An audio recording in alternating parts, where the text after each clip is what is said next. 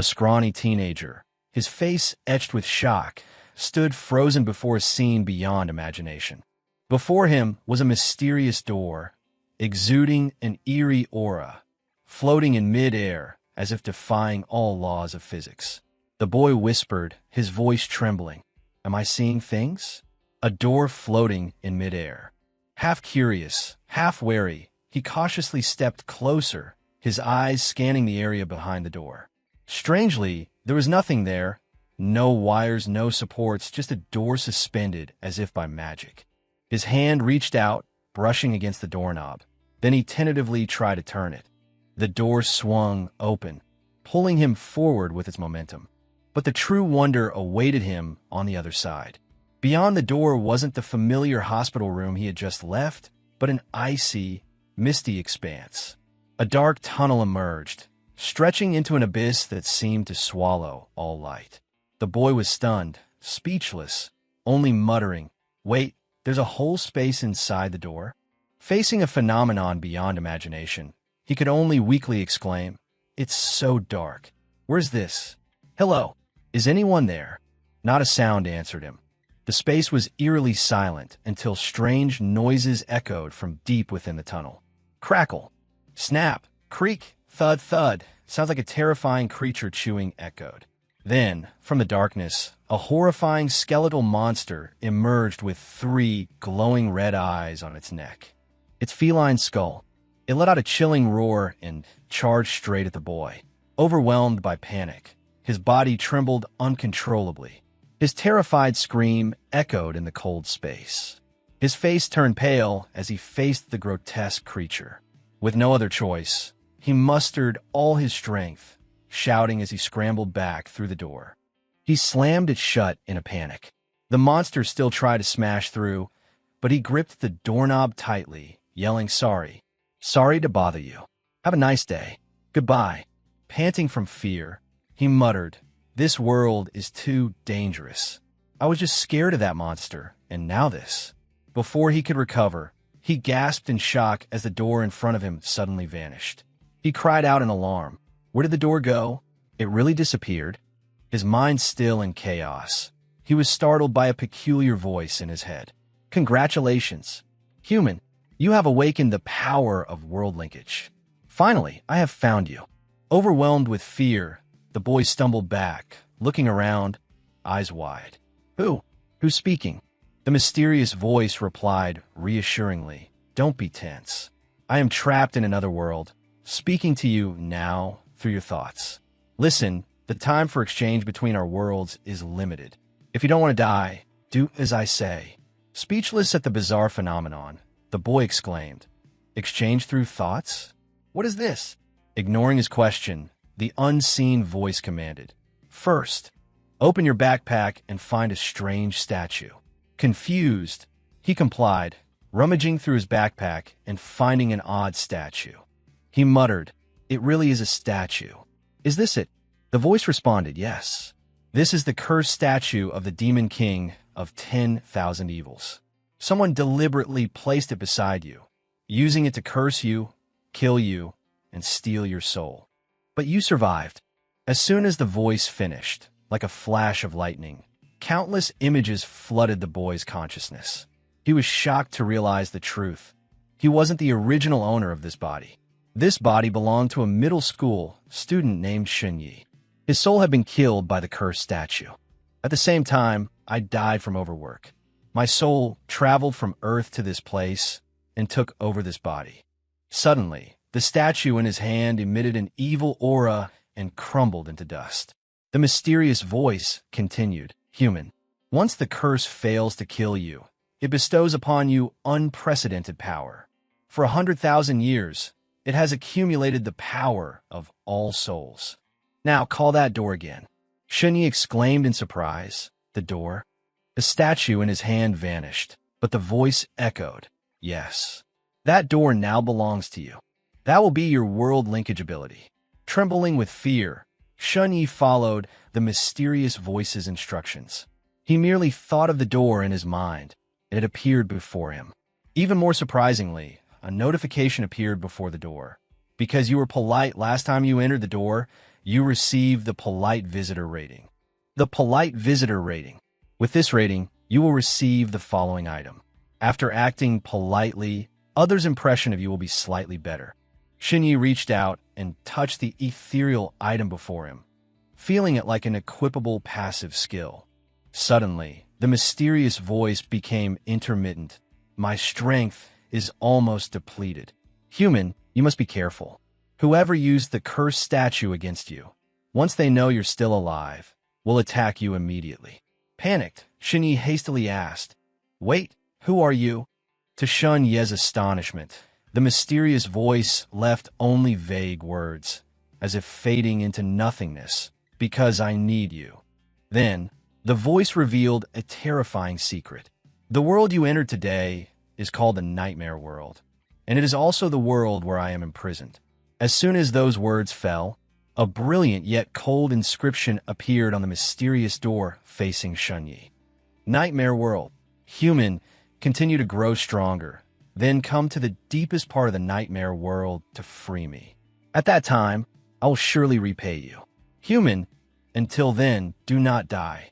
The voice faded, growing weaker, and then completely disappeared into the quiet space. Shunyi stood there silently, muttering to himself, "The voice is gone." He tried to organize the jumbled thoughts in his mind. A sense of unease welled up as he realized someone had wanted to kill him just yesterday. Why? He searched through Shun Ye's memories, but found no clues revealing he had an enemy. Not a trace, not a hint. With a sigh of helplessness, he whispered, "In short, I'll avoid getting a bad rating first, and then we'll see. Right now, I have no self-defense skills. I can only step through the door to explore further." Even though he was still haunted by the image of the terrifying skeletal monster, he told himself, "Whatever, I'll go in and figure it out later. At worst, I can retreat. As long as I don't go too far from the door, it probably won't hurt me." After a moment of hesitation, Shunyi gathered all his courage and decided to open the door again. The image of the skeletal monster flashed in his mind, terrifying but not enough to make him retreat. He thought to himself, "It looks strong, but I don't need to defeat it. Communication is the foundation of humanity. A skeleton was once human, right? If I can negotiate, maybe it will become an ally and help me fight that mysterious enemy. With the Polite Visitor rating in hand, I hope I'll have a chance." As soon as he stepped through the door, the giant skeletal monster appeared before him again. Shinyi took a deep breath and mentally activated the Polite Visitor rating. Initiating, suppressing his fear, he looked directly at the monster, smiled, and said, "Hello, my name is Shunyi." The skeleton opened its mouth wide and emitted strange sounds, as if responding. Shunyi rejoiced inwardly. Good. It seems the Polite Visitor rating is working. His courage surged, and he continued to interact. "Excuse me for disturbing your meal earlier. Actually, I want to be friends with you. But before he could finish, the monster's giant skeletal hand swung towards him. Horrified, Shinyi jumped back, narrowly dodging it. He cried out in panic, "Do you really need to be so violent? I just want to talk to you." In response, another powerful and unyielding swing came. Shinyi scrambled towards the door, heading back to the room. But at that very moment, the monster shattered the door in front of him. He fell onto the bed. Sweat poured down his face as he muttered, "Too dangerous." Looking at the door that vanished after being destroyed, he sighed in frustration. If the door is damaged, it disappears immediately. That gray tier item is really garbage. I hope I get a new item. But a notification appeared. The visitor rating can only be received once per day. Today's uses have been exhausted. Please continue to try tomorrow. Shinyi gritted his teeth and clicked his tongue. As expected, I can't get infinite visitor ratings. He was forced to rethink. If this monster kept blocking the door, he wouldn't be able to get a better rating tomorrow. The mysterious enemy could attack at any time. He had no time to waste. With the mindset of a top salesperson from his past life, he told himself, "I will conquer this person." Once again, Shinyi politely opened the door and said, "Excuse me, sorry to bother you. I'm here again." But what awaited him was the giant skull of the skeleton. Once again, it shattered the door in an instant, even angrily gnawing on the fragments. But immediately afterward, the door reappeared beside Xunyi. He calmly said, "It's useless. You can't eat me. I can move freely between two worlds. We can only communicate." The skeleton flew into a rage and continued to destroy the door, but could do no more. A second later, Xunyi reappeared, startling the monster into silence. The skeleton stood still, as if contemplating. Xunyi smiled, seizing the opportunity. "Do you want to hear my proposal?" But the skeleton suddenly turned and walked away. The smile on Xunyi's face froze. He called after it, "Hey, don't go. I noticed earlier, you're injured. Your left arm is broken and growing new bones. Your skull, ribs, and spine are also full of damage, aren't they?" The skeleton stopped and slowly nodded. Excited, Xunyi took out his phone and showed the monster pictures of calcium supplements. "Although I can't let you eat me, my world has many things good for bones. For example, this calcium supplement treats bone pain. There are many more nutritious things than I am. If we're friends, I can buy them for you. We have a saying, for friends, you can sacrifice yourself. It's nothing to just buy a few calcium tablets. Of course, for you, sacrificing yourself is also not a problem." He continued to use his persuasive talent. The skeleton listened in silence. Xunyi patiently asked, "What do you say?" Suddenly, the monster turned back, and a strange energy ball coalesced in its hand. Xunyi quickly retreated, thinking it was about to attack. But unexpectedly, a piece of paper with strange characters appeared in his mind. A notification sounded. "You have received a contract." Astonished and excited, Xunyi exclaimed, "Ah, so it's a contract. I succeeded." Through the skeleton's explanation, he understood the contents of the contract. The monster introduced itself as the ambiguous Bone Mother, the true king of the underworld, Commander Mt. Kazu, its name cut off by mysterious ellipsis. Xunyi was confused. Wait, why is the latter part of the name ellipsis? The spectral voice of the skeleton explained its origin. The victorious commander of Mt. Chao Yue, a battlefield scavenger of Squad 5 of the Great Skeleton Army. Xunyi was speechless, thinking, so it's just a minor officer. It continued explaining the contract, an equitable exchange. "I remember 7,000 years ago, humans, through their talent, created culture, art, and science that made the eternal bell of destiny chime. That bell, even we gods gazed upon humanity with admiration." The skeleton looked at Xunyi with eyes full of hope, hoping he could help it regain its strength. "I have never signed a contract with anyone other than a deity, so you'd best understand the value of this contract. This is a fair contract. Once either party is dissatisfied, both can cancel it at any time. Sign your name on the line below, and this contract will be established." Xunyi pointed his finger towards the designated signing area. As he put his pen to sign, a description of him appeared on the contract. Xunyi, human, victor over the demon king of 10,000 evils curse, keeper of the door between nightmares and reality, the sole controller of the space between two worlds. He couldn't help but smile. "So I have this level too?" As soon as he signed his name, the contract was completed. A mystical connection formed, allowing Xunyi and the skeleton to clearly feel an invisible bond between them. That afternoon, at his parents' home, a warm atmosphere enveloped them. His parents surrounded him, anxiously asking, "Han, Xiaoyi, you just got out of the hospital. If you don't feel well, be sure to tell your parents promptly. For the next few days, just rest at home and recover. Don't feel pressured by other things." His mother offered a bottle. "Here, this is a tonic. Take it on an empty stomach to nourish your health." His father stood by, holding a bag and the calcium supplements you need. "I've already bought them." Xunyi replied obediently. Thank you, Mom and Dad." His mother gently patted his shoulder and smiled. "We're family. What's there to thank? As long as you're safe and healthy, that's what matters most." His parents' concern warmed his heart. He thought, in my past life, I was an orphan. Feeling loved by family like this is wonderful. But that warm moment was suddenly interrupted by a knock at the door. Knock, knock. 2 police officers appeared at the entrance. "Hello, we are from the East City Precinct. investigating the case related to Shun Yi. The older officer smiled awkwardly and explained, "Every year, there are many cases like this. It's impossible to predict. When you encounter something like this, you just have to accept it." The other officer added, "Yes, we're also helpless." Fortunately, young Master Shun has recovered. This can be considered a silver lining. Shinyi thought silently, no, not a silver lining at all. He knew clearly that the original Shun Yi had been killed by a summoned monster from a curse long ago. His face grew pensive. He wondered, next time someone encounters a similar situation, will they just have to resign themselves to fate?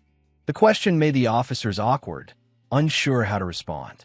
Suddenly, the young officer who had been leaning against the door spoke up, "Shinyi, I know you're not feeling well, but I have something to tell you. The higher-ups have approved, and soon that hospital will be abandoned, with no one allowed to enter. Rest assured, there will be no new victims." Shinyi observed the young officer quietly. The badge on his chest sparkled with 3 stars, a promising young sergeant. He smiled slightly. "Thank you for telling me this. I was just worried in case someone wanted to deal with me." The sergeant's face briefly fell into shadow, and he muttered, "You are just a middle school student with a very simple social circle. We haven't found any enemies like that for you." He concluded his remark, "We have other duties, so we won't bother you any longer." Watching the 2 officers disappear, Shun Yi sank into thought. The curse of the Demon King of 10,000 evils possessed such terrifying power that the police and government were helpless. Even they were afraid to come near it. But Shun Yi was just an ordinary middle school student. Who would use something so terrifying against him? Suddenly, as dusk fell, the sergeant returned. Shun Yi was surprised. "Officer, didn't you leave already? Why are you back?" He looked around and discreetly handed Shun Yi a business card. "Here, this is my business card." Shun Yi dazedly accepted. Yes. Thank you." The sergeant turned and instructed, "If anything unusual happens, call me." With that, he walked out and closed the door. Through the business card, Shun Yi learned his name was Fei Chuan. He thought to himself, "It seems not everyone in the police station is incompetent. Can I trust him?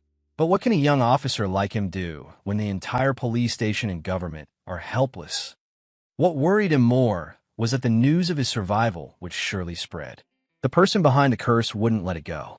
Thinking of his parents, Shun Yi's expression turned serious. If not handled carefully, it could also implicate his loved ones. Determined to act, he stood up abruptly and extended his hand forward.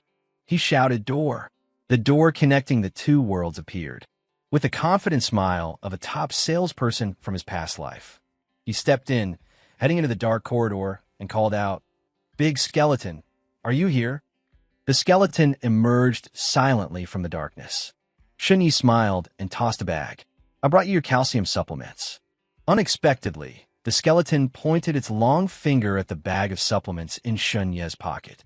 Shun Yi took out a bottle of tonic and asked curiously, "What's wrong? Do you want this tonic?" The skeleton didn't answer, but instead presented an old, signed paper. The content explained its longing for the high-efficiency tonic in Shun Yi's possession. As a battlefield scavenger, it wanted to exchange spoils of war for the tonic. An item description appeared. Abyss glass relic, an item crafted by a high-level spirit, an ancient collector for the skeleton. It can impart knowledge, skills, or intelligence to the user. In the Abyss, war is an eternal theme. All knowledge of civilization revolves around enhancing combat power. Holding the miraculous glass shard, Shun Yi smiled. The glass can impart knowledge and skills. Sounds interesting. He squeezed the glass shard with all his might. Countless emerald green lights and fragments spun, creating a magical and ethereal scene. In the blink of an eye, information flooded his brain. A notification sounded. "You have learned Moonlit 6 Movements." Moonlit 6 Movements is the essence of elven soldiers' movement techniques, created during the endless wars with the undead where the skeleton once fought. This technique allows the user to evade flexibly, move at lightning speed, and merge with the miraculous energy flowing through their body. As new knowledge entered his mind, Shun Yi couldn't help but get excited. Moonlit 6 Movements. I didn't expect to exchange a potent tonic for an elven movement technique. Now I have basic abilities to protect myself. At that moment, the calcium and tonic bottles in Shunye's bag were lifted by an invisible energy field, allowing them to start getting injured. They floated towards the skeleton. It received the spoils of war. It silently retreated into the darkness. The sound of its footsteps faded and then disappeared completely. Shinyi watched it go, shrugging and exclaiming. It went back into the darkness? Honestly, even with the contract, it's still acting so mysterious. He muttered, "Oh well, I should still study the moonlit 6 movements technique first. I need to get back to the living room." Back in the living room, Shinyi looked around. Suddenly, a clattering sound came from outside the door. He told himself, "It sounds like Mom and Dad are back. I should go back to my room first." Entering his room, he leaned against the door, focusing on studying the new movement technique. A notification appeared. First stage of Moonlit 6 movements, evasion. Required agility, 3 points. Assessing physical condition, your agility is 2. You're still 1 point short of using evasion. Shinyi sighed. This is like a game. How do I increase my agility? Before he could receive an answer from the door, a cold voice spoke right beside him, stunning him. "I didn't expect you to still be alive. How is that possible?" Turning sharply, Shunyi saw a mysterious black silhouette standing by the window, appearing from nowhere. What caught his eye was a grotesque face, like a demon's. He roared, "Let me see what you're capable of."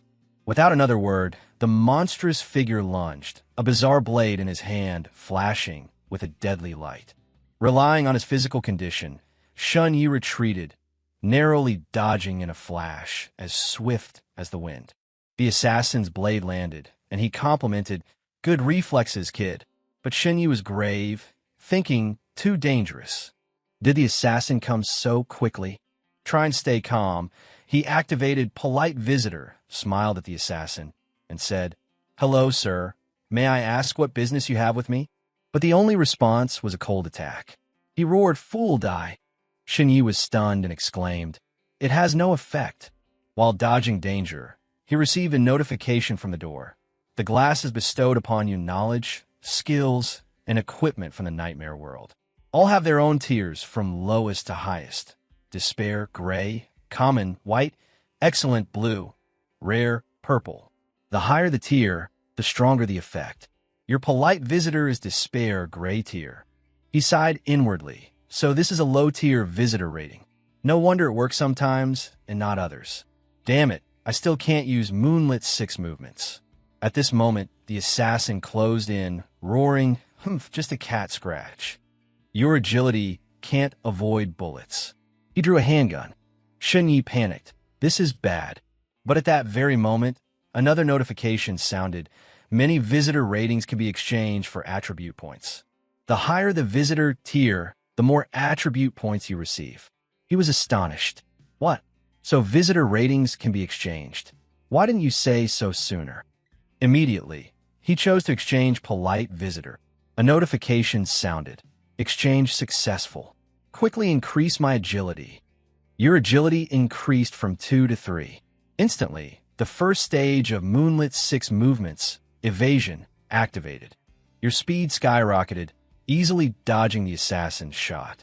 At the same time, you summoned the door. With the speed of the movement technique, you dashed inside. The assassin looked around in the dark tunnel.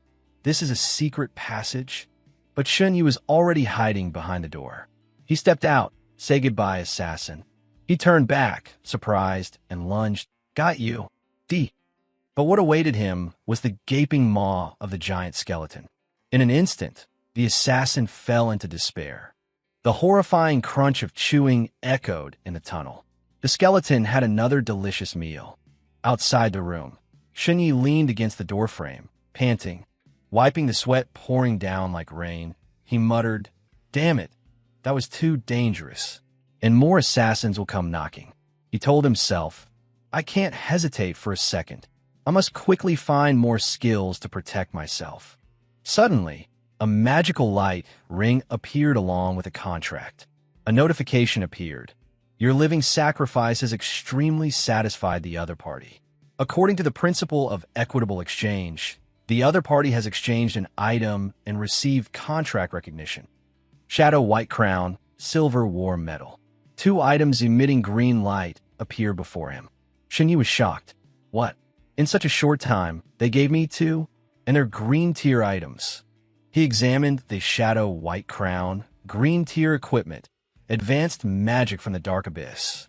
The wearer can disguise themselves as an elf or a spirit of the windfolk. The Silver War Medal symbolizes the glorious achievements of the elven forces in the nightmare world. Only soldiers who distinguish themselves receive it. Wearing the medal allows you to teleport within the elven territory. Excited, Shinyi put on the shadow white crown. Haha, this skeleton is really pragmatic. It wanted to eat me at first, but then saw my trading value and kept giving me good stuff. As soon as the crown settled, a green light enveloped his body. He immediately transformed into a blonde elf with characteristic pointed ears. He exclaimed, "Wow, I really turned into an elf. This is amazing. Tomorrow, when I get the item refresh ability, I want to visit the Vovex 1 fan territory." While admiring his new appearance, a knock sounded at the door. Knock, knock. A voice from outside called out, "Hello, is Shinyi home?" He was wary. Could it be another assassin? But he cautiously replied, "Who is it?" The voice outside chirped, "Brother Yi, is that you? You're okay, that's great. It's me, Chun Haoyu." Shinyi breathed a sigh of relief and reverted to his original form, thinking, Chun Haoyu, Shinye's good friend. He came to visit me at the hospital that day. He stepped out and said, "Come in." Chun Haoyu rushed in. "Brother Shinyi, you scare me to death. I'm sorry. It's all my fault for causing you such trouble." Shinyi patted him reassuringly. "Don't blame yourself. It was just my bad luck. It's okay, I'm healthy." Just then, his mother entered from outside, looking at the two boys. "Oh, isn't that Haoyu? Visiting Xiaoyi?" Shinyi glanced at the hallway, wondering, "Mom's back? It's just Mom. Where's Dad?" His mother replied as she entered the house. "Your father went to find your grandfather to see if they could buy more tonic. Have you taken your tonic yet?" Shinyi hadn't taken it because he had given it to the skeleton, but he nodded to please his mother. "Yes, I've taken it." Chun Haoyu was stunned. "A great tonic? That medicine is rare. Even wealthy people can't necessarily buy it. Your family is truly discreet." His mother chuckled awkwardly. "Ha, it took a lot of effort too." Chun Haoyu continued, "Yes, my parents are so good to me. I have to get better quickly to take the high school entrance exam." Shinyi startled. The high school entrance exam, right? He suddenly remembered. The original host was a junior high student facing a crucial high school entrance exam. Because of a previous remark, I missed the first exam. Chun Haoyu was dejected. Originally, with his top-ranked academic performance, he was certain to get into a key high school. Mother Shunyi quickly patted Chun Haoyu's shoulder, comforting him. "Don't blame yourself, Haoyu. Although Xiao Yi missed the first strength test, if you do well in the agility test, you can still get into a regular high school." Shunyi remained silent, silently sensing his body and the information he had gathered. The high school entrance exam in this world was vastly different from what he knew. Besides cultural subjects, students also had to test their strength and agility, the fundamental attributes of a human. He mused, no wonder Moonlit 6 paths required agility, but now I'm being hunted. Going to school will be like exposing myself to danger. The confusion plunged him into uncertainty, not knowing what to choose. His mother stood by, observing her son with a worried gaze. After a period of intense internal struggle, Shun Yi sighed like a deflated balloon. "I should still try to skip it." Just then, his mother approached. He embraced him, his gentle voice echoing. "If you don't want to take the exam, it's okay. Your parents just hope you are healthy and safe. That's all." The hug was both intimate and alien to Shun Ye's lonely soul from his past life. He felt like he was dreaming, but his eyes gradually softened, moistening. Suppressing his chaotic emotions, he managed a sheepish smile at his mother. "Don't worry, Mom. Don't I know my own abilities?" Looking into his mother's expectant eyes, Shinyi told himself, if he skipped the exam, his mother would surely agree happily. But he couldn't do that. He said seriously, "I'll go to school tomorrow for concentrated review." The original Shun Ye's memories surged into his mind. He realized his grandfather and his clan had an extraordinary background, possessing vast resources. However, the relationship between his parents and his grandfather and clan was not good. His parents had never asked his grandfather for help, living by their own efforts. Despite their simple life, they were happy. That great tonic medicine, his parents couldn't have bought it easily. They must have struggled, even groveled to his grandfather. Their Shun Yi had died, and he couldn't let their efforts be in vain. He smiled at his mother. "Mom, I'm so hungry. Can you cook me something for a late-night snack?" The bowl of hot noodles his mother made Shun Yi feel the warmth of family love more intensely. This was perhaps the most delicious bowl of noodles he had ever eaten, and a peaceful night passed. The next morning, at school, Shun Yi sat on a chair, flipping through books. Basic body control, mental power, strength gene training, the subjects in this world were truly strange. He mused, in such a crowded school, the assassin wouldn't dare to act. If I can get into a good high school, there will be many skilled teachers to protect me. While lost in thought, a classmate approached. "Shun Yi, Ji Bing is looking for you in the corridor." He was slightly surprised. "Oh, Ji Bing." Memories surfaced. Ji Bing was Shun Ye's classmate. She used to pester him every day to discuss studies. He walked into the corridor and asked softly, "Are you looking for me?" The beautiful girl turned around, her voice gentle. "I heard you're back to prepare for the exam. I did very well on the first day, and I'm confident about the remaining subjects. I should be able to get into a key school." Shun Yi smiled, feeling nothing unusual. "Congratulations." "Oh, congratulations." Zhao Zhibing was silent for a moment, then forced a smile. "What I mean is, don't come looking for me anymore. From now on." Her words caused a stir among the surrounding students. They gathered around, excited. "Drama? There's drama. Hurry, the school's dried flower is going to dump Shun Yi." The girl calmly continued, to Shun Ye's stunned gaze. "Shun Yi, what I mean is, we'll go our separate ways from now on. Sooner or later, we'll have nothing to talk about because we'll be in different classes. So let's not develop this further, but we can still be friends. I've deleted all our contact methods. I hope you live well in the future." With Shun Ye's mature soul, he immediately recognized the malice. "I clearly missed one exam, and you're still coming to gloat. This is too much." He calmly patted his head and stated the truth. "I remember you've been coming to our class to find me for years. I've never actively sought you out. Zhao Zhibing, I never wanted to be friends with you. The exam is approaching. I hope you can keep your word. Don't bother me from now on and affect my studies." Zhao Zhibing was stunned. The surrounding chatter made her blush with embarrassment. Previously, Shun Yi was the top student in the grade, and Zhao Zhibing clung to him. Now that he missed one exam, she wanted to draw a clear line in front of everyone. This was truly excessive. A friend of Zhao Zhibing stepped forward and criticized. "Wait a minute. Bing Bing gave you so many gifts. Is this how you speak to her? Shun Yi, you've disappointed us." Zhao Zhibing shed tears, feigning pitifulness. "Shun Yi, I thought we were friends." The crowd, excited by the gossip, shouted, "I acknowledge it. I agree. Here it comes, the classic unexpected turn of events. Defeat magic with magic." Shun Yi tiredly rubbed his head, thinking, "She's faking pitifulness to prevent me from leaving. It seems she's determined to step on me a few more times. But you underestimate this super premium class of this brother Yi." He replied sternly, "Zhao Zhibing, it's true that I received gifts from you. Receiving gifts doesn't mean I have to accept you. If you truly wanted what's best for me, you shouldn't use gifts to bind me. I have the right to pursue someone better. But don't dream of being friends with me." He also added a provocative middle finger. Zhao Zhibing's friend shouted angrily, "Shun Yi, you're a scumbag." The surrounding crowd joined in. "Despicable. How wicked. Zhao Zhibing has always been close to you. Is it because you're doing so well academically? You're not a gentleman at all. Shun Yi, come back. Don't betray her sincerity." Zhao Zhibing was flustered and whispered, "No, it's not like that. Shun Yi, we haven't clarified things yet." Her friend beside her comforted her. "It's okay, Bing Bing. That kind of guy isn't worth it." But deep down, Zhao Zhibing was resentful.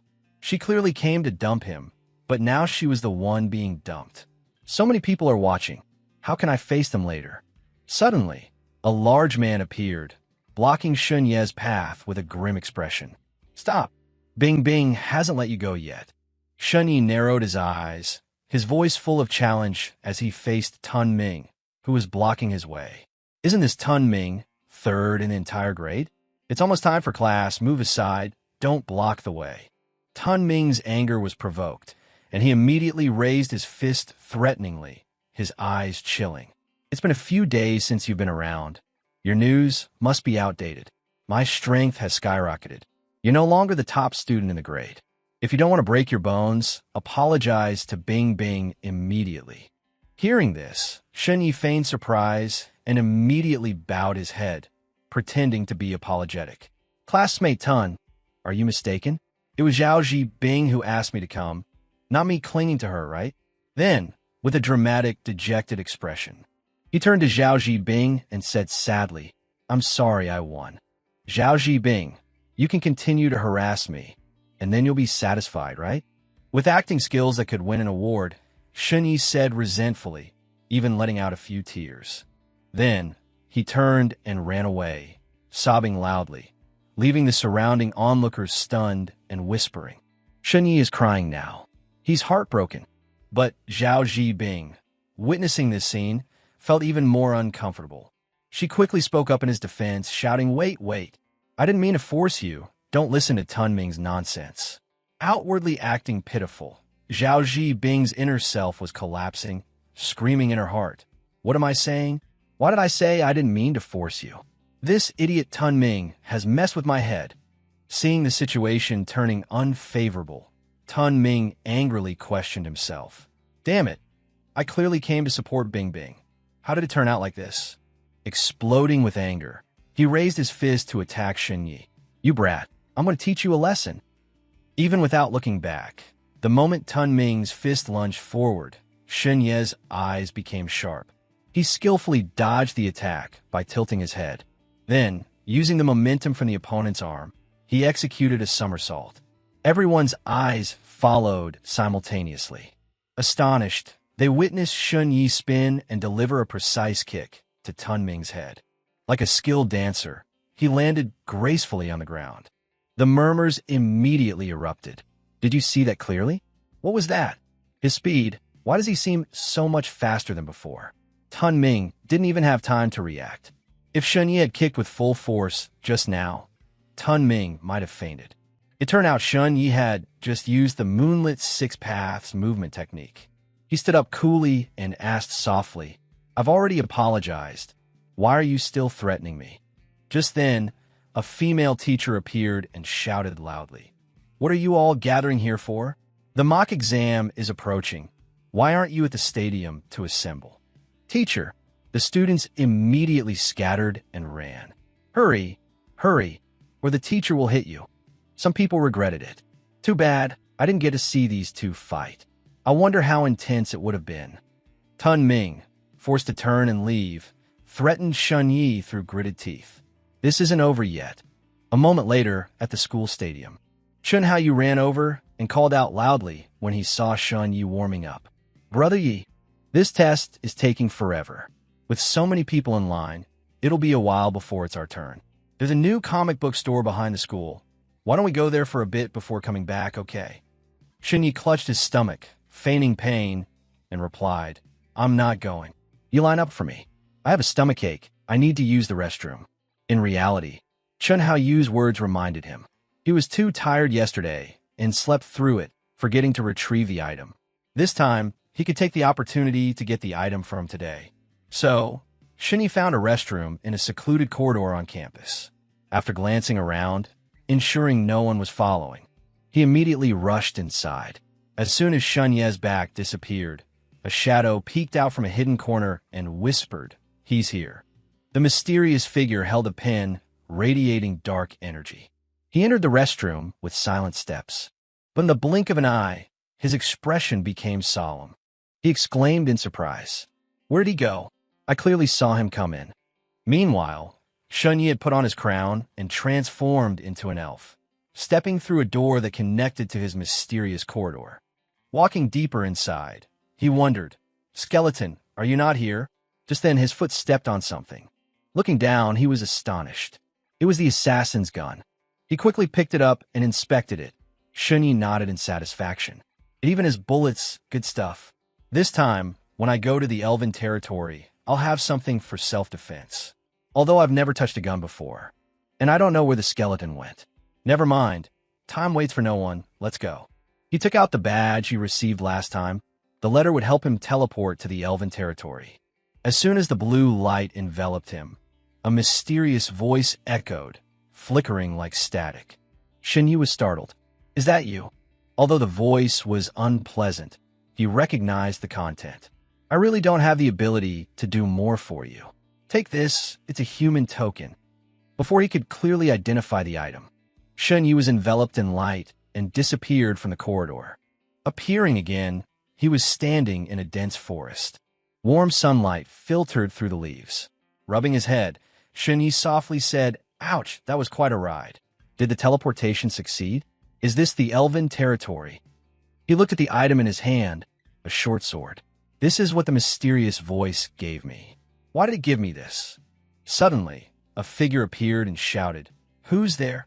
Shunyi was startled and immediately became defensive. In front of him were 3 other elves.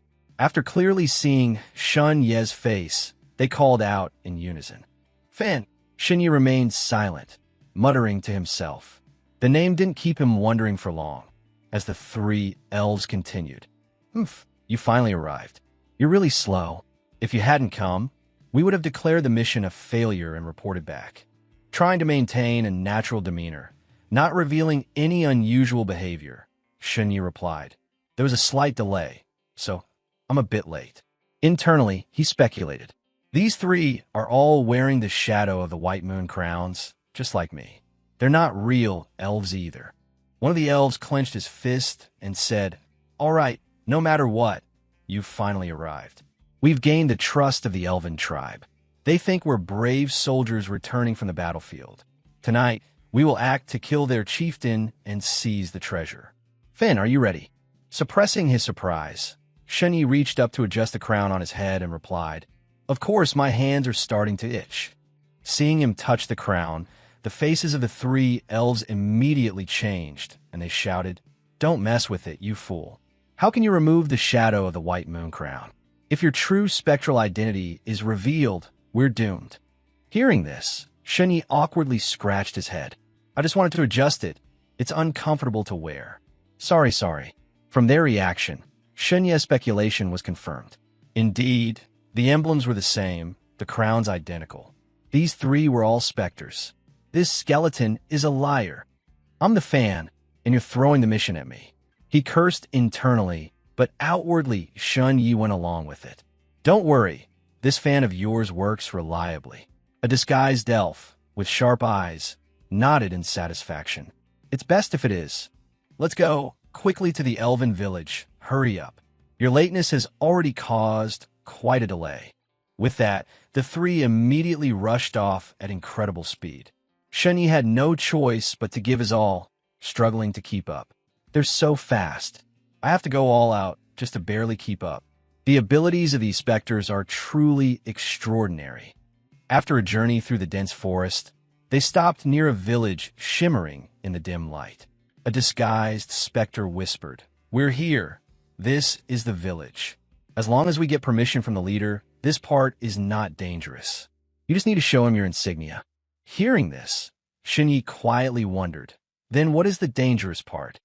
Inwardly, he breathed a sigh of relief. Finally here. If I had to run for another 10 minutes, I might have been exposed. Subscribe to La School to not miss any exciting videos. A disguised elf said sternly, looking directly at Shunyi. "Of course, it's tonight's assassination. The 3 of us will support you from the outside. You'll be responsible for the killing." "Kill the leader?" Shunyi was slightly surprised, pointing at himself, his voice hesitant. "Me?" Seeing his stiff expression, the faces of the 3 darkened, their eyes scrutinizing. "That's right. What's wrong? Do you want to go back on your word?" Facing immense pressure, Shinyi tried to remain calm, brought a dagger to his lips, licked his sore tongue, and put on a confident look. Go back on my word? How could I? My tongue is already itching for blood. Leave this mission to me.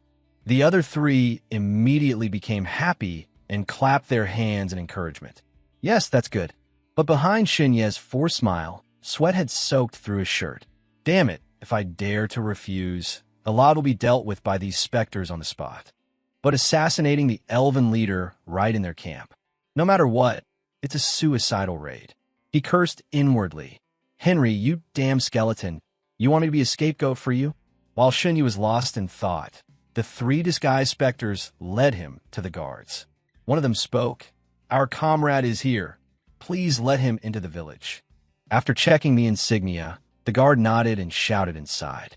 Silver War insignia. Open the gate. It's a brave frontline soldier. Facing the soldiers with the Silver War insignia, the guards were very welcoming and respectful. Come, please follow me to see the leader. So Shunyi had no choice but to follow, walking deeper into the elven village. The surrounding villagers continuously waved and greeted him, their eyes full of admiration for the frontline soldiers.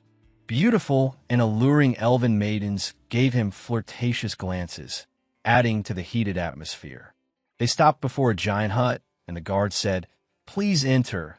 The leader knows you're coming. He's waiting for you. A disguised specter gestured. Go meet the leader, brother. We'll rest here and wait for you. Shinyi could only nod, but inwardly he saw through their intentions. They're probably afraid I'll run away.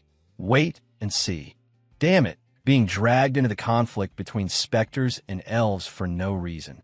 But looking on the bright side, he told himself, maybe if I succeed in the assassination, I'll get a powerful artifact. Stepping inside, Shunyi was amazed by the large room, covered in lush green vegetation. Ethereal, soft light illuminated the space. Towards the center of the room, under the dim light, stood a tall, powerful figure, holding a book. Noticing someone enter, the elf gently closed the book, turning to look at Shunyi. Welcome, soldier from the front lines. As he clearly observed the elven leader's exquisite appearance, Shunyi couldn't help but be astonished. Thanks to the item appraisal ability granted by his door, he saw countless item names appearing around the leader. All were dark purple, twinkling like stars revolving around him. Did all these items belong to the elven leader? Shinyi looked up at the aura above his own head, a somber gray halo. He couldn't help but feel despair. I was truly naive to even fantasize about a successful assassination. Those specters outside are much stronger than me, yet they don't even have the courage to face the leader. A string of titles for the leader flashed in his mind. Heir to the ancient tree throne, Master of Nature, One Against 10,000, Grand Archmage, Guardian of Nightmares, Head of the World Skull Council. Shinyi cursed inwardly. Excellent, truly wonderful. Finn the Skeleton, I'll remember you. Just then, the elven leader spoke in a gentle voice. Young and brave soldier, thank you for your sacrifice. Please stay in our village and rest well. We are holding a celebratory feast. Please enjoy yourselves. Without giving Shinyi a chance to respond, he used teleportation magic. In a flash, he appeared at a banquet table. The disguised specters were sitting nearby, and upon seeing him, one of them whispered, You're here? Eat up, it's still early. We can rest for a while. Did you meet your assassination target? Later, when he lets his guard down, strike. We will assist you. These words sounded pleasant, but Shunyi inwardly scoffed. Assist? You just want to escape in the chaos. Just as he was lost in thought, a beautiful little elf approached, cheerfully. Uncle, can I invite you for a dance? To dance with a frontline hero is a great honor. After thinking for a moment, Shunyi stood up and smiled. Of course, but I'm a terrible dancer. The elf girl shook her head happily and took his hand. It's okay, I'll teach you how to dance. And so, they joined the dance at the feast. Even though he was facing immense pressure, dancing with a beautiful girl wasn't difficult. It slightly eased Shun Ye's anxious mood. Looking at her sheepish smile, he thought, it seems all elves are incredibly beautiful. It's a shame I'm about to lose my life. If it weren't for these trivial matters, how wonderful it would be to dance freely with this elven lady. Across from him, the elf girl seemed to sense the soldier's unease. She asked with concern, "Why aren't you talking? My brothers are the same. Could it be that the harsh fighting at the front lines has affected your mood?" Shinyi smiled gently and shook his head. "No, I'm just thinking I'm a terrible dancer, and I'm sorry for your invitation, young lady. May I ask your name?" The girl replied with a radiant smile. "My name is Lon." Shinyi suddenly had an idea and said, "Miss Lon, I'd like to show you some magic as an apology. Is that okay?" The girl exclaimed excitedly, "Ha, really? That's great. Hurry and show me. Actually, you're not a bad dancer. Here, take this bracelet. It's a gift in return for your magic."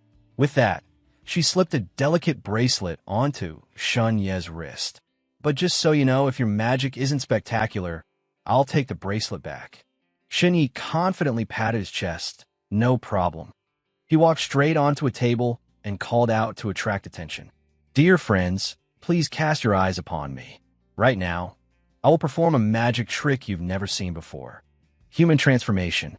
I can transform myself into a human." Lon led the cheer, shouting with the crowd, "Really? Hurry and transform. I've never seen magic that turns someone into a human. How interesting."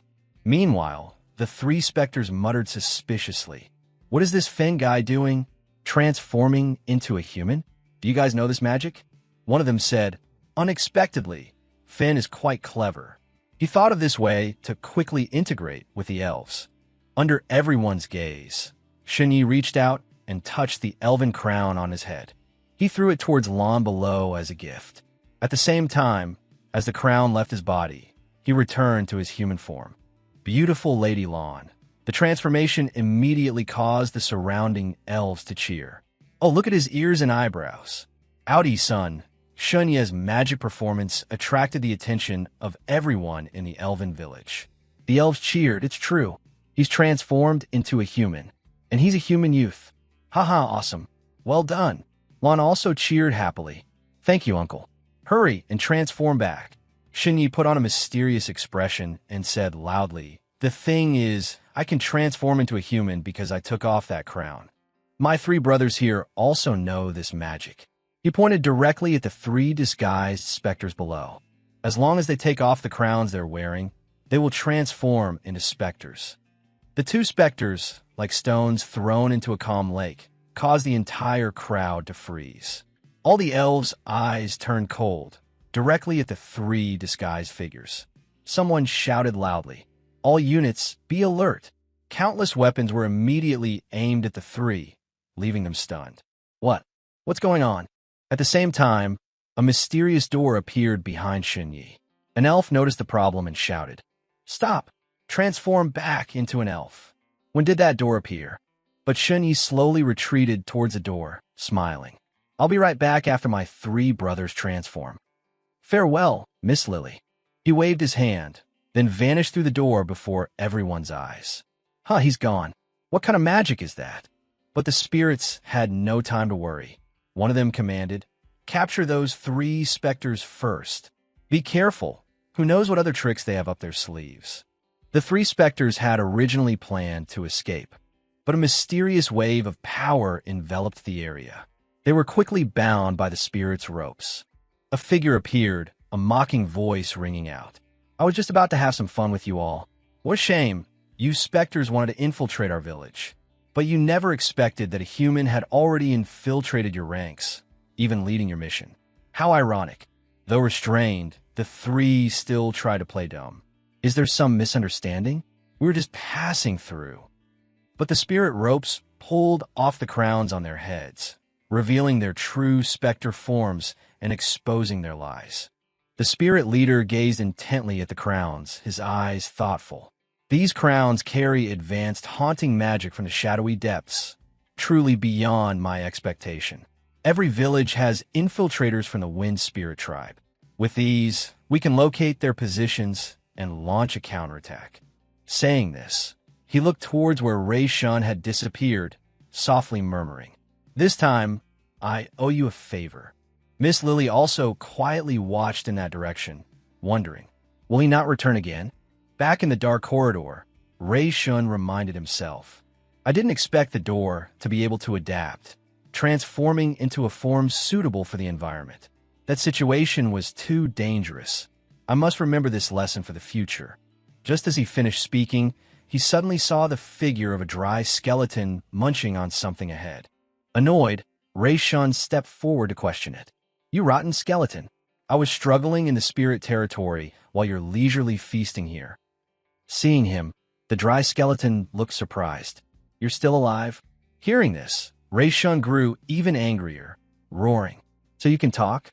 Your weird head intentionally gave me that shadow silver crown for me to go die, didn't you? The dry skeleton mused, asking, How did you survive? Tell me in detail, and I will give you a commensurate reward. Ray Shun raised a finger, refusing. You think I'll tell you? Now it's not about the reward. It's that you almost got me killed. I hold grudges, you know. The dry skeleton fell silent.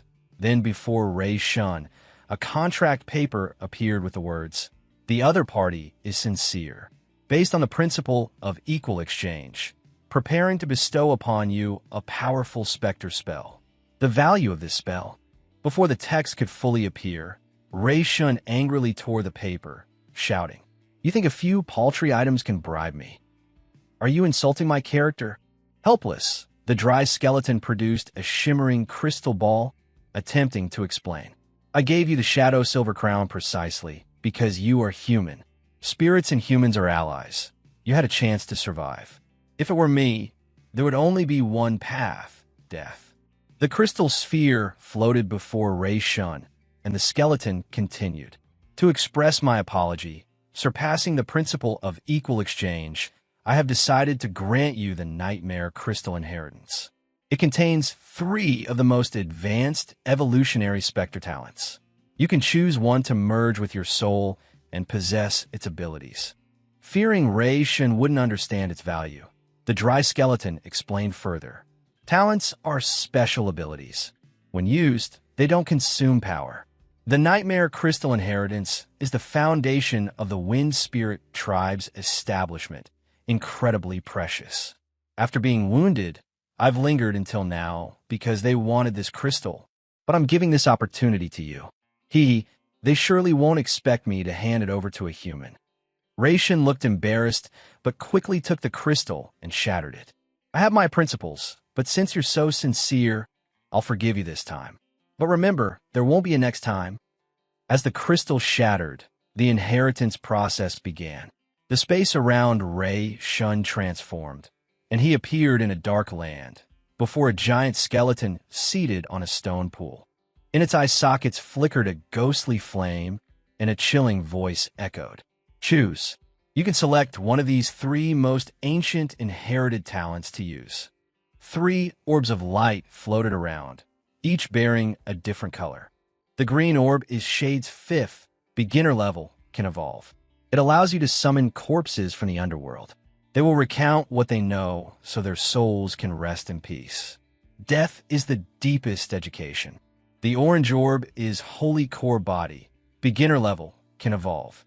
It transforms any power that kills you into a temporary state of immortality for 5 seconds, reusable after 1 day. Those who control your life and death will not have good endings. The 3rd orb is Scepter of Undead Resurrection. Beginner level, can evolve. It creates soul fire to place upon fallen specters, allowing them to be reborn. This resurrection magic has extremely high mystical origins. It is the source of the Spectre Tribe's power. Ray Shun pondered. Undead resurrection isn't useful for me right now.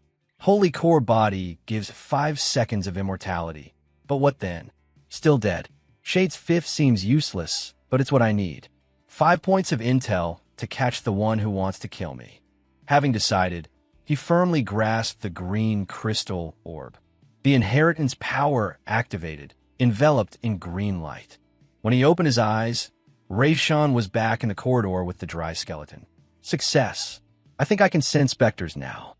Seeing the green energy, the dry skeleton was surprised. You chose that one.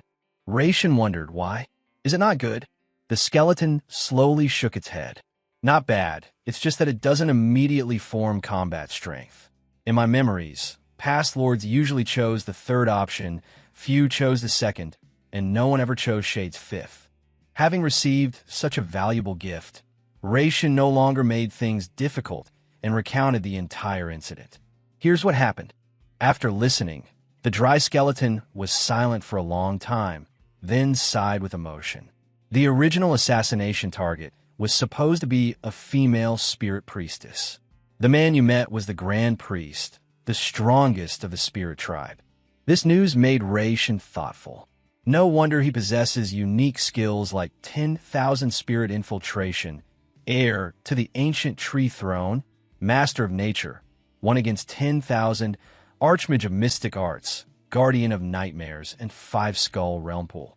The dry skeleton continued. The 3 nightmare knights of the wind spirit tribe have been captured by the spirits. They can no longer monitor or threaten me. This is my only chance. With that, he plunged deep into the tunnel. Raishin called after him. Huh, where are you going? But then he told himself, oh, I'll let him go. I still have to worry about myself first. Oh, to each his own. Using the door, Raishin returned to the school restroom. A notification popped up. This door opening grants you the skill My People, Green Quality Element. Equipping this skill, when you say My People to a target, they will regard you as an ally for 10 seconds. Afterward, they will forget everything that just happened. Skill usage, once per day. The target's total attributes must not be double yours, otherwise, it will be resisted. Raishin muttered, Green Quality, this skill is pretty useful. Not stopping there, he discovered another assessed item. Natural Blessing Bracelet, Miss Lily's Bracelet. Green Quality Accessory, Rare Element. Wearing this bracelet will slowly enhance your spiritual power. Quite satisfied with his trip, Raishin stepped out of the restroom, nodding. All right. A broken sword, a green quality assessment skill, a green bracelet, and a gun. That's quite a haul. He carefully put away the items, reminding himself, don't let anyone see them. On the school sports field, students, one after another, began the agility test at the signal. As soon as the command fell, Leo Tran immediately dashed forward, giving his full speed, skillfully dodging the colored water jets spraying from the ground. In the crowd, Raishin loudly cheered. Go, Leo. Stay calm. Hearing this, Leo Tran replied confidently while running. Thank for the cheer, Brother Ray, but this is nothing. Brother, I can handle it. But right after his boast, a jet of colored water hit him straight in the face, making everyone around burst into laughter. Haha, Leo Tran got hit in the head. Idiot. Serves him right for being so cocky. The coaches quickly announced the results. Leo Tran, 71 points. You should be lucky this isn't the official high school entrance exam. Next up, Raishin. Raishin got into position, standing ready at the starting line. When the signal sounded, jets of colored water sprayed from the circular holes in the ground.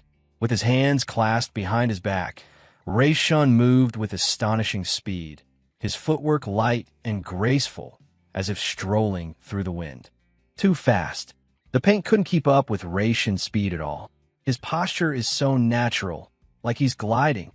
A student exclaimed, how is it that his agility has skyrocketed since he was discharged from the hospital? With his extensive training experience, this test was as easy as a game for Raishin. By simply adjusting his footwork slightly with his spirit steps, he easily dodged every jet of colored water. His perfect performance attracted the gaze of a mysterious person standing in the shadows. That person quietly praised, "This kid's footwork is interesting." The teacher standing beside him, full of enthusiasm, introduced, "This is the top student in our grade. He missed the first subject exam, which is a real shame. That's why I invited you to see if he could be given an opportunity." The man in dark glasses, with a cigarette in his mouth, slowly replied, "As for his footwork, it's quite good. He has talent. If his spiritual power also reaches maximum points, I will give him a chance." The teacher, hearing this, couldn't hide his surprise. Spiritual power reaches maximum points? Mr. Sterling, isn't that requirement a bit too high? In his heart, the teacher worried. I remember Raishin's spiritual power was only average, but he still tried to speak up. Then let's wait for the spiritual power test results. Perhaps he'll get a high score. Mr. Sterling firmly shook his head. A high score isn't enough. Only reaching the maximum points will meet the requirement. After Ray Shun's test ended, the gym teacher was emotional, mixing excitement with regret. Agility test, maximum points. Oh, Ray Shun, if only you hadn't missed a subject. How great that would have been. Ray Shun just smiled faintly, replying, "Thank you, sir. I still haven't given up on the exam." The teacher then announced, "Recess at noon. Those going to eat go. The rest will continue the exam in the afternoon." Leo Tran, covered in colored ink, excitedly ran up to Ray Shun. "Wow, as expected of Brother Ray. Truly amazing. Maximum points. Come on, let's go eat some stir-fry." Ray Shun nodded, waving. "You go wash your face first. I'll go back to the classroom for a bit." Leo Tran nodded. "Okay, Brother Ray, wait for me in class. I'll be done washing up right away. Wait for me." Back in the classroom, Ray Shun sat alone, head buried in books, lamenting. "What is all this? Physics and chemistry are fine. They're similar to my previous world. But what's with the literature and science knowledge? Historical figures, events, even literary works in this world are completely different from before. It feels like my memories are fighting in my head. My head hurts so much." A sudden kick. A powerful kick sent Ray Shun's desk flying into the air. The one who just acted was Mark Tun, flashing a wicked smile. "I told you, Ray Shun, our business isn't finished yet." Facing the aggressive attitude, Ray Shun looked up, asking coldly, "Did Crystal Chu send you?" Mark Tun burst out laughing, snapping his fingers to signal his lackeys to charge. "That brat Crystal Chu doesn't even care about you. Ray Shun, while you weren't at school, my strength broke through too. Let's compare whether your 2 points of agility or my 2 points of strength are stronger. Let's see who truly is the top of the entire grade." Ray Shun secretly activated his "my people" skill, calmly saying, "Why do we need to do this? We're all one of my people." As expected, the element level skill instantly took effect. Under an inexplicable power, the aggressive group immediately changed their attitudes. Mark Tun scratched his head, embarrassed. "No way. Crystal Chu just cried and asked us to vent her anger for her." The lackeys behind him vied to speak. "That's right. We didn't want to hit our own brother either. It's really awkward." Another added, "It's all because I like her. Besides, brother, you're usually too arrogant, so I just wanted to punch you. We're all family. I'm not fighting anymore." Facing this situation, Ray Shun secretly sighed in relief. "Good thing this is just a student fight. None of these guys want to kill me. But my people only last 10 seconds. Time's almost up. After 10 seconds, these guys will turn aggressive again. Only this effect, and it can only be used once a day, truly useless." After testing the skill, Ray Shun immediately decided to dispel it. Dispel successful. My people skill dispelled. Received 3 attribute points. He secretly requested to increase his strength attribute. A notification appeared.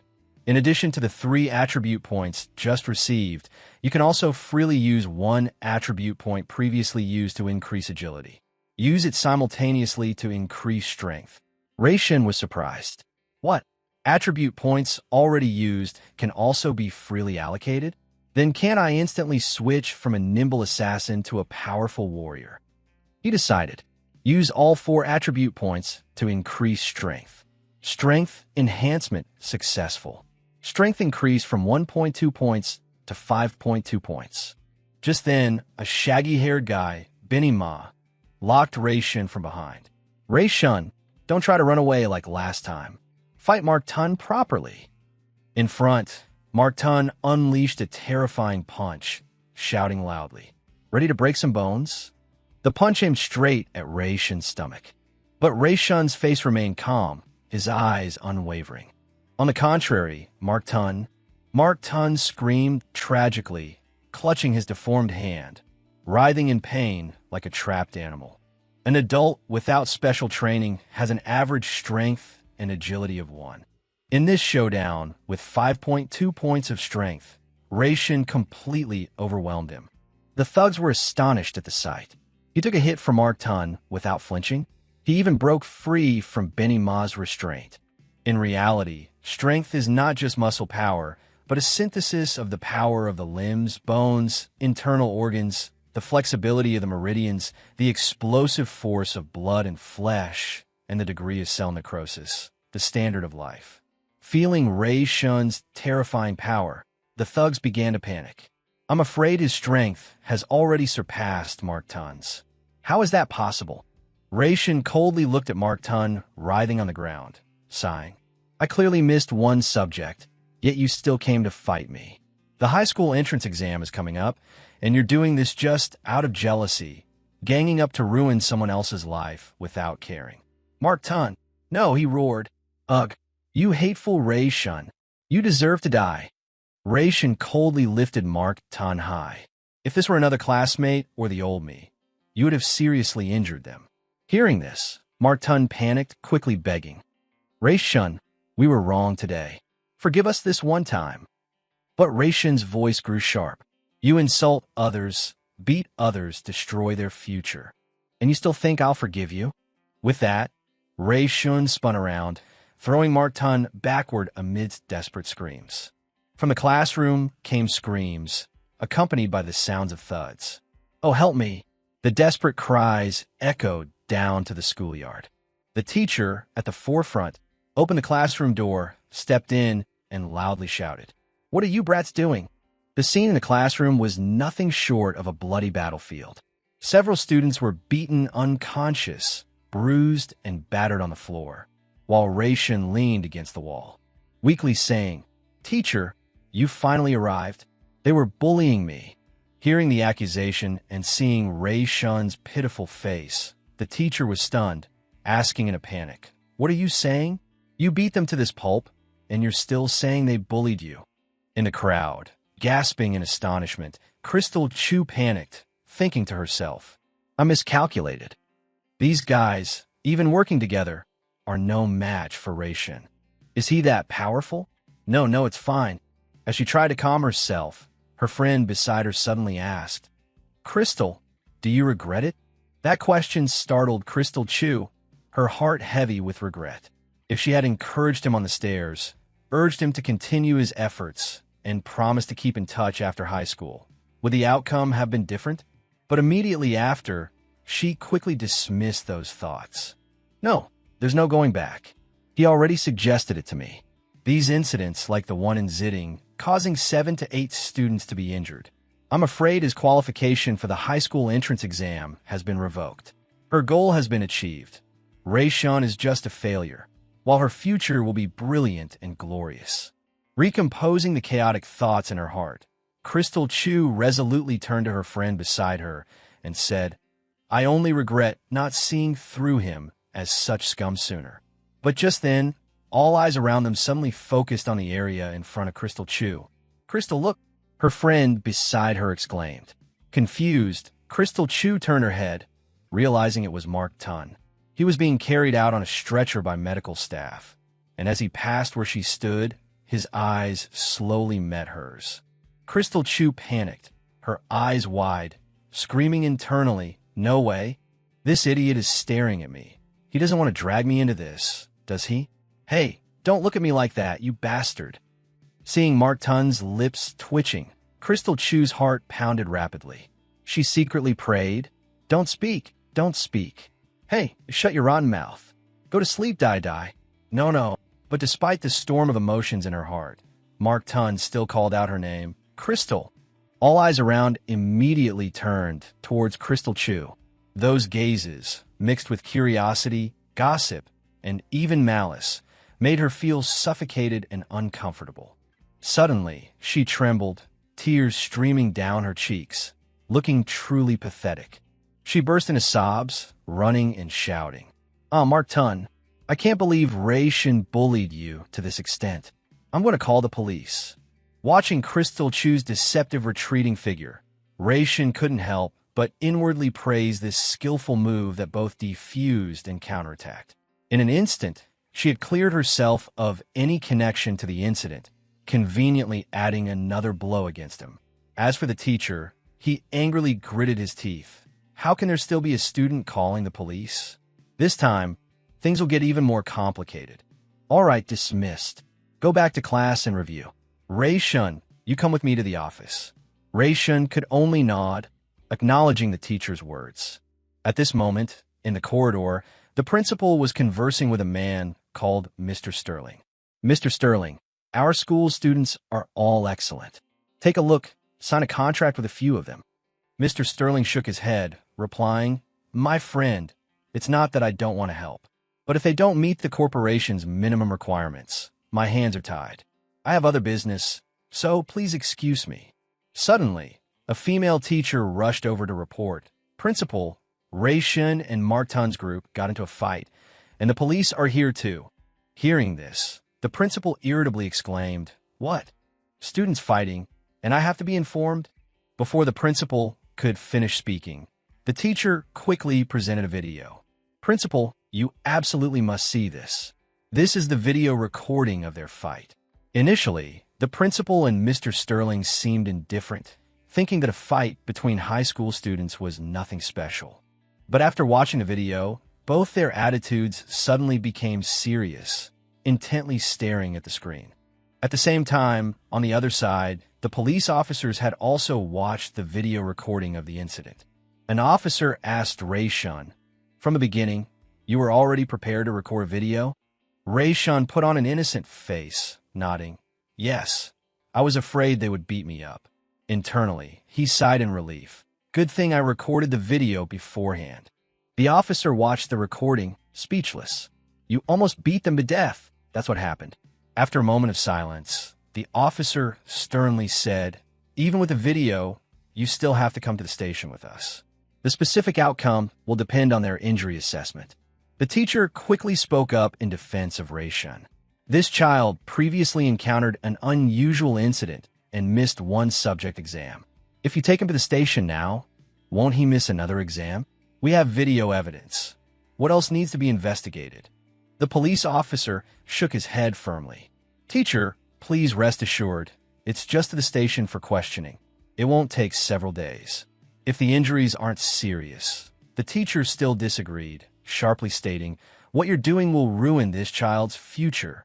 While they argued, Rei-shun stood behind them, secretly trying to adjust his attribute points, taking the opportunity to quickly adapt his body to this change. Just then, the principal pushed open the door and entered, saying, Rei-shun, it's a good thing you recorded the entire incident on your phone. Otherwise, with those kids' injuries, you'd be expelled. Seeing the principal, the teacher sighed in relief. Principal, you've finally arrived. Not stopping there, Mr. Sterling, the manager, smiled at Rei-shun. That's right, your physical aptitude far surpasses theirs. Fighting them is no fun. I watched the video of your fight. Even if it was just a part of it, you deliberately reduced your strength, didn't you? Rei-shun smiled, accepted the business card from the man, and nodded. Yes, I was afraid of killing someone. Mr. Sterling praised him. Good boy. Noble character. Earlier, your footwork in a mock exam also achieved maximum points, enough to earn my recommendation. I want to discuss something with you. Looking at the business card, Rei-shun was slightly surprised. Human Martial Arts Corporation, Regional Manager, Chin Russian, Mr. Sterling. The Human Martial Arts Corporation, an organization that held a treasure trove of martial arts knowledge, possessing the copyrights to rich secret techniques. For ordinary people, joining this corporation was like a carp leaping over the Dragon's Gate, escaping the common layers of schooling and opening up a path to heaven. Recognizing his identity, Rei-shun was astonished to feel the imposing aura from the man before him. He simply stood there, but Rei-shun felt that there were no weaknesses in his entire body. No matter how Rei-shun allocated his attributes, he wouldn't be able to harm him even a little. Mr. Sterling continued, Student Shun, your brain strength analysis system indicates at least 4.5. May I ask, what is your specific strength attribute? The brain system, according to him, was this world's superintelligence, capable of accurately assessing all aspects of a person. In his heart, Rei-shun briefly thought, so strong. If he protects me, what assassins do I still need to fear? So he openly declared the maximum strength he could shift to 5 points. As soon as the number was uttered, The faces of the teacher and principal showed clear astonishment, unable to believe it. Mr. Sterling, though he had anticipated it, was still surprised, praising, "Excellent, truly outstanding." Their reactions made Ration wonder. "Is 5 points of strength a lot?" Mr. Sterling nodded, explaining, "At the middle school stage, a strength of 4.5 already exceeds our corporation's assessment standard. If you reach 5, you can control some combat-type mobile armors and use conventional destructive-grade weapons. Furthermore, you achieved maximum points in the agility mock test. This is enough for me to recommend you to join the corporation. I will arrange for you to retake a strength test." Ray Shun asked in surprise, "I can still retake it?" Mr. Sterling smiled, nodding, "Normally not, but to not miss out on a talent like you, our corporation has the right to propose to the Ministry of Education to organize a retest." Understanding the situation, Ray Shun's eyes lit up, and he immediately agreed.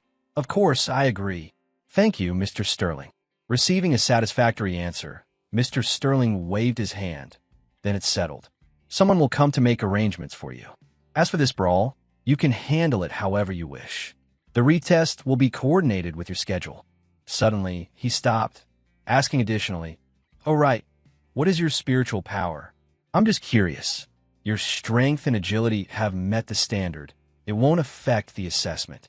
Faced with the question about spiritual power, Ration carefully considered, "I can't be superhuman in everything. 3 points of spiritual power should be fine."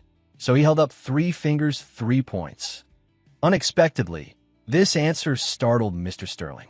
The principal and police were also stunned. 3 points? That high? Wasn't Ray Shun's spiritual power only average? Mr. Sterling mused, suggesting, "Student Shun, can you demonstrate? 3 points of spiritual power can already move objects with thought. Try moving this chair." Ray Shun didn't hesitate, nodding, "Okay."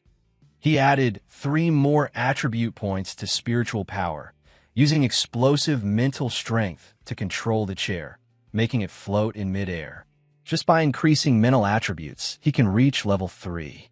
Seeing this scene, the police chief turned and left, telling his team members, "Let's go." A team member wondered, "Chief, are we just leaving like that?" The chief helplessly replied, "What else? That's student Ray Shun, 5 strength, maximum agility, minimum agility also above 4, plus 3 spiritual power. Do you know what this means?" The team member was curious. "What does it mean, sir?" "It means he's about to soar to great heights. Such a genius is not someone of our rank that we can handle. Let's go." At the same time, Ray Shun lowered the chair to the ground, sighing in relief. "Phew, I could only hold it for that long."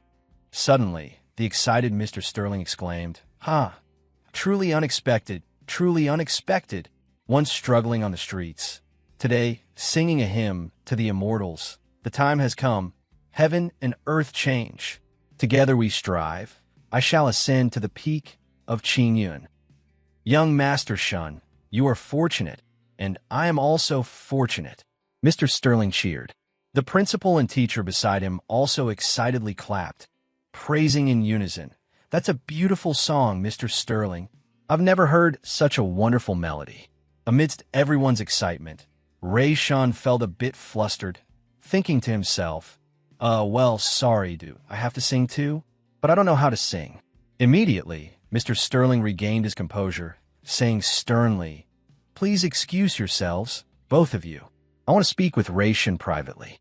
Hearing this, the principal immediately pulled the teacher out, happily replying, Okay, you two take your time talking." When only the 2 of them remained, Mr. Sterling thoughtfully lit a cigarette, waiting for the principal and teacher to be out of sight.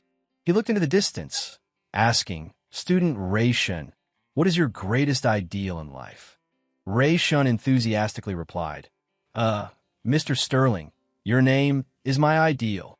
The answer startled Mr. Sterling, who quickly corrected himself. "No, that's just basic. I mean, what do you desire most in your heart?" "Desire?" Ray Shun mused, recalling the dangers he had recently experienced. He softly replied, "At the very least, not to be bullied by others, to be able to protect myself and my family." Mr. Sterling nodded, smiling in praise. Haha, excellent. Then now is the closest moment to your dream. Come on, attack me. Hearing that, deep within his heart, he pointed directly at the old man and loudly exclaimed, "Humph, you crazy, long-haired pervert of an old man." Mr. Fortune, looking frantic, quickly waved his hands. No, not with words, but with fists. Although he didn't understand the old man's request, Deep still decided to follow through. Ah, all right then, apologies in advance. He secretly reallocated his attribute points, pouring everything into strength. Reaching 5 points, it all converged into one terrifying punch. The moment Deep charged forward, Mr. Fortune's eyes flickered. Instantly, a strange energy enveloped Deep, rendering him unable to move. Mr. Fortune explained this was a type of spell that could lock down an attacker. Learn this spell, and you'll protect yourself. Want to learn? Deep was astonished, exclaiming and nodding frantically. That's incredible. I want to learn. Suddenly, Mr. Fortune pulled a gun from his pocket and said, "Look closely, it's not over yet." Under Deep's bewildered gaze, he pointed the gun at his own head and pulled the trigger. Bang! A loud shot rang out. Deep even saw sparks fly as the bullet exited, but miraculously, Mr. Fortune was completely unharmed. He calmly explained this was another spell from the corporation's internal secret archives. It can counter all hidden weapons. Even gunshots are no problem. That scene shook Deep, who unconsciously blurted out a saying from his past life. In the martial arts world, speed is supreme. If you're fast enough, nothing can break through. Mr. Fortune nodded, praising, "Oh, a spirited saying. Where did you learn that?" Deep just chuckled. "I just made it up, haha." Mr. Fortune then spoke seriously. "Student Deep, I officially invite you to join the corporation's Rising Dragon Project. This is a supernova training program. We will recommend you to 3 of the top high schools in the world. But before that, you must pass a strict entrance assessment. It's not a regular high school exam, but a special test designed by these 3 schools themselves. This type of test is difficult for ordinary people to access, as it has long been monopolized by the descendants of prominent families." Deep tilted his head, curious. Prominent families? Mr. Fortune gently explained, "Some families possess mystical knowledge and a lineage covenant from ancient deities. These prominent families hold martial arts inheritances far beyond our corporation, and they control most of the land, people, and resources. They reside high above. It's difficult for common folk to cross that boundary." Deep mused, could my grandfather be from one of these prominent families? Mr. Fortune continued, "The Rising Dragon Project aims to find civilian geniuses like you. We will help you enter the highest academies. Even if you fail the assessment, we will still directly enroll you into a Dongdanki high school. But if you succeed in entering one of those 3 schools, the corporation will support you with resources in all aspects, guiding your career based on your strengths. When you reach your peak, please return to contribute to the corporation. The treatment will be extremely generous. Consider it." Countless thoughts surged within Deep. So that's how it is. This is a world of ultimate power. He recalled his past. His family originally belonged to a prominent family, but for some unknown reason, his father was expelled from home by his grandfather. Because of their ordinary circumstances, when they encountered unusual events, the police often wouldn't handle them. His parents once struggled everywhere just for a powerful tonic pill, something that wouldn't be worth much to his grandfather's prominent family. Today, he injured someone but didn't suffer any consequences because his abilities had far surpassed the rules of this social class. Without much hesitation, Deep nodded, "I accept the invitation." Mr. Fortune presented a file. "If there are no issues, sign your name and provide your fingerprint here." Receiving the electronic file, Deep thought to himself, no wonder in cultural lessons, teachers always emphasize that humanity must rely on the strong for civilization to continue. Mr. Fortune added, "You can consider it further. Other organizations will surely seek you out soon." But Deep shook his head. "You were the first to find me, and you helped me out of trouble. I'm willing to join." Mr. Fortune happily exclaimed, "Good. You straightforward young man. Indeed, I didn't misjudge you. Since you're not of age, I need to find a guardian to sign. Deep softly replied, my parents should be home. Mr. Fortune stepped out, waving his hand. All right, I'm going now.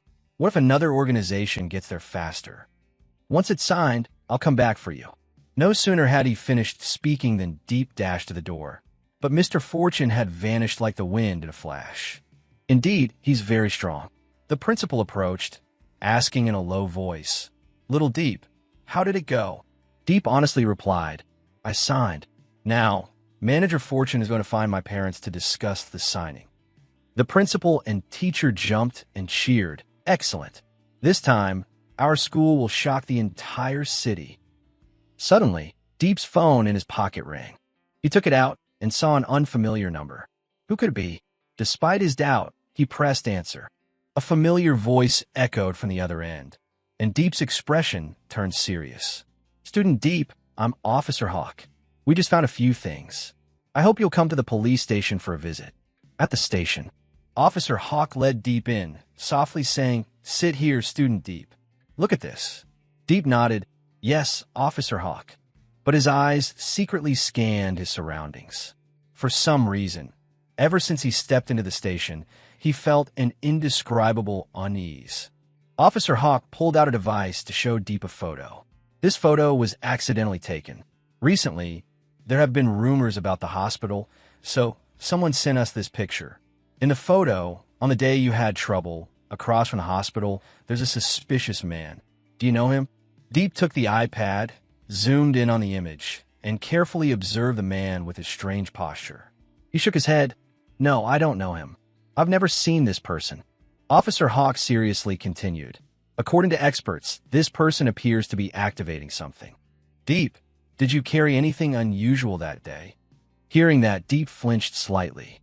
If what the officer said was true, he understood a few things. What that man activated was the cursed statue of the king of 10,000 demon fragments. But the statue had turned to dust. The clue was broken. He couldn't reveal anything about the statue. Everyone died from the curse. Only he survived. Speaking out now would only bring trouble. So, he calmly replied, Report, officer. I was just like any other day. Nothing was different. Officer Hawk pondered, asking again, Nothing? He looked at Deep intently, then continued, No feeling of suffocation, loss of control, or unconsciousness either. Deep remained calm. No, but inwardly, he was full of questions. Officer Hawk's questions made it seem like he knew something. Moreover, since entering the office, he felt uneasy, as if something was hidden around. If he shouted, it seemed like something unprecedented would happen. A strange aura pressed down on him. Suddenly, seeing Officer Hawk raise his hand, Deep's heart leaped. I can't stay silent forever, Deep thought. Deep decided to divert the investigation, loudly exclaiming, I remember now. My school bag was left open, but I clearly zipped it up after school. Hearing this new detail, Officer Hawk's eyes narrowed slightly, and he asked calmly, Did you check your school bag? Deep feigned panic, shaking his head. I haven't. I should have checked my school bag. In his heart, he was overwhelmed with anxiety. What did Officer Hawk's raised hand mean just now? It seemed like he was about to make a move. Pouring all his attribute points into agility, Deep secretly prepared. Whatever happens, I have to be ready to run immediately. But he wondered, could I really escape? Officer Hawk's attributes are surely enough to crush me. At the same time, his foot subtly shifted downwards, readying its stance. No time to worry about anything else. I'm going to kick open the floor-level door. If there's a problem, I'll kick it open and dash out. Just then, the nearby desk phone rang loudly. Jang! Jang! Making Deep jump out of his skin. The already suffocating, strange atmosphere grew even more tense to the point of breathlessness. Sweat streamed down his forehead, his heart pounding. Phew, that startled me. I almost kicked the door. But he quickly realized this was an opportunity to escape. Forcing a smile, he spoke. Officer, you have a call. I should probably leave. Officer Hawk picked up the phone while waving his hand. No need, just stay put. Hello, this is Officer Hawk. Suddenly, his eyes turned cold, and he froze as he heard a mysterious voice from the other end. Hawk, you're about to die. Immediately, a strange light emanated from Officer Hawk's body, spreading like a spiderweb and enveloping the surroundings. Deep watched this scene in horror, thinking, what's happening? An assassin? No, that's not right. It's clearly aimed at Officer Hawk. Is this the spell Manager Fortune mentioned? Officer Hawk's face turned extremely serious. He gritted his teeth. Damn it, a domain, he shouted. Outside the police station. Then, like an arrow, he dashed out, smashing through the window and leaping outside. The alarm at the police station immediately blared loudly. Warning! Attacker detected. Attacker has infiltrated the police station. Non-combat personnel, find a safe place to hide. Meanwhile, Deep stood frozen, staring out the window. This is a sea? Why is it like this? Wasn't I just in the city? The scene outside had transformed into a strange coastline, with towering rocks resembling tombstones. The entire sky was covered in an eerie red glow, like the end of the world. Police officers rushed to the outer area, surprised to find a strange figure standing still on a tombstone. That person was the one who made the call, not the man in sunglasses from the photo. All the chaos was caused by him. Just then, they heard the mysterious figure's deep voice echo. Hawk, you have murdered countless members of the cult. We're determined to avenge them. The police chief, seeing the tense situation, officers immediately rushed forward, but were stopped by Officer Hawk. He coldly looked at the person in front of him and replied, "We'll talk about this later. I'll give you a clear explanation, but right now, I'm busy." The strangely robed figures raised their staffs, and a brilliant light flashed. "Your life is the most satisfactory explanation for us," the figure roared. The moment he finished speaking, Deep felt the surrounding scene suddenly change. In a flash, he found himself back in reality, standing in the police office. "I'm back. Those two are gone," Deep exclaimed. "I'm afraid Officer Hawk has been held captive by that guy in that strange sea realm." Everything seemed to return to normal, but Deep felt a suffocating, heavy atmosphere enveloping the room. Damn it, this weird feeling is back. What's wrong with me? Is there a ghost in this office? He shouted. Who's there, human or ghost? Show yourself. The moment the words left his lips, Deep's eyes flashed with a dark light. Mysterious notifications appeared in his mind, helping him realize the problem. His innate ability, Nether Whisper, had been activated after his question. Based on the corpse in this room, the soul would be forced to return to the body to answer his queries. If it couldn't answer, that soul would never find peace. Deep exclaimed in horror, "What? So it's Nether Whisper, based on a corpse?" "There's a corpse in Officer Hawk's office?" Just then, a distant voice echoed in his ear. "Thank you, Deep." The sound startled him, and he quickly turned around. "Who's there?" The faint voice replied. "I didn't expect to be able to return to my body, but to return to an undecayed body to answer your question." Deep helplessly stared at the cabinet in the room. The voice came from inside the cabinet. "Is the corpse in there?" He mumbled, feeling the voice was strangely familiar. Wait, could it be? A horrifying thought flashed through his mind, causing his trembling hand to slowly open the cabinet door. The voice continued steadily, carrying an indescribable resentment. Clearly a hunter, yet killed by the prey, and then disguised as myself. How tragic!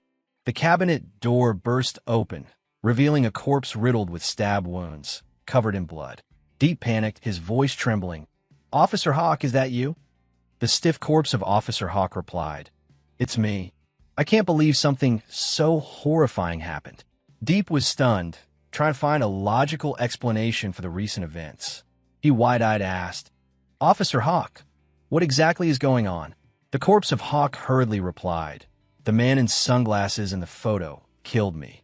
He's an assassin, and I'm a special agent, possessing half strength and half agility. I need powerful equipment to exert my full power, but he only needed to act when I was caught off guard. At the crucial moment, my weapon malfunctioned. After I died, he impersonated me to lure you to the police station." Hawk's police hat fell to the ground by inertia. Deep, his heart a tangled mess, stared at the hat and wondered what was his purpose. Officer Hawk replied, "I don't know what he's looking for, but he's definitely searching for an answer." Deep thought to himself, "My heart feels clear now. That's right, Throughout history, the cursed statue of the king of 10,000 demon fragments has never failed. You must want to know why only I survived. Fortunately, a madman attacked the police station, disrupting the assassin's plan. Thinking that Officer Hawk's soul wouldn't know what just happened, Deep quickly recounted, "Oh, right. Officer Hawk, the imposter who pretended to be you was taken away by someone in a flashy nightgown using a spell." Subtitles by the Amara.org community. Hawk's soul asked doubtfully, "A spell? What kind of spell?" Deep recounted the strange experience. Outside the police station suddenly turned into a red sea, but it quickly returned to normal. The imposter and that attacker don't seem to have returned. After hearing this, a hoarse laugh emanated from the corpse of Officer Hawk. Ha! The prey disguised as a hunter, but it didn't know a greater danger lurked behind the hunter. What you're describing isn't a spell, it's an anomaly.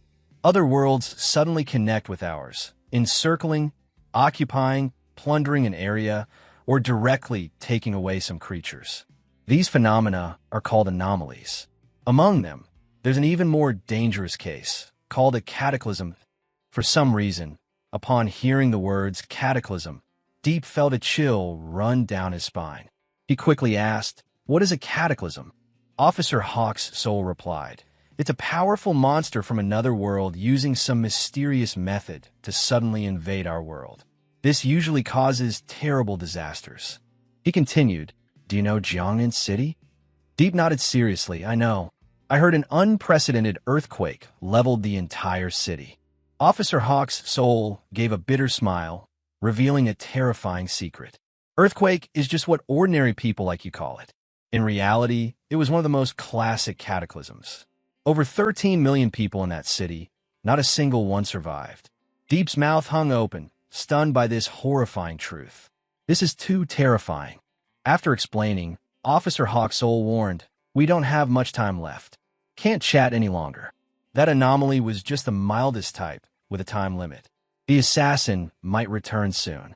Hearing that, Deep panicked. "So, my situation is still very dangerous?" Officer Hawk sighed, confirmed, and gave his final instructions. "You must go to the weapons storage room on the 3rd floor immediately. Enter the password on the silver wall outside the storage room, go to the drawer, take a pen and paper, and memorize the password." Officer Hawk read a long string of complex characters. Deep quickly jotted it down. Hawk's voice gradually became softer, weaker. Outside the storage room, there's a specialized pen. When you get there, write the password on the wall, report the truth, and you'll be protected. Time is running out. This is the only way for you to protect yourself. Go quickly. After that, his voice went silent. A notification appeared before Deep's eyes. The other party has revealed everything. The soul has departed. What have you done? Silently looking at the tragic corpse in the cabinet, Deep realized a painful truth. No wonder other officers didn't want to get involved in his case. Even a police officer could die so unjustly. In this world, if you're not strong enough, you can only let others trample on you. Should I expose the identity of the culprit? No, it doesn't matter anymore. Deep slowly bent down, picking up Officer Hawk's hat with both hands. Then he solemnly placed it on the corpse's head as a way of bidding him farewell with the unwavering faith of a police officer. He mumbled, "Perhaps there are still accomplices of his within the police station. With the assassin's ability, taking my life would be as easy as flipping a hand.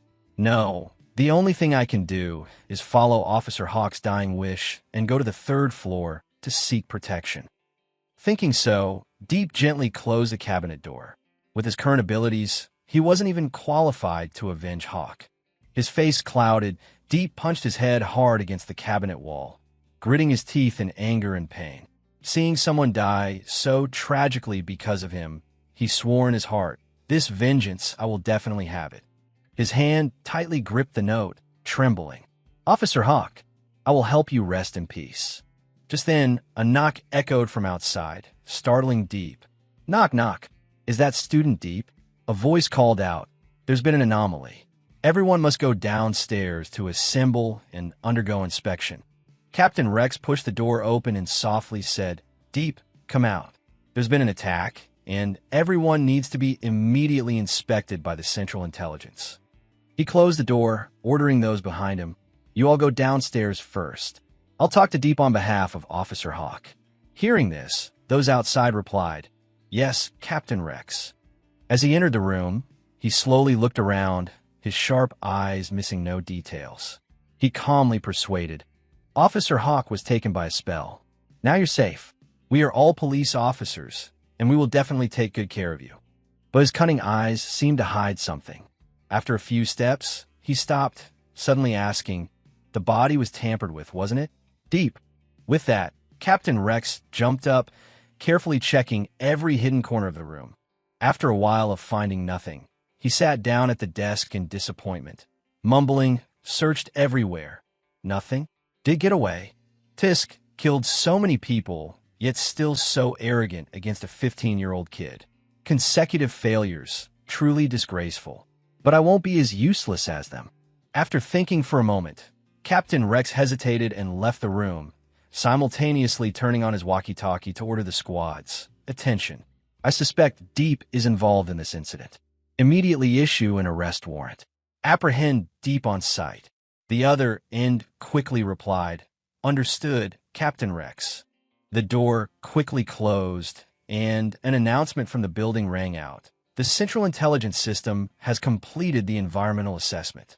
Everyone, please proceed to the plaza outside the main hall to assemble and undergo inspection."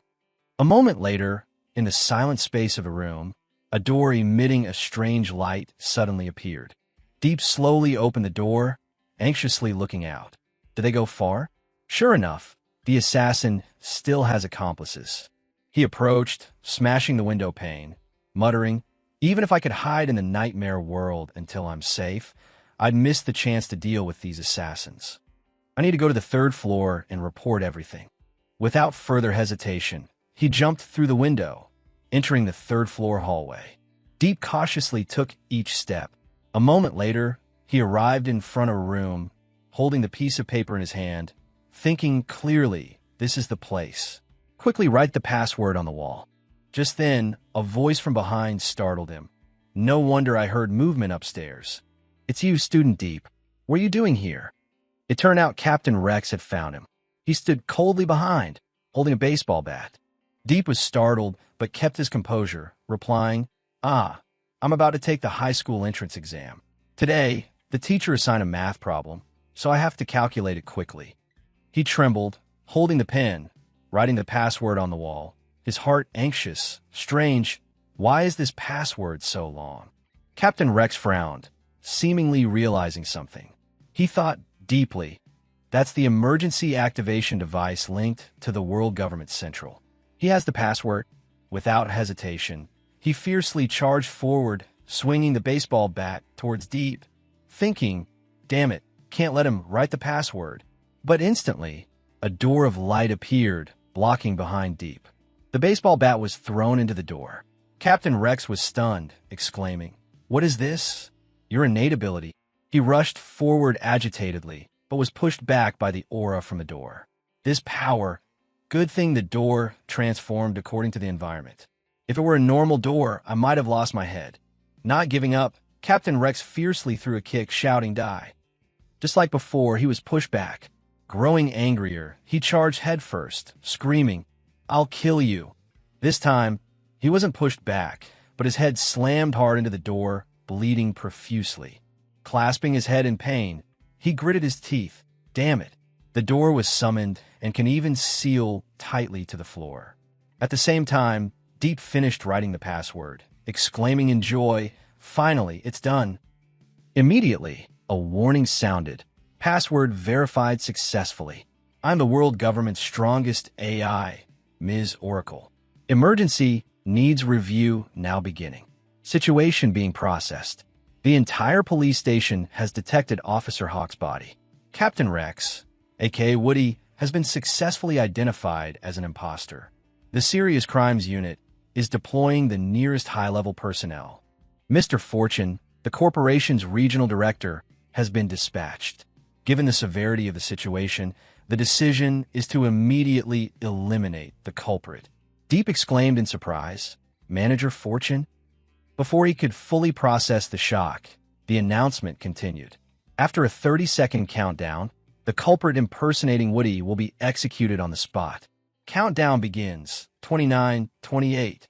The imposter Woody from the other side of the door, his eyes filled with killing intent, stared at Deep, threatening. Deploying troops, huh? Haha, want to kill me? Dream on. 30 seconds is enough for me to finish you off and retreat safely. Thump, thump.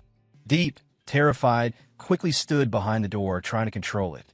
But somehow, the imposter got past the door, fiercely grabbing Deep's arm, smugly saying, "You thought I'd let you escape, huh?" Time flew by, 26 seconds left. Looking at the imposter's fist, Deep desperately thought, "It's over now." The imposter's eyes glowed with a demonic light as he threw a punch. Die. 25 seconds left. But just as there was 1 second left, Mr. Fortune appeared, unleashing a powerful punch towards the imposter. Two forces collided, but with overwhelming power, Mr. Fortune quickly won. The imposter was instantly eliminated, vanishing into thin air, and Deep narrowly escaped. After dealing with the situation, Mr. Fortune, with an imposing aura, spoke, "In a martial arts world, as long as you're fast, you're unbeatable." Haha, foolish. Did you think I'd count down the full 30 seconds? He looked at Deep, smugly asking, "Am I cool?" Deep excitedly replied, "Cool. Super cool. Thank you, Manager Fortune, for saving me." A moment later, they chatted in Mr. Fortune's office. He asked suspiciously, "I can handle other matters for you, but regarding the password, you must tell the truth." Deep honestly replied, "The password was given to me by Officer Hawk earlier. He said I was being hunted. If I encountered danger, I had to use it immediately." Mr. Fortune listened, then exclaimed in surprise, "Oh, so he already knew the Silent Faith cult and the assassins were targeting him." Deep asked, puzzled, "The Silent Faith cult?" Mr. Fortune slowly explained, "That's the organization behind the previous anomaly. They're a bunch of fanatics, their minds deranged.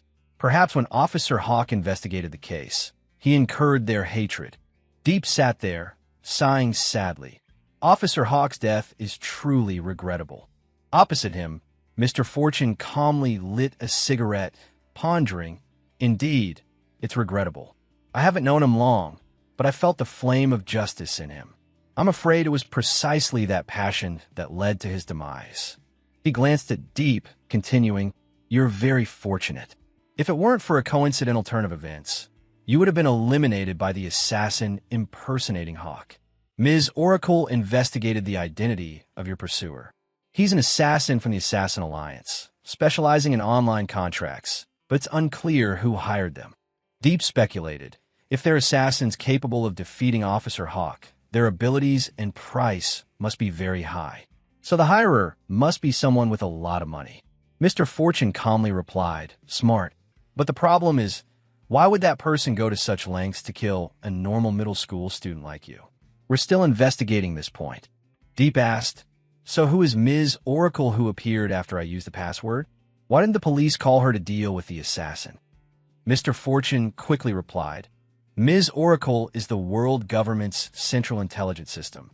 This mission was arranged for me by her. Normally, she doesn't intervene in such cases unless you use the special code she provides. Only then will she offer assistance." He paused for a moment, then continued, "As for why Officer Hawk didn't call her."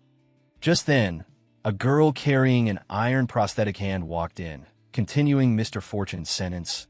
"That's because he didn't know his weapon had a problem. This is Officer Hawk's iron prosthetic hand, which is also his weapon. The core inside was infected with a virus and couldn't be activated. But after Officer Hawk died, it started working normally again. Clearly, this was a human-engineered conspiracy and definitely by someone very close to him." The girl looked at the prosthetic hand, affirming, "Ms. Oracle has assigned us this task. We will continue the investigation." Looking at the prosthetic hand, Deep couldn't help but feel a pang of sadness, thinking, no wonder he said his weapon had a problem. A police officer, strong and capable like him, even went out of his way to leave a business card at my home, trying to investigate. Even in death, he still pointed the way for me. Such a person, yet when facing the enemy, He couldn't use his weapon and was gone forever. Seeing deep in thought, Mr. Fortune spoke. Deep, you are now part of our corporation. Today, I will teach you your first lesson. Remember this. No matter the circumstances, always be wary of those with malicious intentions. They are even more terrifying than monsters. Deep, his eyes firm, replied, I will remember that. Mr. Fortune put out his cigarette, saying with satisfaction, Good. Now, follow me. I have an appointment with your parents. They both left the room, chatting as they walked. Deep asked worriedly, What if my parents are still in the anomaly? Mr. Fortune reassured him, More professional people will handle that. This place is about to be locked down. We need to leave immediately. Deep was still unconvinced, wondering, Why don't you stay and resolve everything at the police station? With your abilities, surely dealing with those two would be easy, right? Mr. Fortune sternly replied, Don't hold on to such naive thoughts. Who knows what they might bring out of the anomaly? He mused, I remember a young boy who, after escaping an anomaly caused by the cult, appeared normal in every way. But in reality, he was just a human shell, inside hiding an unrecorded monster. Ultimately, that monster massacred more than half the city before its weakness was discovered and it was eliminated. Therefore, I'd rather face a murderer than get involved with anomalies or the cult. Everyone thinks that way. He reassured him, but don't worry, the fate of those two will be even more tragic than the one stuck to the wall. Suddenly, Mr. Fortune remembered something. He quickly took out his phone and called, Hello, it's me. Help me investigate someone named Serene Dream and find out her relationship with Officer Hawk. Shinya followed behind, utterly bewildered. Suddenly, Proprietor Chien exclaimed in surprise, What? This is serious.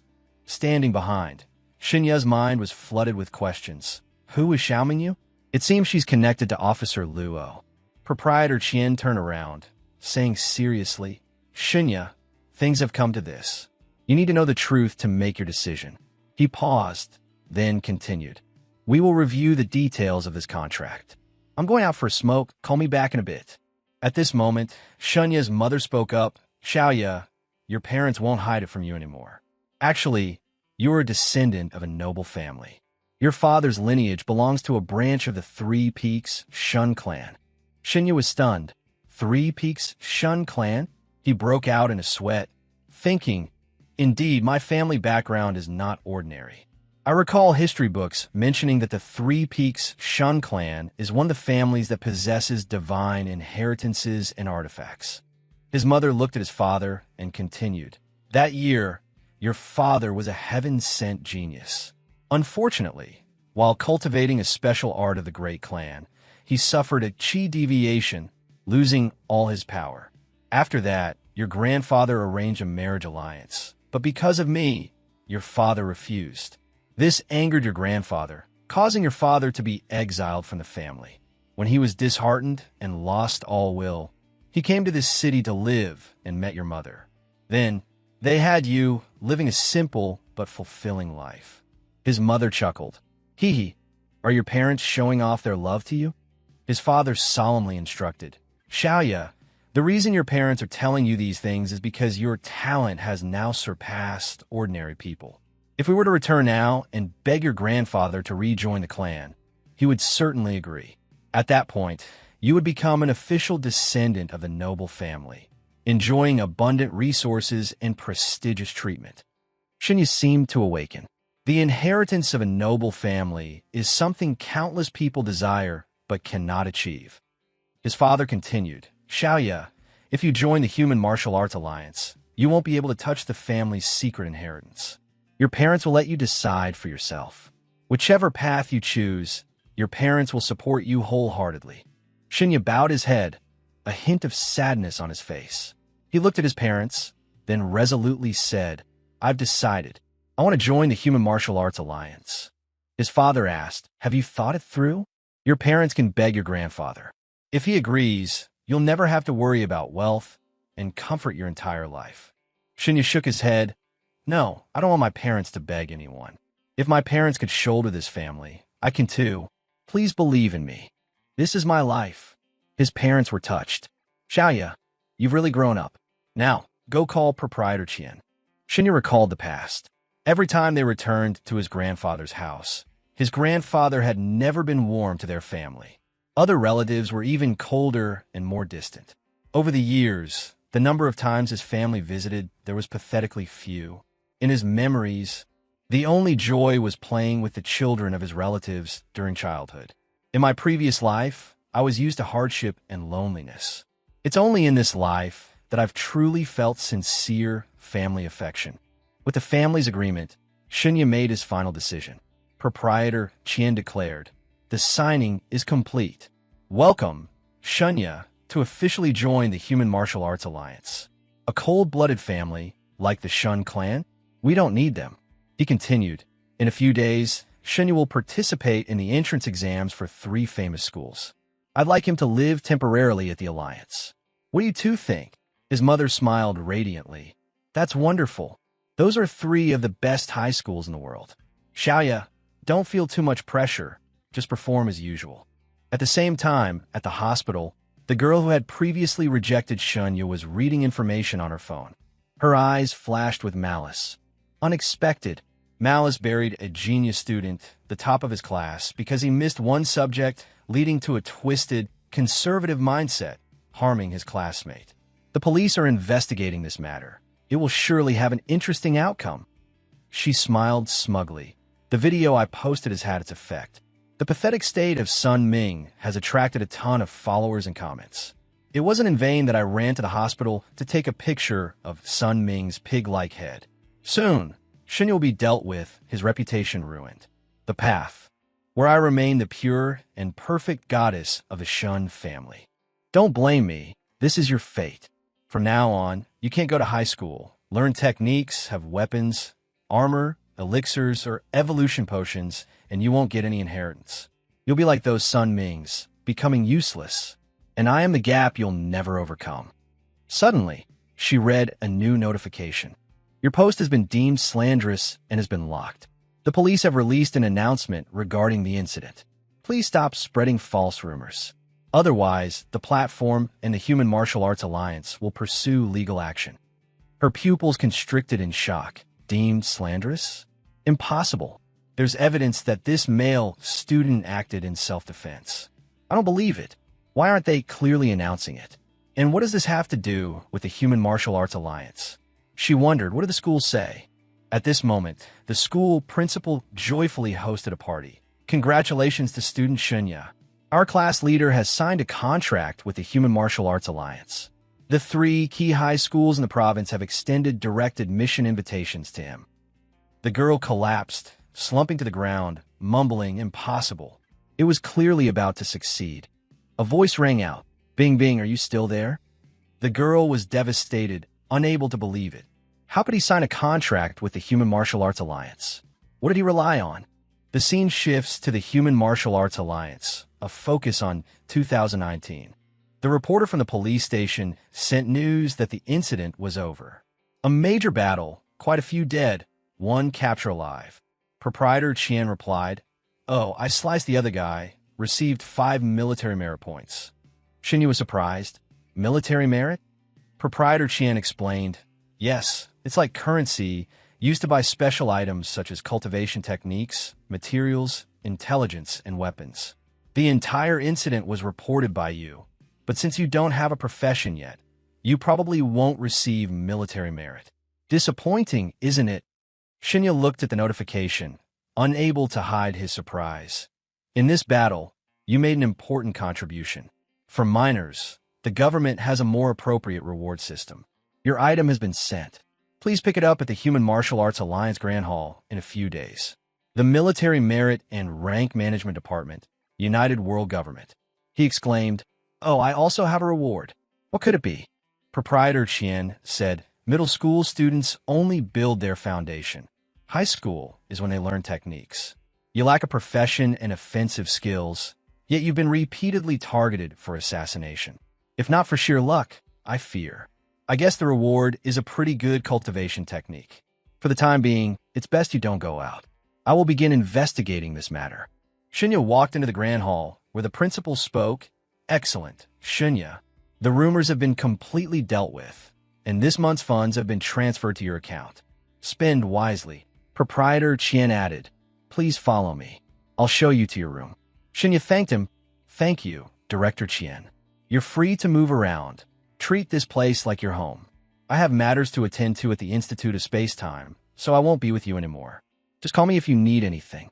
A girl in a low-cut top approached. Hello, Shinya. I'm Sumu Lin. Congratulations on joining the Human Martial Arts Alliance. You're very talented. You're younger than me, so I'll call you little brother, okay? Looking through a communication screen, she said, thank you for always supporting and loving me. I hope you study hard, increase your strength, and become an influential figure. This world is vast and worth striving for together. Go for it.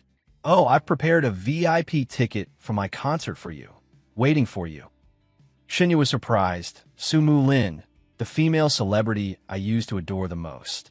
From flowers, paintings, books, food, drinks, sports hobbies, to female celebrities, everything in this room was what Shinya liked most.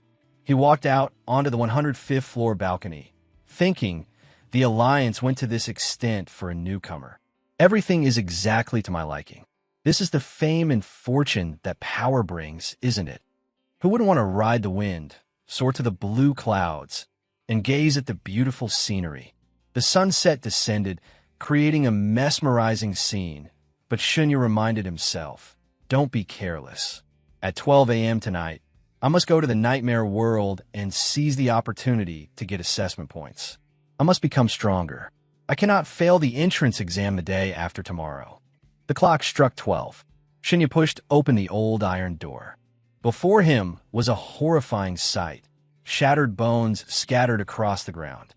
What happened here? A voice rang out, stopping him. Don't rush in recklessly. Otherwise, it will affect the Purple Lightning's assessment.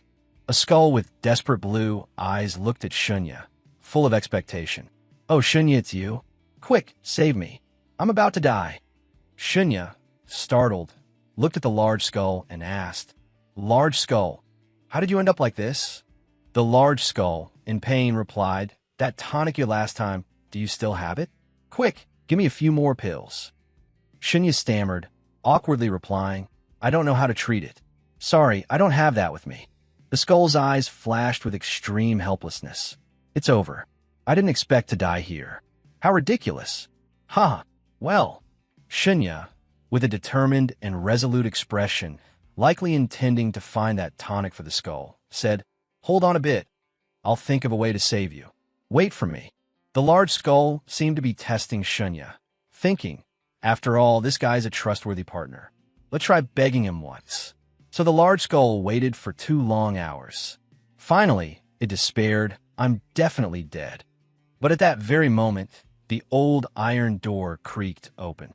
Shinya, tiredly wiping sweat from his brow, appeared. Large skull, I'm back. The large skull's eyes lit up with hope. You're finally here. What took you so long? But immediately, an incident occurred. Shinya pointed to the pool behind him, sighing, Damn it, the door isn't big enough, it can't get in. Then he proudly pointed at the pool, telling the large skull, To save you, I spent all my capital. I bought a huge fish tank filled with calcium gluconate solution and liquid calcium with magnesium and alum. This took all my spending money. If you soak in it, you'll recover. Do you have any ideas? The large skull lay motionless, replying, What ideas could I possibly have? Shinya stepped through the door, facing a scene that stunned him. What's going on? The large skull explained, Damn it, they're about to rush in here. Human race and elf race. Shinya asked in surprise. The large skull continued, Actually, this is a secret path. Outside is the undead race's battleground. Our human and elf races are attacking them. With that, the large skull handed Shinya a strange ring and instructed, The campaign isn't over, but I'm too weak now. Take this. This is a spatial ring. Put on quickly. I need to hide immediately. As soon as Shinya put on the ring, both the soul and body of the large skull were instantly sucked inside. He turned back to the door and ordered, Disperse. As soon as the words left his lips, the door disappeared. Shinya breathed a sigh of relief. That was dangerous. If I had been hit by that shockwave, it would have been terrible. He looked at the ring and asked, "Hey, did you run inside the ring?" The large skull replied, "That's right. This space can't hold living things, but luckily I'm not a living thing. I'm an undead." Shinya thought to himself, "Humph, I knew this guy had a treasure, but wouldn't take it out at first. How cunning." The large skull instructed, "Raise your hand facing the fish tank and absorb it into the ring. I'll jump in and soak in that solution." Shinya nodded, silently acknowledging that the large skull's background was indeed not ordinary. Ever since I was in Elf Village, I've been suspicious. Who would be captured by 3 of their own kind to assassinate an enemy leader? But I don't like to pry into other people's private matters, nor do I interfere with yours. However, if I've saved you, you must repay me." The large skull asked, "What is your wish? How do you want me to repay you?" Shinya immediately requested, "Today, I must make a trip to your world. You must help me with all your might." The large skull was surprised. "Didn't you see how fierce the battle was just now? Are you going there to seek death? All right, you respect my privacy. I'll respect yours. But the powerful treasures on me have been used up long ago, so I can't help much." A voice rang out, asking the large skull, "Aren't you responsible for collecting battlefield spoils?" The large skull, soaking comfortably in the tub, replied, "Indeed, I am responsible for collecting war spoils. But don't think I collect anything good. Powerful treasures are snatched away as soon as their owners fall." Shinya thought to himself, outside the secret tunnel is the undead battleground. So if I disguise myself as an undead soldier, take a stroll around the battlefield, and then come back when I find something. He asked, "Do you have any undead soldier equipment?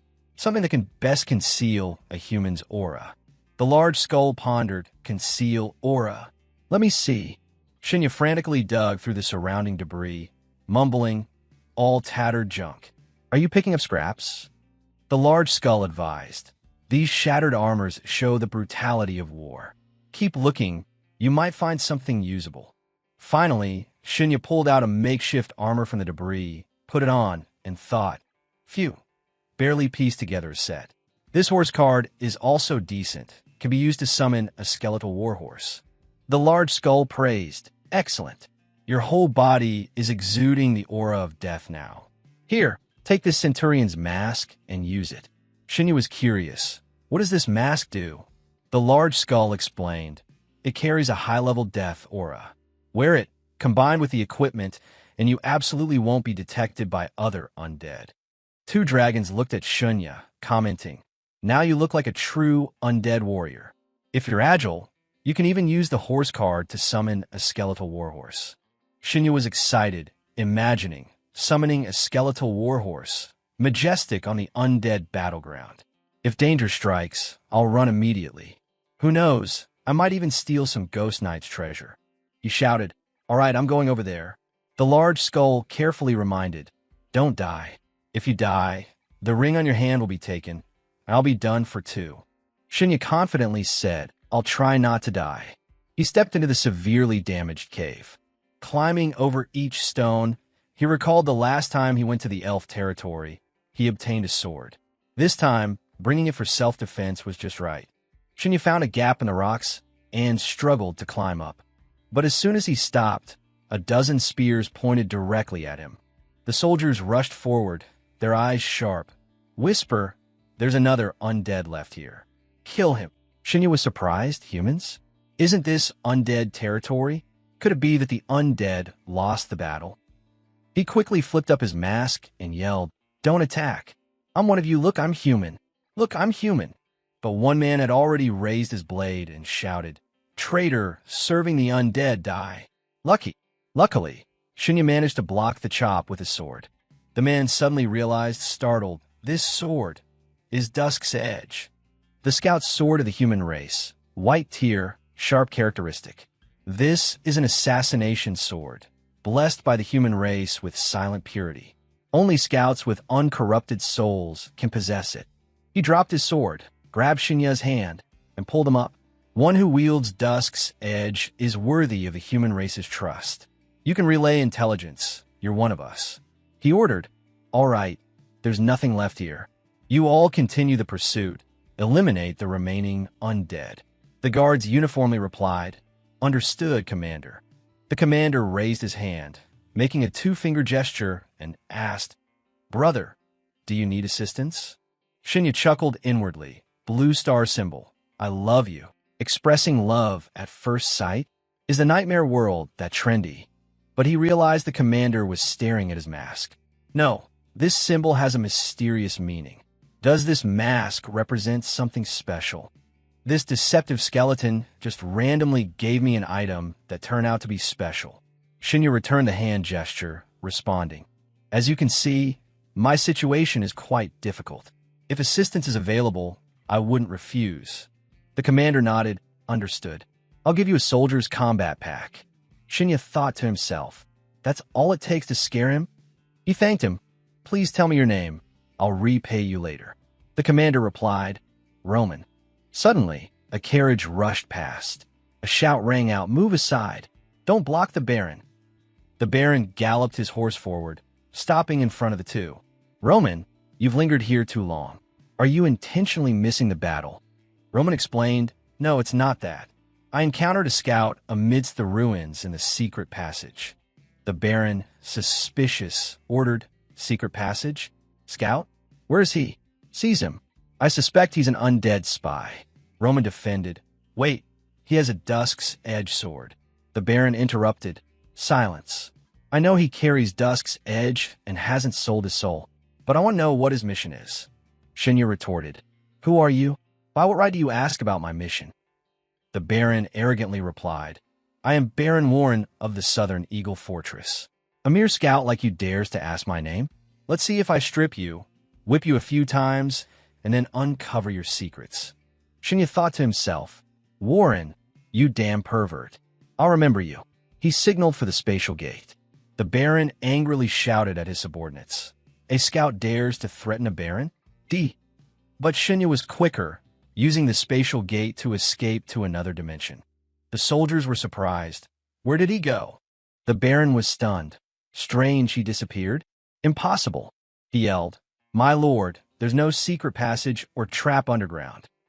The commander, with a serious expression, crossed his arms and explained, "I heard there's a mysterious, hidden assassin participating in this campaign. They are masters of concealment in the shadows, specializing in assassinations." "Warren, you're quite brave at this moment, publicly revealing your name." The Baron's face turned pale, filled with extreme worry. Those who specialize in assassinations on the battlefield are always unpredictable. If he takes advantage of the chaos to assassinate someone, and then orders us to assist, what are we to do? Meanwhile, Shinya had returned to his room, mumbling, "Damn it, Baron Warren. Huh? You said you'd attack, and you attacked. I'll remember you." Luckily, I had already prepared the underground door beforehand. Otherwise, it would have been a disaster. Shinya angrily criticized the giant skeleton in front of him. "Damn you, that mask had a problem. Didn't you see him signaling me?" The skull replied, "You can't blame me. How would I know the complicated schemes of the human army? And aren't you back safely? Subscribe to La La School channel to not miss exciting videos." As soon as the words were spoken, the system notification rang out. "This door opening, you receive the assessment item, One of Us, a weak green tier item, described as a normal human. Previously, the highest rank you ever received was white. But in situations where you cannot defeat anyone, borrow power to attack, overcome difficulties, and escape. That is why you were specially granted this item." Shinya listened, feeling a bit annoyed. "Why is it One of Us green tier again?" The system immediately explained, "Attention! This is the second time you have received this item through special circumstances. A special event is underway. If the next assessment item you receive is still One of Us green tier, you will receive a special honor item. This honor item will awaken a powerful resonance, summoning a hidden ability to appear. You only have one chance to receive this hidden ability, so act cautiously." Shinya pondered in his own understanding. Receive 3 identical items to activate a hidden ability, right? This means if the next item is still One of Us, I can succeed. But if not, the chance to receive the hidden ability will be lost. Looking at the bag Roman gave him, he mumbled, How can I get the next one of us green tier item? According to the item's description, I need to be in a perilous situation, borrow strength to attack, overcome difficulties, and escape. Shinya tried to recall what had happened before. Both times he received one of us, whether in Elf Village or the undead battlefield, he was in enemy territory, facing life or death situations. Ultimately, he made the enemy abandon their hostile attitude, even willing to help. That's right, this is the unlock condition. He nodded, then shook his head in frustration. This requirement is too harsh, no different from dancing on a knife's edge. Moreover, there's only one chance. If you go out at night too often, you'll eventually run into trouble. If the situation is too dangerous, it's better to give up the hidden ability and save my life. Suddenly, the doorbell rang. Ring, ring, interrupting his thoughts. The small screen next to the door lit up, accompanied by a woman's voice. Student Shun, you have a visitor. She claims to be a family member of Luo Fei Chuan. Her identity has been verified by the Alliance. There's no issue. Would you like to meet her? Hearing this, Shinya paused, thinking, Luo Fei Chuan's family. He sacrificed himself in vain investigating matters related to me. After his death, he even saved me once. His family wants to meet. No matter what, I cannot refuse. He immediately replied, yes. The woman announced, the reception room has been arranged on the 50th floor. Shinya carried a bit of anticipation, secretly hoping he could do something to repay Luo Fei Chuan's family. Upon arriving, he only saw a girl in white, standing with her back to him. She turned around when she heard him speak. Excuse me, are you looking for me? Seeing that the person who arrived was a young man, the girl asked suspiciously, Shinya? He happily replied, yes. At that very moment, a green light flashed in his eyes. The girl extended her hand and introduced herself frankly. Hello, I'm Xiaomingyu, Luo Fei Chuan's younger sister. I've come this time to clarify a few things with you. Shinya shook her hand, but his body stiffened, and his expression showed surprise. His heart pounded as he thought, item. I've met so many people. Even proprietor Qian doesn't have an item. In a nightmare world, from humans, undead, to elves, only the great elf priestess possesses a long string of items. This girl is the second person I've met who has an item. Recalling proprietor Qian's changed expression, he suddenly understood. So the person who made him turn pale was Xiaomingyu. She voluntarily let go of his hand and continued. My brother found the assassin who was chasing you, a man wearing sunglasses. When they fought, my brother's weapon was neutralized, leading to his death. I also discovered that the ones who sabotaged his weapon were two of his classmates, out of jealousy for the honors he received. She calmly uttered each word. I killed them all. In an instant, Xiaomingyu provided a series of important pieces of information that left Shinya stunned, unable to respond. Regaining his composure, he asked hesitantly, but proprietor Qian said the culprit was only captured alive yesterday. Xiaomingyu replied, that's right, so I killed him. He continued to ask, and you also killed the two who sabotaged the weapon? She didn't hide it, nodding exactly. Shinya listened, his heart trembling. So this is the great swordswoman. Xiaomingyu bowed her head slightly, her voice softening. My brother's talent was limited, so I recommended him to a good school. I hoped he would graduate, find a stable job, marry a kind wife, and continue the Luo family lineage. Everything was unfolding as I imagined. I only hoped he would be protected and live a peaceful life. She sighed, her voice seemingly choked. But in the end, he was framed by a scoundrel, his body hidden in a closet. Shinya could only remain silent upon hearing this. A doubt flickered in his heart. No, I feel that Luo Fei Chuan must have been an outstanding person. How? According to his sister, was he only someone with limited talent? Seeing his prolonged silence, Xiaomingyu looked up and asked, why aren't you saying anything? Does it mean you only allow people to bully you? Doesn't he allow me to avenge him? Shinya was startled, quickly waving his hand in response. No. I was just thinking, if you kill people like that, will anyone come to arrest you? Xiaomingyu sighed in relief, her eyes softening. So that's it. Although you bear the Shun surname, you've never lived in a noble family. so you wouldn't understand. No matter how ordinary my brother was, he was still a descendant of the Luo clan. He died disgracefully at the hands of an assassin. I, on behalf of the Luo clan, demand justice. No one dares to utter a single word. In the silent expanse of the late night, Shunya's voice softly echoed. I understand. Please continue.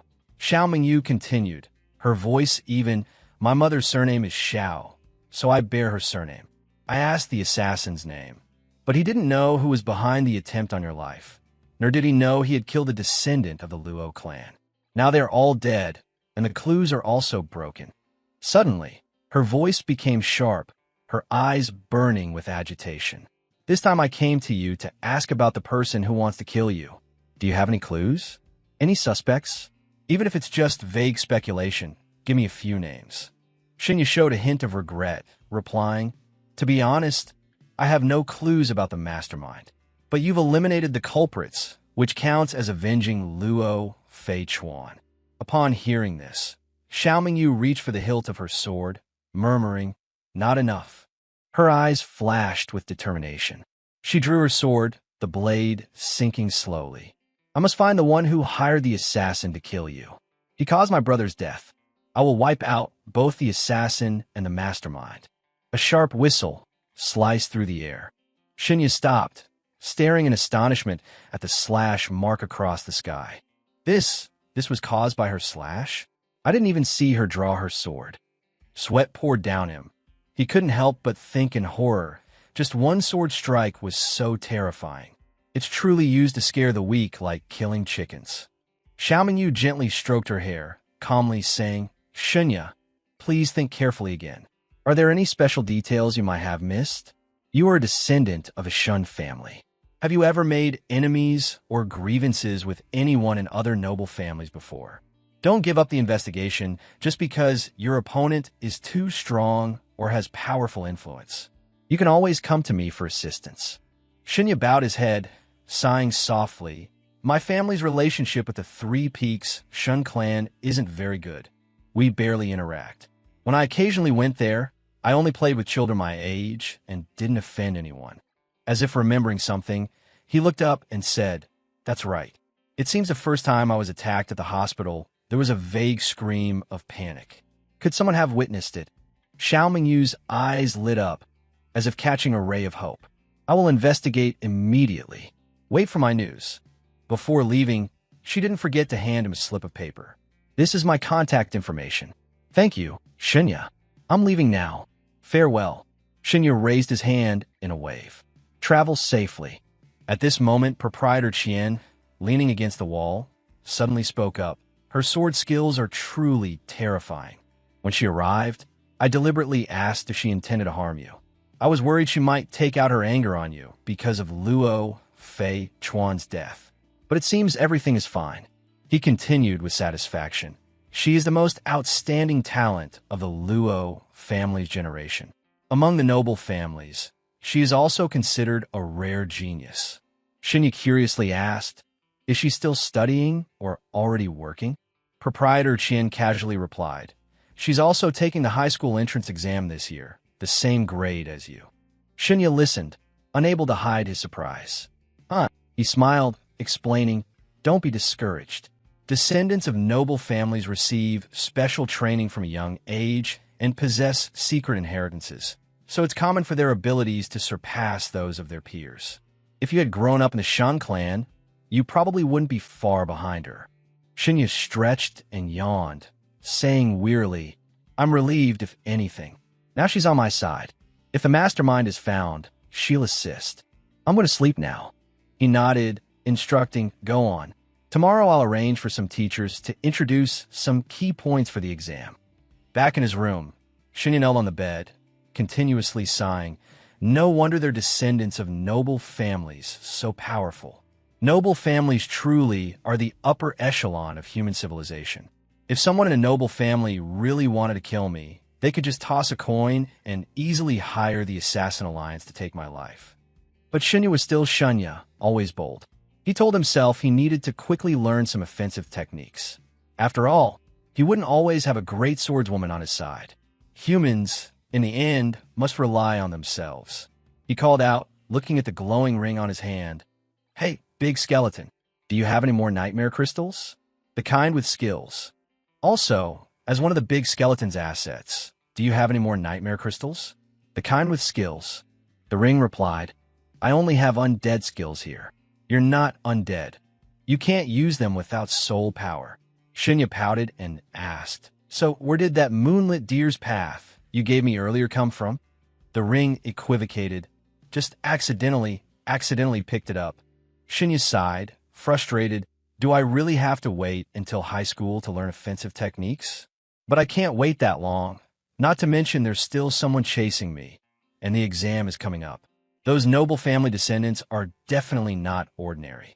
Suddenly, he remembered, that's right, I haven't checked the soldier's combat pack Roman gave me. Shinya rummaged through the bag, only finding dry rations and a first aid kit, all useless stuff, nothing special. It wasn't until he reached the bottom of the bag that he found a green crystal orb. He secretly hoped, I just hope it contains a good skill.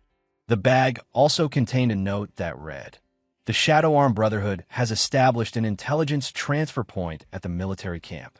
If you see a shield with 3 vertical swords, come and submit your mission. The Shadow Arm awaits your news. Shinya was utterly disappointed. Not a skill. Roman thought I was part of the Shadow Arm Brotherhood. He mumbled, I already received an item today, so even if I go into the nightmare world, I won't get another similar item. I might as well use this time to scout around. He turned to the ring and asked, Hey, skeleton, where did you pick up that centurion's mask you gave me? Can we find that place again? The undead battleground outside the secret path has been occupied by humans. I want to disguise myself as a human soldier to enter the nightmare world again. Do you have any human equipment? After rummaging through the ring's scrap pile, his skeleton had already been equipped. You found a set of human soldiers' armor and shield. The ring softly said, Replace the historical mark on the shield. That's your symbol. The humans in whatever territory have been completely wiped out by our undead. If you disguise yourself as a lucky survivor, no one will suspect anything. Regarding the crystal orb, the ring explained, That's the clan lord's plea for help, also considered a token. You'll need to use it when you go out later. Shinya, you were surprised. Why are you suddenly so interested in my affairs? Tell me the truth. If I hadn't saved you yesterday with the calcium water bottle, you would have been done for, right? The ring wouldn't have been good, right? He bluntly admitted, I must help you achieve a certain position in the nightmare world. Perhaps then you can acquire high-grade materials to heal me. In the nightmare world, in the major battle, countless human soldiers lay scattered, some wounded, some dead. A voice rang out, Keep going, brother, stay conscious. The base camp is nearby. You'll be treated soon. Shinya secretly observed from afar, seeing a few surviving soldiers clearing the battlefield. He thought to himself, I can't act recklessly. If I run into the group I met before, it'll be difficult to handle. Looking at the battlefield full of corpses, he thought, this place is piled with bodies. I should gather intelligence from them, shouldn't I? Shinya stealthily approached a corpse as large as an elephant. Must be an undead giant, right? He activated his whisper of gloom. Hey, big guy, wake up. I want to ask, do you know what you can do? Do you know the origin of this mask? The giant glanced at the mask in Shinya's hand, then shook its head. I don't know. Shinya was not discouraged. He replied, All right, you rest. He immediately moved elsewhere. Roving around the battlefield, whenever he saw a corpse, he summoned an undead to ask about the mask. But after asking over a dozen of them, no one knew anything. Exhausted, Shinya slumped behind a rock, panting, Damn it. This is like looking for a needle in a haystack, isn't it? Just then, he noticed a werewolf corpse nearby. Excellent. Werewolves have keen senses. Maybe they can help me. He called out. Good dog. Have you ever seen or smelled anything like this mask before? The werewolf replied, I've seen this mask before. It belongs to a centurion. He's right over there. He only has one arm left. Also, I'm not a dog. I'm a wolf. Shinya hurried towards the centurion's remaining arm. He mumbled, he must have been directly hit by a large-scale spell to end up like this. I wonder if my whisper of gloom still works. He called out, "Hey, Centurion brother, are you still there?" The arm trembled slightly, then straightened. It made a gesture similar to the "I love you" sign Shinya had seen. This is the distinctive sign of the shadow arm. I found the right person. He continued to ask, "Brother, do you have anything you want to say?" The arm's fingers pointed not far away. Shinya followed its gaze, seeing a pool of blood and a boot. Approaching, a strong, unpleasant stench wafted from the boot, but there was something inside. He poured out, finding a piece of paper and an item. The system announced, "You have discovered multiple special items." The system announced, "Unlocked auxiliary ability item insight. You can now view explanations for special items." Shadow Knight Metal, a superb green tier item carved with profound spell formations, capable of activating a designated weapon. Without a synchronized weapon, it is a useless item. Weapon, huh? Shinya immediately drew his Dusk's Edge short sword. Instantly, the Shadow Knight metal merged with the sword, becoming one unified entity. The system announced, "Item upgraded. Dusk's Edge short sword has been upgraded to Shadowfall." The Shadowfall short sword, a superb green-tier human assassin's weapon, possesses advanced sharpness, advanced penetration, and advanced blood-draining properties. This is a perfect assassination sword. Furthermore, the sword is blessed by the Shadow Arm Brotherhood with Shadow Blessing. Only high-level assassins are qualified to carry it. This sword radiates a unique energy wave, representing your identity, helping you complete missions for the Shadow Arm Brotherhood and receive worthy rewards. The Shadow protects those who uphold justice. Shinya never expected such a pleasant surprise. Dusk's Edge upgraded to Shadowfall. Amazing. And this letter too. The letter read, "Regarding the urgent investigation into the abnormal movements of the undead, brothers and sisters, the Human Empire and the Elf Kingdom have jointly issued a large-scale mission. As long as any intelligence on abnormal undead activity is uncovered, you will receive generous rewards. Go to the battlefield. The survival of our people requires you and me to fight together. May the Shadow bless us." Shadow Arm. So this letter is a mission description from the Shadow Arm. Shinya recalled, "The crystal orb said that the camp with 3 upright swords is the base of the Shadow Arm. That's right. Roman must also be a member of the guild, and seeing my mask, he decided to lend a hand." He mumbled, "They want to exchange intelligence about undead anomalies for rewards." "Easy." He called out to a nearby undead. "Hey, get up. Tell me about the undead's abnormal intelligence." The undead shook its head. "I don't know, I'm just a common soldier." Undeterred, Shinya continued to circle the battlefield, questioning every undead corpse, but they were all common soldiers who knew nothing. He grumbled, "How annoying.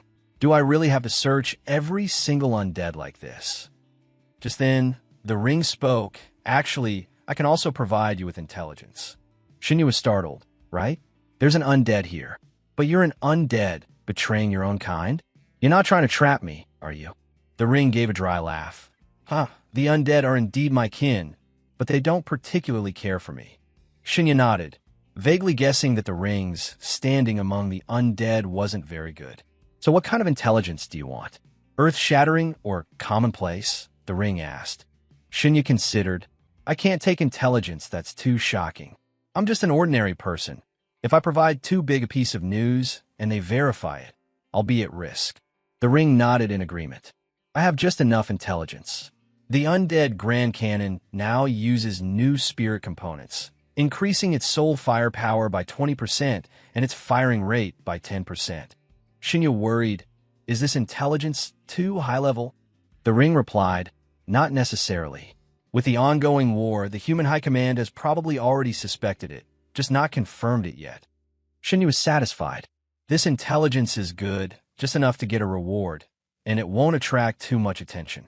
From afar, Shinya observed the human military camp, the mission delivery point for the Shadow Arm.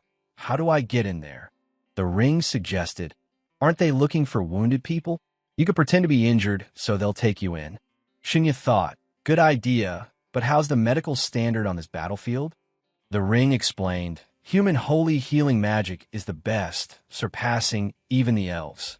As long as you have money, they can reattach severed limbs. Shinya asked, "What about you, undead?"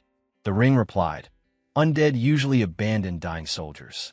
They can be healed, but it requires special incantations to materialize a sacrificial altar, drawing life force from other beings.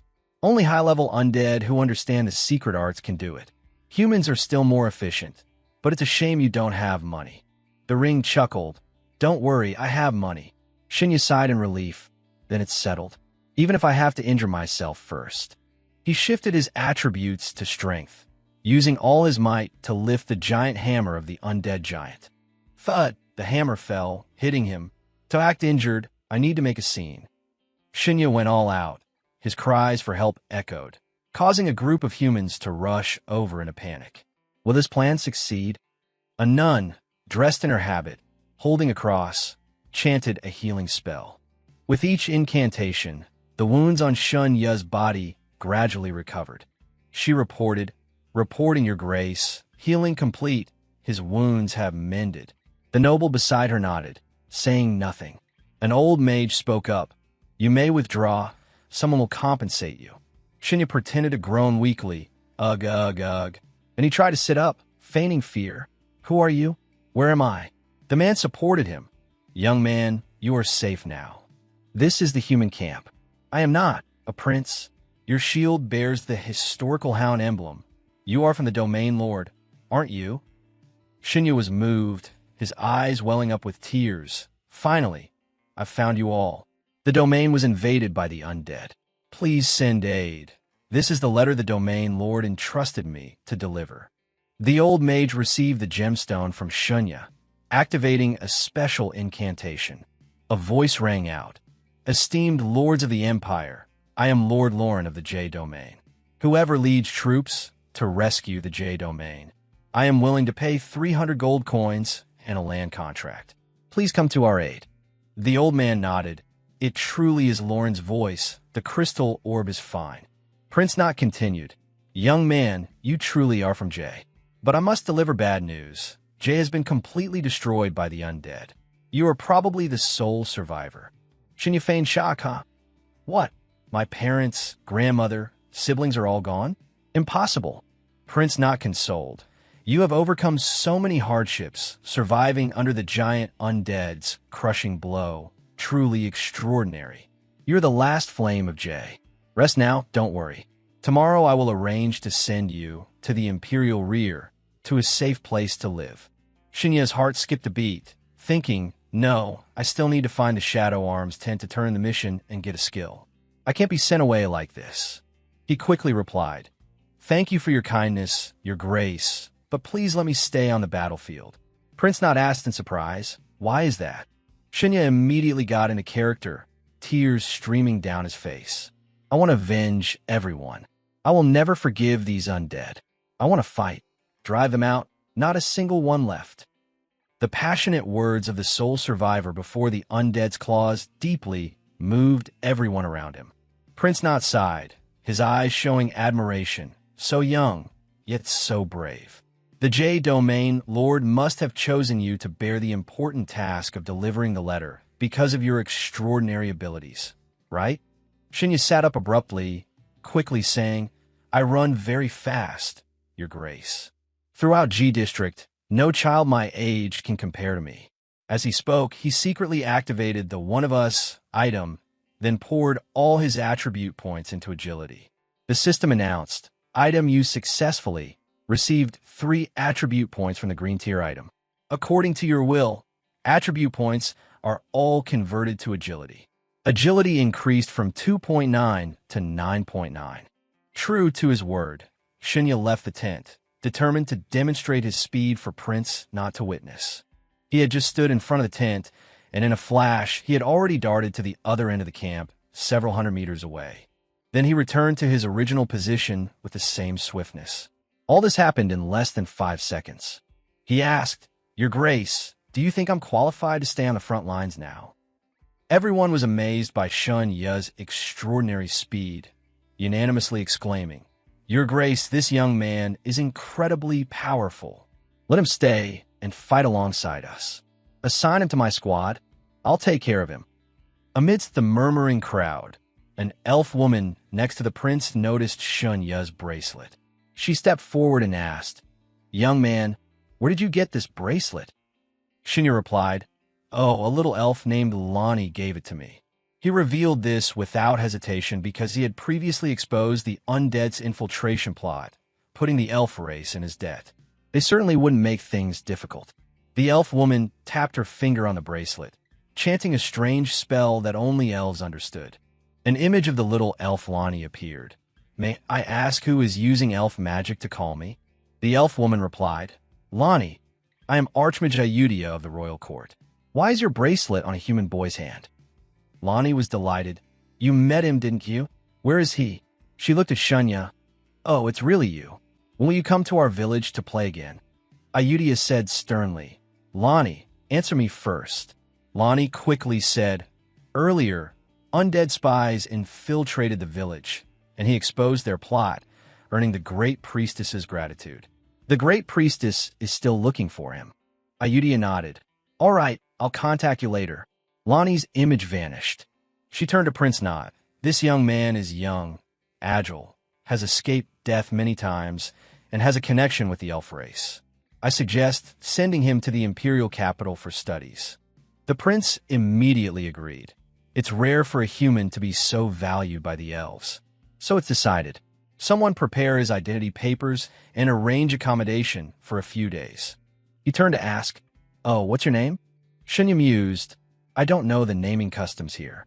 To avoid any slip-ups, I'll just feign amnesia." He clutched his head, in pain. "What's my name? My head hurts so much." He must have been hit by the undead giant's crushing blow. His brain concussed, causing temporary amnesia. The old mage was surprised. "Oh, is that so?" Prince Knot patted his shoulder. "It's all right. Rest up and get well. We'll meet again." At that moment, the system announced, "You have gained a certain reputation with a chance to receive the self-created keyword, the boy who survived great calamity." Shunya was startled. "What? The boy who survived great calamity? What kind of bizarre keyword is that? Damn, I don't have a lightning bolt scar like Harry Potter." He asked the system, "Is there a way to remove this keyword?" The system replied, "The keyword has not yet fully formed. It needs continuous praise to become fixed. To refute it, there are two ways. One is to become a recluse, allowing time to erase the keyword. The other is to do something contrary to the keyword's meaning, but people will see you differently." Shunya nodded. "Good. After this is done, I'll go into hiding for a while." He used his thoughts to ask the ring, "Hey, skeleton, what's Prince Knot's background that just a few words from him increased my reputation so much?" The ring replied, "Knot is the eldest son of the royal family, the heir to the throne, meaning he's a prince. He led the human and elf allied forces to repel the undead. Understand why he's here now?" The old mage remarked, "This young man is interesting. He carries a high-tier artifact from the Shadow Arm. So young, yet already at this level, he's not simple." Ayudia was surprised. "You mean the Shadowfall short sword?" Knot nodded. "Indeed, only high-level assassins possess it. How fortunate to have stumbled upon this genius. In my name, present him with the Hero's Medal of Valor." Then, in the crowd, Shunya ran to the Shadow Arm's mission tent. "This is it." He stepped inside, making the distinctive gesture, "May the shadow always protect us." The person inside returned a similar gesture. "Brother, any news?" Shunya threw down the intelligence gem. "I got this from the Undead Soul fire cannon. Their cannons are much stronger now." The other person was satisfied. "Excellent, very valuable. What do you want to trade for?" "We have many interesting things here, guaranteed to broaden your horizons." He offered a disguised tactical dagger, smeared with a special poison. "Just a lick and you'll feign death, perfect for assassins on the battlefield. New poison, valid for 2 years. If you can't sleep, try licking it, guaranteed a good night's sleep, refreshed the next day." Shunya looked at the dagger, unimpressed. "Do you have anything else?" The person noticed his dissatisfaction and pulled out a whistle, blowing it loudly. A majestic warhorse appeared. "Oh, Then it suddenly collapsed, foaming at the mouth. The person explained, "This horse knows how to feign death. Just wink, and it immediately falls." Shinya looked suspiciously. "This horse and the dagger are from the same set? Anything else?" The person offered a pair of glasses, light penetrating glasses, embedded with 2 pieces of shadow crystal. Wearing them, he could see the wealth and treasures on the opponent through their clothes. Shinya tried them on, still unimpressed. He sighed and returned them. "Do you have any nightmare crystals? I want to learn skills." The person said, "The war is tense, resources are scarce. I only have 2 skills. Basic blood seep makes the opponent bleed continuously, used for pain, swords, daggers. Or basic bone gale knocks back enemies and weapons. Which one do you want to learn? What do you lack?" Shinya secretly cursed. "I lack everything. Haven't learned anything yet." Suddenly, a mysterious voice echoed. "Human, choose bone gale." Shinya recognized this as the person who had previously guided him, giving him the Dusk's edge short sword. "Why choose bone gale?" The mysterious person explained, "It doesn't belong to this world. Next, you need to acquire the undead race's shadow art and the Beast King race's thunderclap. Combined with Moonlit Deer's path and bone gale, you will uncover the true secret." Shinya was surprised but decided to follow, choosing bone gale. As he held the bone gale skill, images like a film reel flooded his mind. The person asked, "Bone gale is just a basic skill. Your reward is worth more. Any other requests?" Shinya shook his head. "Not for now." The person handed him a bag of gold. "Then I'll use gold to compensate for the difference." Then, at the tent, Shinya asked the ring, "Hey, skeleton, do you have the undead shadow art skill?" The ring was surprised. "How do you know this art?" Shinya snapped, "Don't ask why. Just say if you have it or not." Philandave, "Yes, but this is a basic illusion art. Useless. You just need enough agility and mental power to cast it." It presented a gem containing the shadow art. The system announced, "Shadow art requires 3 mental power, 5 agility, casts a shadowy illusion to confuse opponents." Shinya calculated, "I have 7 attribute points, 3 points into mental power, reaching 3.9, 4 points into agility, reaching 6.9. Conditions met." Shinya didn't rush to use the shadow art immediately, but decided to find a secluded corner. If someone discovered a human using undead magic, he would surely be doomed. After ensuring no one was around, he began to cast the shadow art. Immediately, a shadowy figure identical to Shinya shot forward. "This is shadow art? Besides startling people, it doesn't seem to have any other effect." Shinya remarked, disappointed. The ring yelled, "You like this kind of trashy magic, huh? I thought you had tasted magic. Turns out I was completely wrong." Shinya ignored the ring's taunts. He mumbled, "Now I have Moonlit Deer's path, bone gale, and shadow art. Only thunderclap is missing. Let's see what secret I'll uncover when I gather all these skills." Just as he returned to the camp, a guard excitedly ran up. "Finally found you. The boy who survived great calamity. Congratulations." He continued, "Thanks to your courageous display, His Royal Highness Prince Nod has decided to bestow upon you the Medal of Valor and this letter of recommendation." Shinya was surprised, not understanding why he received a Medal of Valor. He replied, "Thank you, Your Royal Highness Prince. I will definitely do my best and contribute to humanity in the future." The guard continued, "You can follow the army back to the Imperial capital or go on your own. Just bring this letter to the Imperial Military Academy and report. Do well, the boy who survived great calamity." Shinya appreciated the prince's kindness, thinking, "With the gold from the shadow arm, I have enough living expenses in this world. I can use it to support my family." He decided this journey to another world had achieved its goal. It was time to return. The next morning, the AI system announced, "Student Shinya, your gold has been exchanged for 6,544 yuan and transferred to the designated account." Immediately after, Shunya's phone rang. His parents called. "Xiaoya, why did you suddenly transfer so much money to us? Where did it come from?" Shinya replied, "After joining the alliance, I received a stipend. I don't need money here, so Mom and Dad, please feel free to spend it." He hung up, avoiding further questions. I went to the nightmare world and forgot to check my phone. I didn't expect so many messages. Most were from classmates congratulating him on being recruited by the Human Martial Arts Alliance. One message caught Shunya's attention. From Chu Z, it read, "It's all my fault, Shunya. Can you forgive me? Let's go see a movie tonight." She also sent an accompanying photo.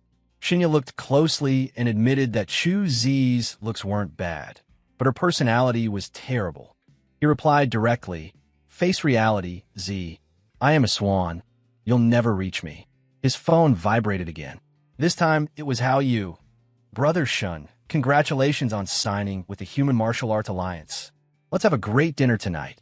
Shunya remembered he had promised How You dinner before, but was too busy to follow through. He worried, "I'm being hunted by the Assassin Alliance. Going out isn't safe, but How You sincerely congratulated me." Even though the original owner had died, the friendship between him and How You still lived in this body. A pure affection from childhood, something I never experienced in my previous life. Even if the gap between me and him grows, I still want to cherish this friendship.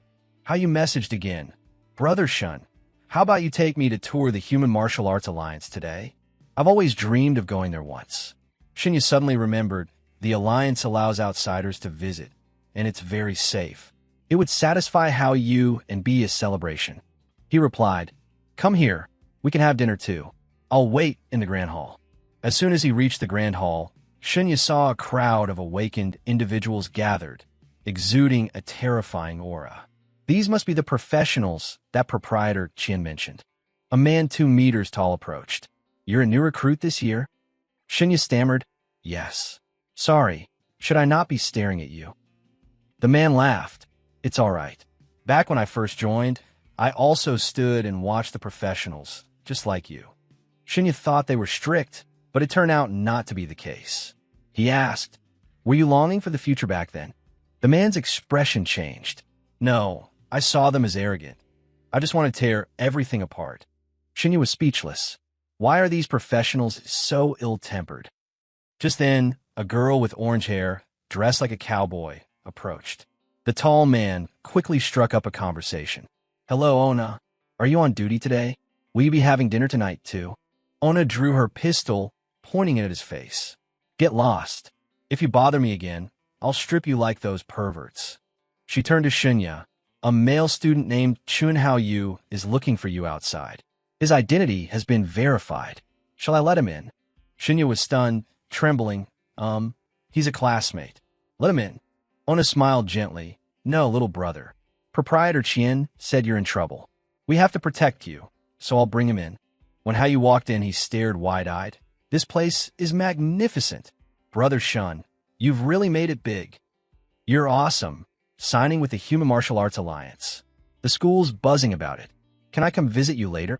Shunya smiled. "Come on, let's go. I'll show you my room. Then we'll go eat." He led Hao Yu into the elevator, where many Alliance patrol members were present to guard against assassins. Suddenly, his phone vibrated. Xiao Mingyu messaged, "When you were attacked at the hospital, a nurse witnessed it, but she's missing. I found a corpse with a different face, unknown identity, currently being verified. I also found this. Take a look." She sent a video clip. "I suspect this corpse was silenced because of you. I've reinvestigated those around you." The video clearly showed a familiar-looking person with a knife walking down the hallway. Yesterday morning, this person acted strangely at school, as if looking for something. Shunya was stunned. "Chen Hao Yu. He was looking for me. Yesterday morning, I was in the nightmare world, so he couldn't find me. But why was he looking for me?" Hao Yu saw Shunya staring at him, and asked in surprise, "What's wrong, Brother Shin?" Xiao Mingyu's final message flashed, a warning. "If you encounter him, be careful." The elevator arrived at the 105th floor. Hao Yu excitedly ran out onto the 105th floor. "I've never been this high up. Brother Shun, where's your room?" Profound Night was eager to see the scene from there, silently contemplating, then quietly following. Summer Rain merely pointed ahead. "Oh, we're here, aren't we? Is this the one?" Suddenly, Summer Rain turned around and launched a surprise attack. Swoosh! A pin pierced Profound Night's head, blood splattering everywhere. but his body transformed into purple smoke and vanished. Summer Rain was astonished. An illusion. How is this possible? Does this kid possess such advanced movement techniques? Thud! Profound Night suddenly appeared, kicking Summer Rain in the face. The system announced, "You have continuously distributed attribute points combining 3 skills: Moonlight Deer Stride, Shadow Illusion Art, and Bone Wind, temporarily activating the ultimate move, Shattering Moonbone Tremor. Effect 1. Repels enemies. Effect 2. Creates a shadow clone to deceive opponents. Effect 3. Movement speed increases by 30%, lasting for 10 seconds. Thanks to successful activation, your body has been exceptionally tempered. Profound Night's strength increases by 0.1, agility by 0.2, and mental power by 0.1. Profound Night intently observed the person standing before him, his gaze sharp and cold. This person isn't Shun Bright Rain. Where is he? Huh? The imposter suddenly burst into laughter, his face already exposed as Profound Night's attack stripped away his disguise. He's dead. You'll soon join him down there. With that, the assassin tore off his mask, revealing his true face, and immediately lunged to attack Profound Night. Profound Night instantly switched to a state of alert, delivering a high kick that blocked the opponent's powerful, beast-like attack. Huh. The assassin easily parried Profound Night's kick. Your kicking technique, with such little power, I can block it with one hand. Repel opponent activated. When Profound Night activated the skill, the assassin was immediately sucked into a whirlwind, thrown far away, utterly powerless to resist. Profound Night had an epiphany. So this is the secret behind these skills. I never expected low-level skills, when combined, could create such a powerful new move. Profound Night quickly drew the gun he had previously confiscated from the assassin, firing continuously at the enemy. But this assassin was no amateur. He effortlessly dodged the bullets as if swatting flies. You cunning bastard, I didn't expect you to hide a gun on you. Too bad your gun skills are terrible. You can't hit me. The assassin, brimming with power, stepped closer, realizing Profound Night's gun was out of ammo. Beep, beep, beep. The system alert on the 105th floor blared, signaling a gunshot. Professional practitioners were immediately dispatched to investigate the situation. The loudspeaker of the Martial Arts Human World Corporation headquarters immediately broadcast an urgent message to everyone. This was precisely Profound Night's intention in deliberately firing the gun. Just 2 seconds after the warning ended, the assassin's limbs were abruptly severed from his body. Everything happened too quickly for him to react. The one who acted was none other than Ona. This damn person, to actually trick me. I clearly checked his body, yet he used a pen as a weapon. Profound Night was a bit surprised, having thought he'd need to buy more time, but the reinforcements arrived so quickly. Slam! Ona forcefully pinned the assassin against the wall. Speak now. What is your purpose? Who sent you? Why do you want to kill Profound Night? If you don't talk, I'll skin you alive, making you wish for death but unable to achieve it. Ha ha ha. Despite the threat, the assassin showed no fear. Instead, he revealed a look of madness. You won't get any information from my mouth. Crunch. Immediately after, he bit down on the poison pill hidden in his tooth to commit suicide. Ona could only helplessly watch her enemy die, the clues severed along with him. Damn it! I should have knocked him unconscious first before proceeding. Ona blamed herself. I've never heard of anyone practicing human transformation to this extent. To think he tricked both me and the defensive AI system. Oh no, I even let him die. This time I've caused big trouble. I can only wait for the autopsy to see if there are any clues. Profound Night felt a fleeting panic, thinking he needed to be more careful and absolutely not anger Ona. A moment later, from the morgue, a voice reported, "Madam, the technical department has completed the autopsy. This individual was a master assassin, skilled in killing techniques. He carried no items proving his identity, and the AI's database found no relevant information." Ona bowed her head, her face full of remorse. Your subordinate was incompetent. unable to prevent his suicide. Manager Qian patted her shoulder, comforting her. You can't be blamed for this. His human transformation technique was extremely sophisticated. Even a corporation's security system couldn't detect his true identity. Let's go. This corpse is no longer of any value. Everyone else go ahead. I'll stay for a bit. Profound Night decided not to leave immediately, wanting to investigate further. All right, then come find me on the top floor later. Manager Qian didn't stop him. The boy could sense impending danger. Perhaps he would discover something others couldn't. After Manager Qian left, Profound Night immediately cast the Whispers of the Gloomy Shadow skill, summoning the assassin's soul back. Stand up and answer my questions. The assassin's soul was forced back into his body. You can actually speak to souls? Haha, but it's useless.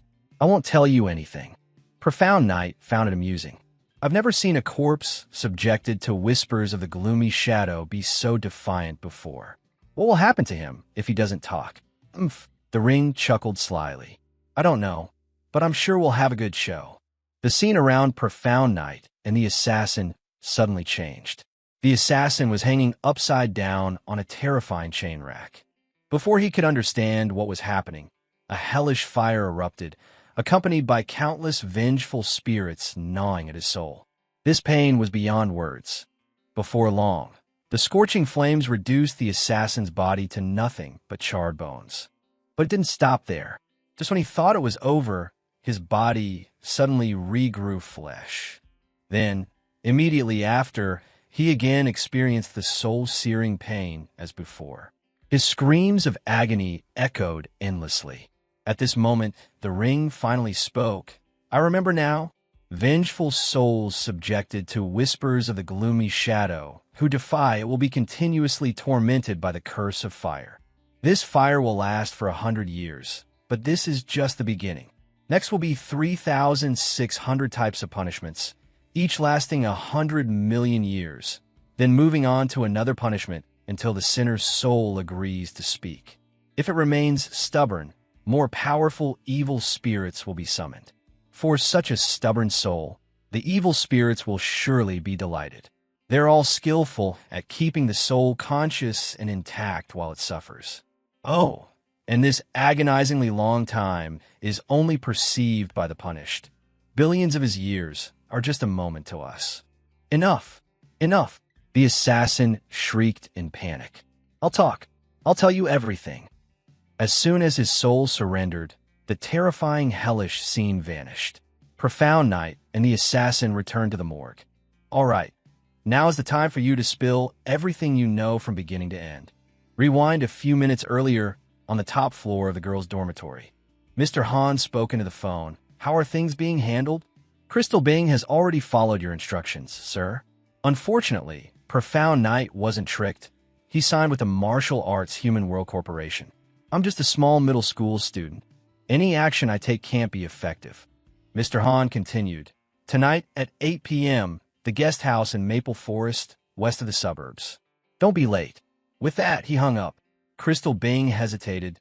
Do I really need to go? Her phone rang again. Really? I got direct admission to a key high school? Thank you so much. Thank you, Mr. Han. I will definitely be at the meeting place on time tonight. Crystal Bing was so happy, she almost cried. Suddenly, a figure appeared behind her. It was Dreamfish. Give me your phone. Who are you just talking to? Who are you? Are you crazy? Crystal Bing blurted out, yelling. That's my business. Why do you have to ask me? Swish. Dreamfish drew her sword and held it to Crystal Bing's throat, making her turn pale with fear. Crystal Bing, I know what you're most proud of isn't your achievements, but your beauty. I'll say it again. Give me your phone, or I'll cut off your nose first. Crystal Bing was defiant, but still obediently complied. No matter who you are, this matter won't be overlooked. Just wait for the police to arrest you. Just then, Dreamfish's phone rang. It was Profound Night. Come to my place. I've caught an assassin, and I'm interrogating him. He's confessed everything. Profound Night. Crystal Bing trembled at the sound of Profound Night's voice. Are you an assassin hired by Profound Night to get revenge on me? Profound Night didn't answer, but let the assassin speak directly to Dreamfish on the phone. We are assassins from the Assassin Alliance. Not long ago, we received a joint mission. The main goal was to kill you, but to make it look like an accident. We set up the scene as a disaster in the hospital. My teammates were responsible for the attack. Initially, I killed Chun Bright Rain, disguised myself as him to lure you to the hospital. When that thing was activated, by rights, you should have died in the hospital. But you not only survived, but also had witnesses at the scene. Because of that, we not only had to kill you, but also had to figure out why the spell was nullified and retrieve the item that cast it. At that time, a police officer found us, but he was too young. We used him to understand the relationship between you and that officer. So we used the situation to our advantage, killed the young police officer at the station, impersonated the police to trick information out of you, then dealt with you. Unfortunately, all of it failed, until today, when I personally took action. Profound Knight was furious. You had the police officer's body in a locker at the police station. Where did you hide Chun Bright Rain's body? The assassin replied, Chun Bright Rain's body was hidden in the school's sewer. Dreamfish spoke up, Profound Knight, the body I mentioned earlier was the body found in your school's sewer. Profound Knight clenched his fists, trying to suppress his anger. He continued to ask, Tell me, who hired you to assassinate me? He had expected to uncover the mastermind, but the assassin replied, Only the overall mission supervisor knows all the information about the assassination mission. So who is the overall supervisor? Where is he? Profound Knight pressed. He's known as the Skin Peeler, a very famous assassin in the underworld. My human transformation technique was also cast by him. He's currently at the Maple Forest Hotel near the western suburbs because the nurse, the witness, is there. He wants to kill her to silence her. What kind of assassin is the Skin Peeler? Does he have any weaknesses? Profound Knight continued to ask. His power is unfathomably deep. I couldn't perceive his weaknesses or his identity in the assassin world. Killing a middle school student like you is a stain on his career, so he didn't personally act. He believes that subtly controlling the entire assassination plan was already giving face to the mastermind behind this mission. Does he have no distinguishing features at all? Tell me everything you know. Profound Knight ordered. If I must say, he has a very peculiar habit. He eats human flesh. Hearing this, Dreamfish narrowed her eyes. I'm going to meet this Skin Peeler. With that, she hung up before Profound Knight could stop her. Although I don't know who that girl is, if she goes to find the Skin Peeler, I'm afraid the outcome won't be good. The Skin Peeler likes to eat the flesh of girls, especially young, pure ones. Thud! Before the assassin could finish, Profound Knight punched him, sending his corpse flying. Even in death, the pain helped Profound Knight vent some of his anger. Don't answer on your own initiative until I ask. Now that you're done, Scram. The assassin's soul dissipated, turning back into an inanimate corpse. At the same time, at the 5-star Maple Forest Hotel in the western suburbs, in a luxurious room with flickering candlelight, a couple sat opposite each other at a dining table. But strangely, only the man had chopsticks and food, while the woman had nothing in front of her. The man savored a piece of meat, closing his eyes to fully experience it. Smooth in the mouth, but not falling apart. A slight sweetness when chewed carefully. But after swallowing, there's a slight bitterness on the tongue. It seems the time in hiding has put quite a bit of pressure on her. My sincere apologies. With that, he raised a glass of red wine and took a sip. The aroma is rich, delicate, and mellow. What's astonishing is the perfectly balanced sweetness and acidity with hints of cherry. This blood cocktail truly complements the bitterness of the meat, incredibly skillful. It's been a long time since I've enjoyed such high-quality delicacy. You've truly touched me, nurse. The nurse sitting opposite him was no longer intact. One eye had been gouged out and her left arm severed. For this touching experience, next I will taste. He hadn't finished speaking when his phone suddenly rang. I'm truly sorry. There are always impolite people who like to interrupt our meal, aren't there? Life is always full of surprises and unavoidable circumstances. As soon as he picked up the phone, a voice spoke from the other end. Mr. Han, I hope you can personally eliminate the target. The man called Mr. Han pondered for a moment. News of his assistant's death had just come in. 3 assassins had died in succession. This showed that the opponent was no ordinary middle school student. He murmured, "Oh, so you really want me to do it personally? Huh? I can do it. But what will you offer as my reward?" "Mr. Han, the price is a young girl," the voice on the other end replied. Mr. Han snorted, his voice filled with disdain. "Haha, young girl? I'm not some junk collector off the street. You should know my aesthetic standards are very high." Before Mr. Han could finish, the other person immediately sent 2 photos of Crystal Bing. Mr. Han's face instantly turned red, as if struck by lightning, captivated by the beauty in the photos. He brought Crystal Bing's photo close to his face, sniffing it obsessively. "Indeed, a beautiful pure lamb. Just looking at your appearance, I can smell the innocent, youthful scent emanating from you. Thank you for arranging such a wonderful chance encounter. This deeply moves me. I will personally kill that boy." The voice on the other end spoke again. "Mr. Han, at 8 p.m., that girl will come to meet you." "Oh!" Mr. Han snapped out of his trance, glancing at the clock. Time was running out. He thought he needed to prepare thoroughly for a perfect date tonight. The perfume he was using wasn't quite right, so he decided to shower first. His tie also needed changing, and these socks had to go. He carefully brushed his teeth thoroughly, avoiding any plaque. Otherwise, he wouldn't be able to truly enjoy the taste when kissing. I almost forgot the most important thing. Mr. Han turned to look at the nurse, still sitting motionless at the dining table. "I'm sorry, our relationship is over." From his arm, countless hair-thin threads suddenly shot out, extraordinarily sharp. Swish! The nurse's body was instantly cut into many pieces by those threads. "I can't let you scare away my new fresh meat. We part ways here." Ding ding. Fingerprint matched, brainwave matched, face matched. Identity confirmed. Please say a phrase. This phrase will be your unique activation sound. Speak it to activate me. The advanced AI system issued a reminder to Profound Night.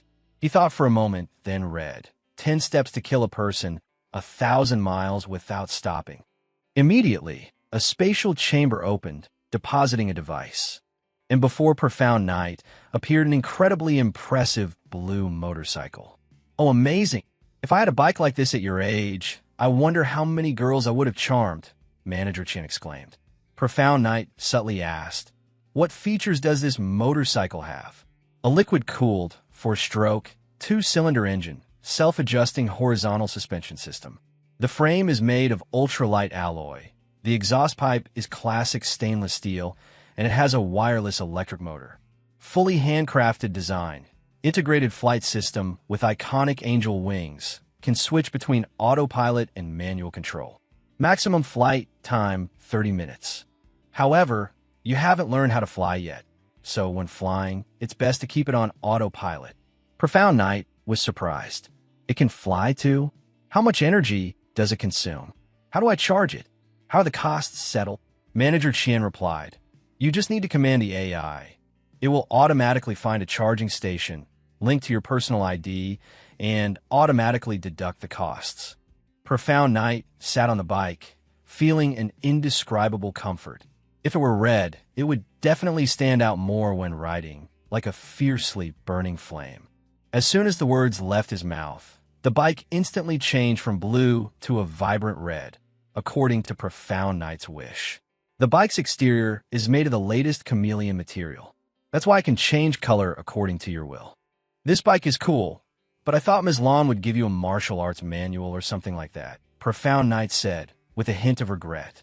"It seems Ms. Lon believes your situation is extremely dangerous, so she gave you a state-of-the-art motorcycle, extremely convenient for escape. When activated in boost mode, it's as fast as a rocket, its speed beyond imagination, enough to save your life in a critical situation." Hearing Manager Qian's explanation, Profound Night began to reevaluate the motorcycle. "If Ms. Lon thinks my situation is dangerous, she must know who wants to kill me, right?" Manager Qian replied, "Even if it knows, it won't intervene in such trivial matters. It must constantly concern itself with the survival of human civilization. Unless you prove your value, it will only provide exchange codes or rewards suitable for you." Value. Profound Night pondered. Yes, in this world, if people have no value, no one cares if they live or die. Police Officer Lack was like that, and so was Chun Brightrain. I wonder how Dreamfish is doing now. Has she faced the skin peeler yet? Tonight, you will rest at the corporation. You are not allowed to go anywhere. Tomorrow morning, I will take you to the examination center. There, masters from the 3 major schools are guarding, ensuring your maximum safety. Tonight, your floor has been completely sealed off. No one is allowed to go out. Before leaving, Manager Chien did not forget to give thorough instructions. Scene shifts to the 5-star Maple Forest Hotel in the western suburbs. From outside the door, 2 female figures were approaching. They were Dreamfish and Crystal Bing. Crystal Bing was forced to lead the way here. I brought her here. I wonder if Mr. Han will be angry, she worriedly thought. Dreamfish carefully observed the hotel, sensing a faint, obscure malevolence emanating from within, extremely subtly concealed, almost undetectable. You said that online friend provided you with a large amount of high-grade elixirs and nutritional supplements to help you improve your academic performance and also guarantee direct admission to a key high school. Is that right? Dreamfish asked casually. Yes, as long as I leave my classmates to deal with Profound Night, smear and attack him. I'll get everything the other party provides, Crystal Bing stammered. Profound Night has signed with the Martial Arts Human World Corporation, meaning your mission has completely failed. Crystal Bing, do you know what your consequences will be? Faced with Dreamfish's question, Crystal Bing narrowed her eyes. You controlled and threatened me. Do you know what your own fate will be? Dreamfish shook her head in exasperation. This girl was just a young student from an ordinary background, viewing her actions against Profound Night as a transaction for profit. But she had no idea that this transaction would drag her into an abyss. All right then, Crystal Bing, I'll give you 2 choices. 1, you hide around here, wait for me to finish, then come out and testify, recounting everything you know. 2, tonight you never met me. Just go straight in to meet your benefactor, and I will pretend not to know you. After an internal struggle, Crystal Bing decided to put her trust in Mr. Han. Without hesitation, she strode straight into the hotel. Seeing this, Dreamfish didn't stop her, merely stood watching, slowly drawing her sword, ready for battle. As for Crystal Bing, upon arrival, she was led by a man in a black suit to meet Mr. Han. I finally get to meet you. Bing Bing, please allow me to call you that. You're the most beautiful girl I have ever met, and also the most talented young lady. I am willing to be your recommender, ensuring your direct admission to a key high school in the province. I can even sponsor your academic career. Hearing Mr. Han, Crystal Bing was deeply moved. Is this Mr. Han? He's completely different from online. In person, he's really friendly. Thank you for your kindness. I don't know how to repay you for the matter with Profound Night. Mr. Han interrupted. Don't worry about him. Rest assured, with me here, he can't harm or take revenge on you. Crystal Bing, a young girl, was softened by these words, took his arm, and walked forward. As they both walked past the window, a strange gust of wind suddenly blew the door open. Watch out for a cold. Mr. Han took off his jacket and draped it over Crystal Bing. At the same time, he sensed a pure sword intent from outside, aimed directly at him. It seems someone is watching me. I must speed things up. I can't let this fated meeting be ruined. Bing Bing, you not only possess outstanding talent, but also a kind heart. I've decided to recommend you to participate in the entrance examination for the 3 most prestigious high schools in the world. Are you ready? Hearing this, Crystal Bing couldn't help but gasp. Heavens! The top 3 high schools in the world? Is it true, Mr. Han? Those schools are the dream of millions of teenagers, symbols of ultimate glory. Once you study there, you will soar like a phoenix into the sky, no longer having to mingle with ordinary people. Of course, these words are true, Mr. Han gently replied. During an archaeological survey this year, I achieved a great feat. Ms. Lan gave me a special code, and by using it, the person I recommend will be qualified to participate in the joint entrance examination of the 3 prestigious schools. Now, I want to offer this opportunity to you, but my abilities, Crystal Bing clearly lacked confidence in herself and her capabilities. It's all right, Mr. Han quickly reassured her. I will help you improve your abilities. Now you just need to enter your information into the phone. Crystal Bing officially received the qualification to participate in the joint entrance examination of the 3 key high schools. A message was immediately sent to her phone. Oh my God, thank you so much, Mr. Han. The girl was so overjoyed that she rushed into his arms and hugged him. Excellent, there's still time. Must act quickly before that sword and tin out their effects, this young girl. The time for harvest has arrived. With that, Mr. Han immediately pulled Crystal Bing close, hastily pressing a fervent kiss on her lips. But at that very moment, Crystal Bing's head was no longer on her neck. I'm so happy to, Bing Bing. We've completed this magnificent work of art together. Mr. Han exclaimed. Just looking at you, I'm so moved that tears well up. Too perfect, too heart-stirring, like a flower blossoming at its most beautiful moment. I long to savor your sweet nectar.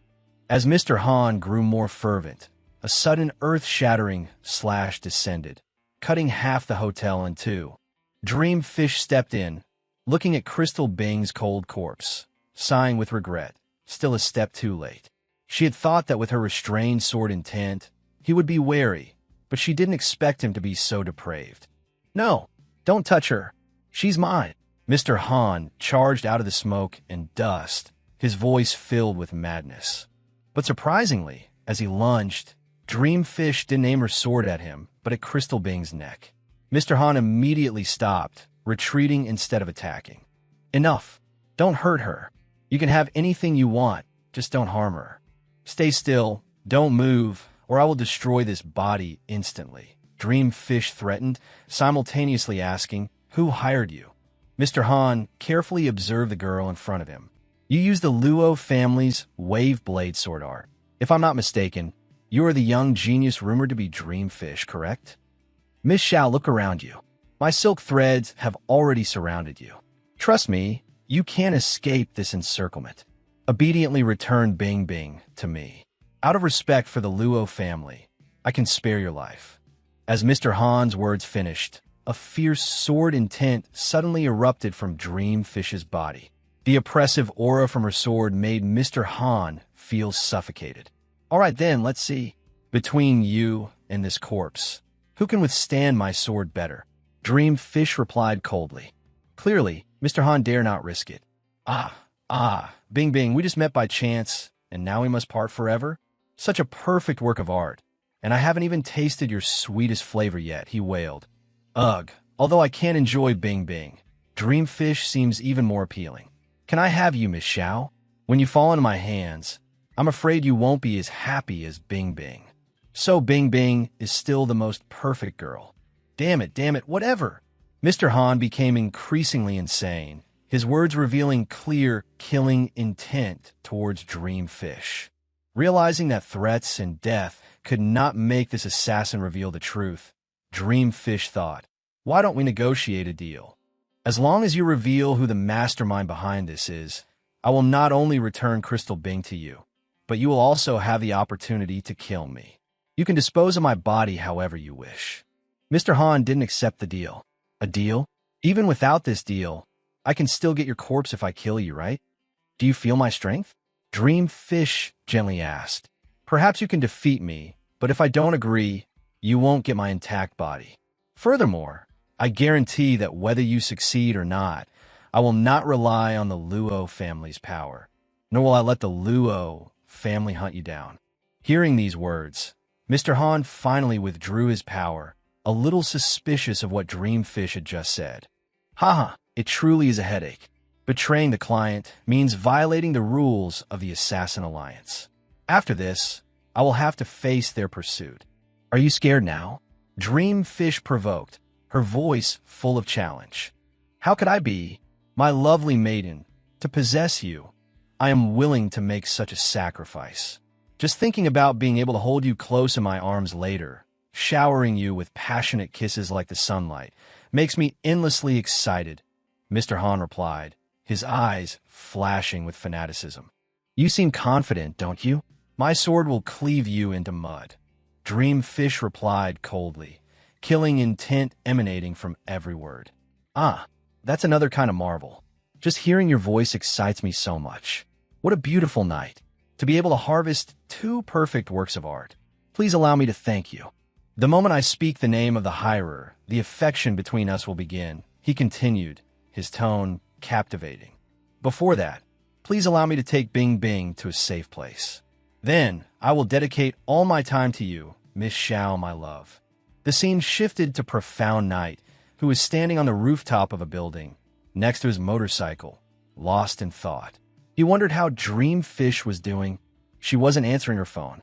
The dead assassin had asserted that Dreamfish was no match for the skin peeler. Was she really in danger? Hey, old bone, in your opinion, how many chances does Dreamfish have against the skin peeler? Profound Night asked the ring. Do you want to hear the truth or a lie? If it's the truth, Dreamfish is sure to lose, the ring replied. I'm afraid if I tell you the truth, you'll impulsively run to help her, and then both of you will die. Profound Night recalled Dreamfish's earth-shattering slash earlier. No way. Didn't you see her slash? Even the clouds in the sky were split in two. Fei Lan shook his head. You're too naive. Clouds don't know how to dodge or avoid. I bet I could split them too. Although I don't dabble in assassins in your world.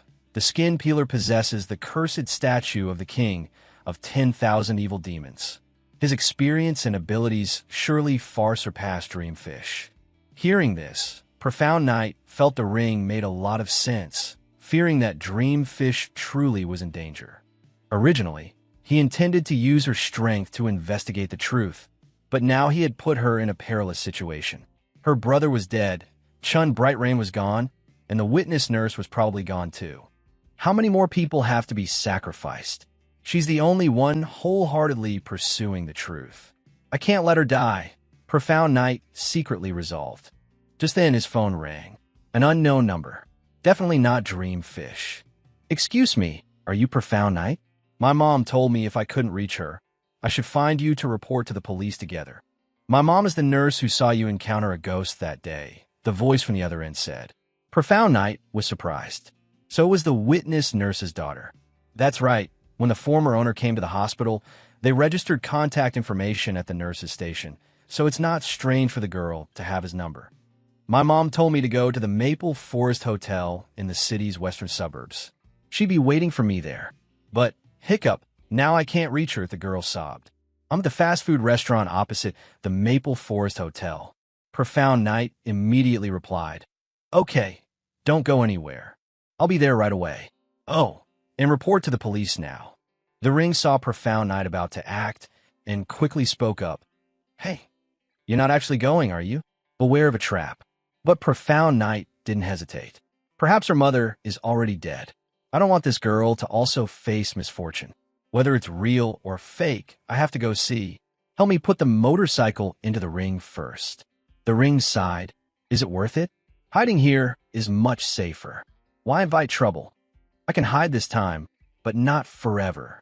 If the situation gets unstable, I still have the demonized motorcycle and the door to help them escape, Profound Night said firmly, also taking out the Nightfall blade. It's too dangerous. If you die, what will I do? The ring still tried to dissuade him. Don't worry, I won't die. Moreover, with assassins this resolute, only whispers of the gloomy shadow can extract information from their mouths. To find the truth, I can only rely on myself. As Profound Night climbed to the top floor, the ring still tried to stop him. It's useless. The manager said the floor has been locked for 100 years. You can't get out. Don't tell me you plan to use the motorcycle to fly there. The noise will alert the entire building. Profound Night didn't answer, subtly allocating all his attributes to agility. Based on your will, attribute points have been fully distributed. Your agility attribute is now 10.1. You're not planning to jump, are you? At this height, even with 30 agility, it's useless. You'll definitely die from the fall. The ring panicked. Profound Night looked up at the sky. There are some things we absolutely must do ourselves. The dark clouds and lightning filling the sky are my best cover. With that, he resolutely jumped from the 100th floor. The cold wind howled. A night rain was about to descend. Ah, this madman! The ring shrieked. If you die, I'll use necromancy to revive you as a brainless zombie. As soon as he launched out of the 105-story building, Profound Night summoned the door, stepping into the nightmare world. After traversing the nightmare world for a round, he called the door again to return to the real world. By simply opening the door at a safe altitude to land, the nightmare world acted like an aerial cushion, reducing the force of the fall. Repeating this, he created countless stopping points mid-air, allowing for a safe landing. Crazy. I thought I was going to die in this barren world of yours, the ring exclaimed, trembling. Even after safely landing, the ring still scolded, but its heart was clearly astonished by Profound Night's daring act. Don't talk nonsense. Get the bike out here. We have a lot more to do tonight, Profound Night urged.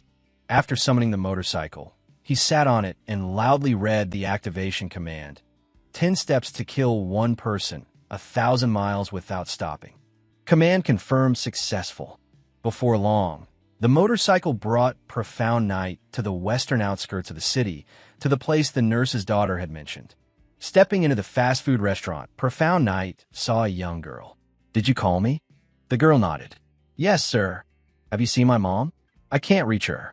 I called the police, but no one answered. Hearing this, Profound Night tried calling the police, but just as the girl said, no one answered.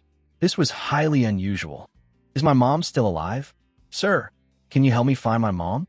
Her room number is 707, but I don't dare go there, the girl worried. Where's your dad? Profound Night gently asked. He's been gone for a long time, sir. My mom and I only have each other. Profound Night sighed, offering a suggestion. How about this? I'll take you to a safe place first. When I find your mom, I'll contact you. Demon Blaze, take the girl to the Human World Martial Arts building, then come back for me, Profound Night ordered. Demon Blaze, route confirmed. I'm departing now. I'll be back to meet you in 5 minutes and 40 seconds. The girl climbed onto the bike, but was still worried. Sir, I'm scared. I want to see my mom. Profound Night comforted her. Don't be scared. I'm taking you somewhere extremely safe. I'll find your mom, and then we'll both come back to see you. Wait at the Human World Martial Arts building until then. The girl stopped crying, nodded in agreement, and was taken away by Demon Blaze. Are you really going to find the child's mother? A waste of time. This girl has nothing to do with you, and she could even drag you into trouble, the ring grumbled. The child's mother is innocent. She got into this situation because of me, Profound Night replied firmly. Being soft-hearted, it's hard to achieve great things, the ring scoffed. Don't you notice anything unusual about this neighborhood? Hearing this, Profound Night finally paid attention. Indeed, this place gave him an uneasy feeling. He had been too focused on the girl, to the point of not being vigilant about his surroundings. I can sense the life fire of living people, but since entering this neighborhood, apart from the girl, I haven't seen any other life fires. This neighborhood has no living people. Just then, a loud explosion from the Maple Forest Hotel in the western suburbs rang out, drawing the attention of Profound Night and the ring. The fierce sounds of battle echoed, clearly an intense confrontation. Profound Night immediately rushed towards the Maple Forest Hotel, unable to delay any longer. Old Bone, you're a battlefield scavenger. Quickly find me a suitable set of armor. I'm going into the hotel. You keep watch around. If anything happens, report it immediately so I can retreat. As soon as he entered the hotel, a beautiful waitress approached him with a greeting. Hello, sir. Do you have a reservation? The ring subtly warned, be careful, she's dead. Profound Night immediately retreated, keeping his distance, ready to draw his weapon, activating Whispers of the Gloomy Shadow, and asking, How did you all die? Why are you still standing here? The girl obediently replied, To live more comfortably, the master killed us. He used special threads to sew our bodies back together, and used spellcraft to control our souls, ordering us to act. Why aren't you attacking me? Profound Night continued. We are programmed to serve customers.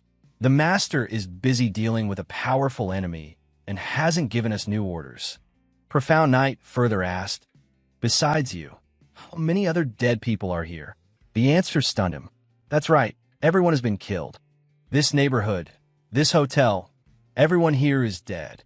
Just then, fierce fighting sounds echoed from above. They've gone up to the rooftop. Good opportunity, quickly go to room 707, the ring urged. Profound Night didn't hesitate, rushing straight up to the 7th floor, quickly reaching room 707. But when he kicked the door open and stepped inside, the scene within horrified him. It was no longer a scene describable by words, like a living hell on earth. Hundreds of dismembered, incomplete corpses were piled up in the room. How can there be so many bodies? Profound Night trembled. The ring replied, I sense that the other rooms are similar, with even more bodies. Profound Night felt his stomach churn, but still tried to activate whispers of the gloomy shadow to find the nurse. Damn it! Does anyone among you recognize me? Are there any living people left around? Profound Night shouted, his voice full of tension. I don't know him. I've never met you before. The corpses in the room answered his question one by one. I know you. You're Profound Night, aren't you? Finally, a corpse spoke, just as Profound Night had hoped. This person was likely the nurse he was looking for earlier, but now she was just ahead, her body having vanished. I'm sorry, you died because of my affairs, Profound Night said, his heart heavy with regret. I'm already dead. This no longer matters. And this isn't your fault. If you are willing, please avenge us. The nurse suddenly cried, but her tears were not white. They were fresh red blood. Don't worry. I swear I will avenge everyone. As for your daughter, I will help protect her so she can grow up safely. Please rest in peace, Profound Night affirmed. Suddenly, a terrifying explosion struck, shaking the entire room in a flash, causing the entire hotel to tremble, devastating a large area. The building was attacked from the angle of the explosion. It clearly wasn't caused by the two combatants on the upper floor. Among the two fighting on the upper floor, one with an extremely faint life breath is falling towards us, the ring warned. A human figure emerged through the shattered rubble. The screaming voice earlier was a man's, so the one falling must be Dreamfish. Why are you here? Dreamfish was surprised to see Profound Night appear. It's a long story. In short, I came to save you, Profound Night replied. But with his current ability, coming here was tantamount to handing himself over to die alongside Dreamfish. She had painstakingly controlled her wounds, deliberately feigning weakness to lure the skin peeler to take the bait, just waiting for the opportunity to counterattack. She never expected Profound Night to suddenly appear to save her. Indeed, man proposes, God disposes. Well, either way, I still have a trump card up my sleeve, Dreamfish thought. Just as she was about to speak, she was suddenly struck hard on the back of the neck by Profound Night. Dreamfish, I'm sorry to do this, he said. It turned out Profound Night had already transferred all his attribute points to strength. His current strength reached 8.3. She's a great swordswoman. If I hit her with all my strength, I might be able to knock her unconscious, right? Sorry, Dreamfish, I just don't want you to see my secret, Profound Night mumbled. Indeed, a surprise blow instantly knocked Dreamfish unconscious. Profound Night immediately carried her, summoned the door, and escaped into the nightmare world. Oh, they ran. From the rubble, Mr. Han emerged, his eyes glinting with a vicious look. Haha, playing hide-and-seek with me? How interesting. You probably don't know anything. All over the hotel are my eyes and ears. So I'll play with you from now on. I'm starting the countdown now. 10, 9, 8, 7. At the spot where Profound Night stood, he opened the door, and thick smoke and dust poured out. Old Bone, you're a battlefield scavenger. Quickly find me a suitable set of battle armor. Profound Night urged, his voice full of urgency. Fei Lon retorted, I'm a battlefield collector, not a junk picker. Profound Night pouted. You look at the pile of junk you pulled out, and you still dare to say you're not a junk picker? Old Bone argued back. Hey, assembling a set of equipment isn't as easy as you think. Profound Night stepped out. Checking information. Holy Rabbit battle armor. Quality blue. Strength +1. Agility +2. Moves like a white rabbit. Steps sparkling. Seems to have no use in combat. However, seasoned mighty swordsmen particularly favor this type of equipment due to its special effect. the lighter the equipment, the significantly greater the increase in strength and agility. Profound Knight's face flushed, not daring to look down. He was both amused and embarrassed. "Damn it, don't you have any other equipment?" he growled. Phelan replied, I only found clothes suitable for girls." Profound Knight snapped, "Why did you pick up this stuff on the battlefield?" Old Bone retorted, "You should ask your human race why they bring this stuff to the battlefield. I even stripped it off a man's corpse." Profound Knight rushed to the healing tent, shouting, "Help me! Is anyone here? Come quickly, she's not going to make it." As soon as he entered, the people in the tent pointed at him. "It's him, the boy who survived Great Calamity." Profound Knight sighed, annoyed. This nickname is getting harder and harder to shake off. The healers ordered, "Quickly put the injured person on the bed." Despite her severe injuries, Dreamfish exuded a cold, icy aura. She's wearing the Holy Rabbit battle armor. She must be an extremely formidable swordswoman. The wounds are serious. We need to use some precious holy healing runes, one healer assessed. Profound Knight immediately pulled out his money pouch. "I have money. Quickly save her. Treat her right away. Do you think this money is pennies that the prince gave you? Is it enough?" A healer took the money pouch. "This is the tuition fee His Royal Highness gave you, right?" Profound Knight was surprised. How do you know?" The other person replied, "The money pouch has a special royal crest, which is a testament to royalty. This money pouch alone is worth a fortune, not to mention." Profound Knight cut him off. "Stop blabbering. I'll give it all. Quickly treat her. I'm afraid she won't hold on." The healers smiled brightly. "Okay, we will do our best to heal her." They focused on healing Dreamfish. Profound Knight thought, with so many people helping to save her, humanity is indeed still trustworthy. Notification: on a volatile battlefield, along with your silence, your reputation gradually faded and your renown also dimmed.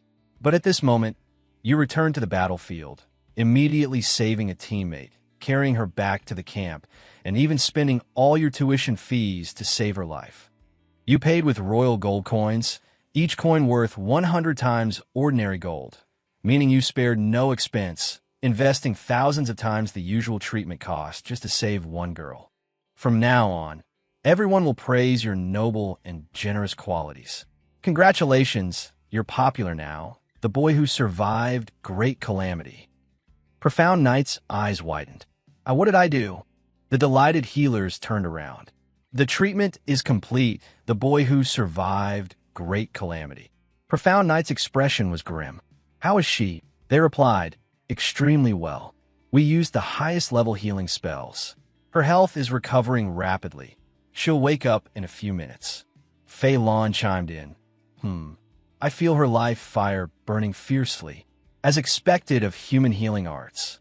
Profound Knight carried Dreamfish out, thinking, "I spent a fortune. If it wasn't intense, I'd be furious." "Thank you, everyone. We still have a mission to take her away," he said. The healers saw them off, waving. "Welcome back anytime, the boy who survived Great Calamity." Profound Knight thought he had to quickly get her back to the main world before she woke up. Behind them, some soldiers whispered, "That's good. She must be his girlfriend." No kidding, otherwise, who would spend so much gold to save someone? "You're right. If I had that much gold, I'd have a dozen wives already." In the dim light, Dreamfish finally woke up. Profound Knight smiled. "You're awake." Swish! A cold, sharp blade shot out. Dreamfish blushed. "What did you do to me earlier?" Profound Knight lied without batting an eye.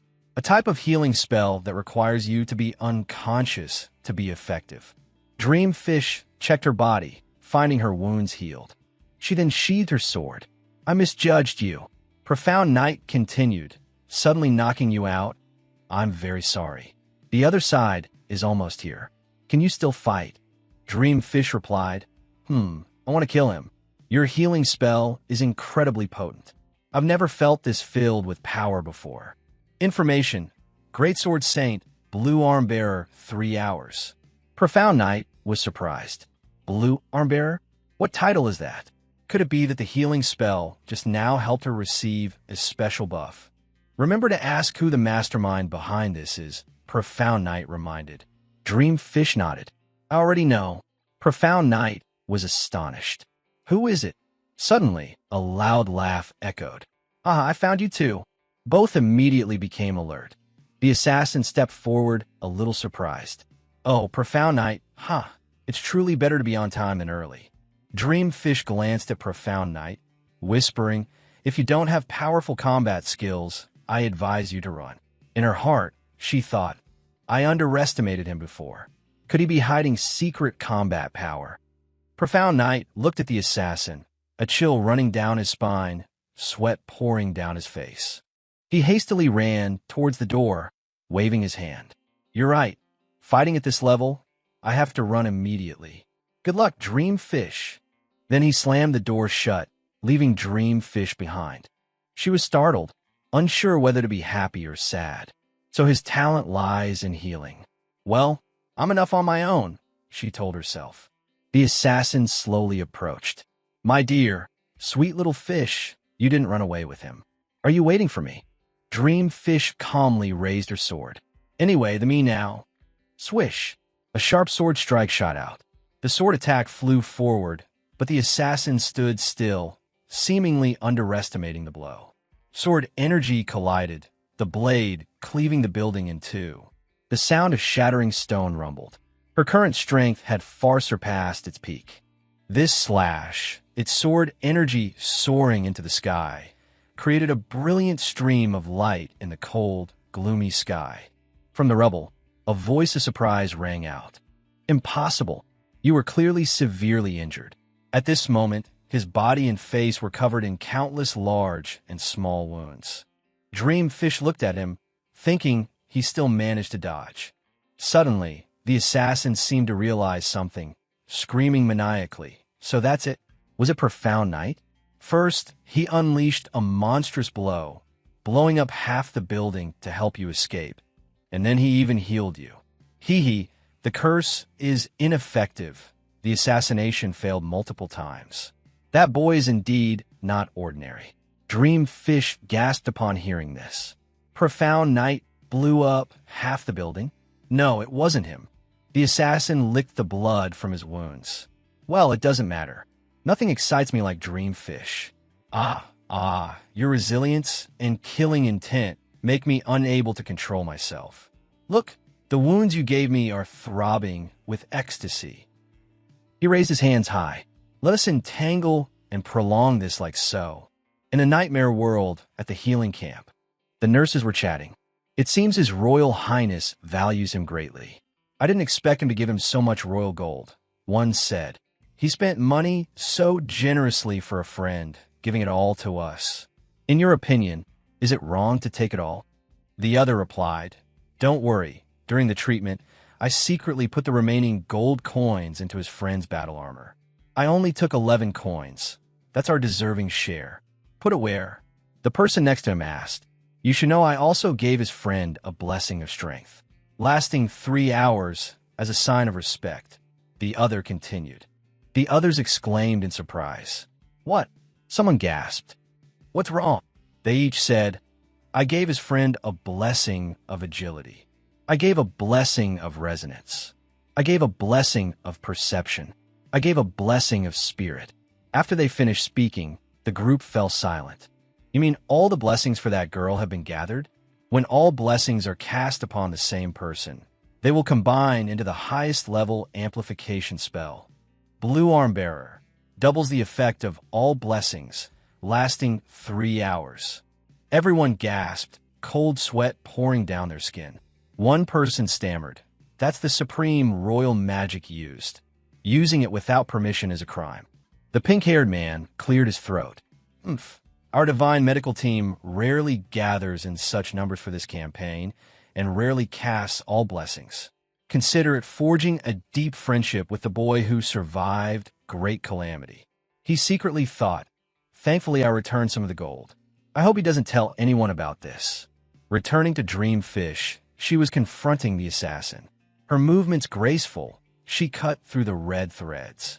Her powerful sword strikes combined with rhythmic movements allowed her to easily dodge. She noticed the speed and force of the threads were becoming increasingly violent, double what they were initially. Why is he able to increase his strength? Since earlier, there's always been a strange noise. It must be related to his increasing power, she thought.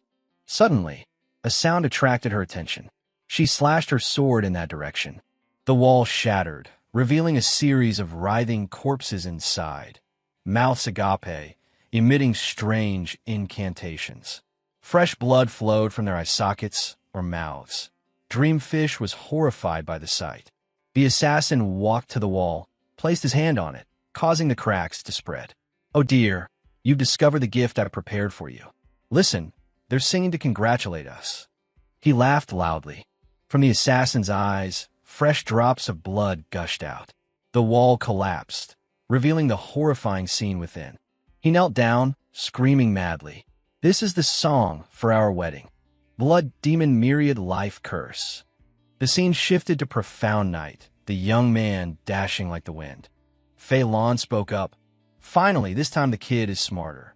We must take this opportunity to leave the building and escape to a safe place." Profound Night replied, his voice firm. "Are you kidding? We're just one step away from the truth." The skeleton was stunned, surprised. "Huh, you ran downstairs not to hide." Profound Night explained, "Look around you, all the corpses suddenly started chanting spells. The skin peeler is definitely up to something. We have to find a way to assist Dreamfish." Fei Lan pleaded, "You can't interfere in a battle of this level. That pervert is constantly increasing his power using countless blood demon curses.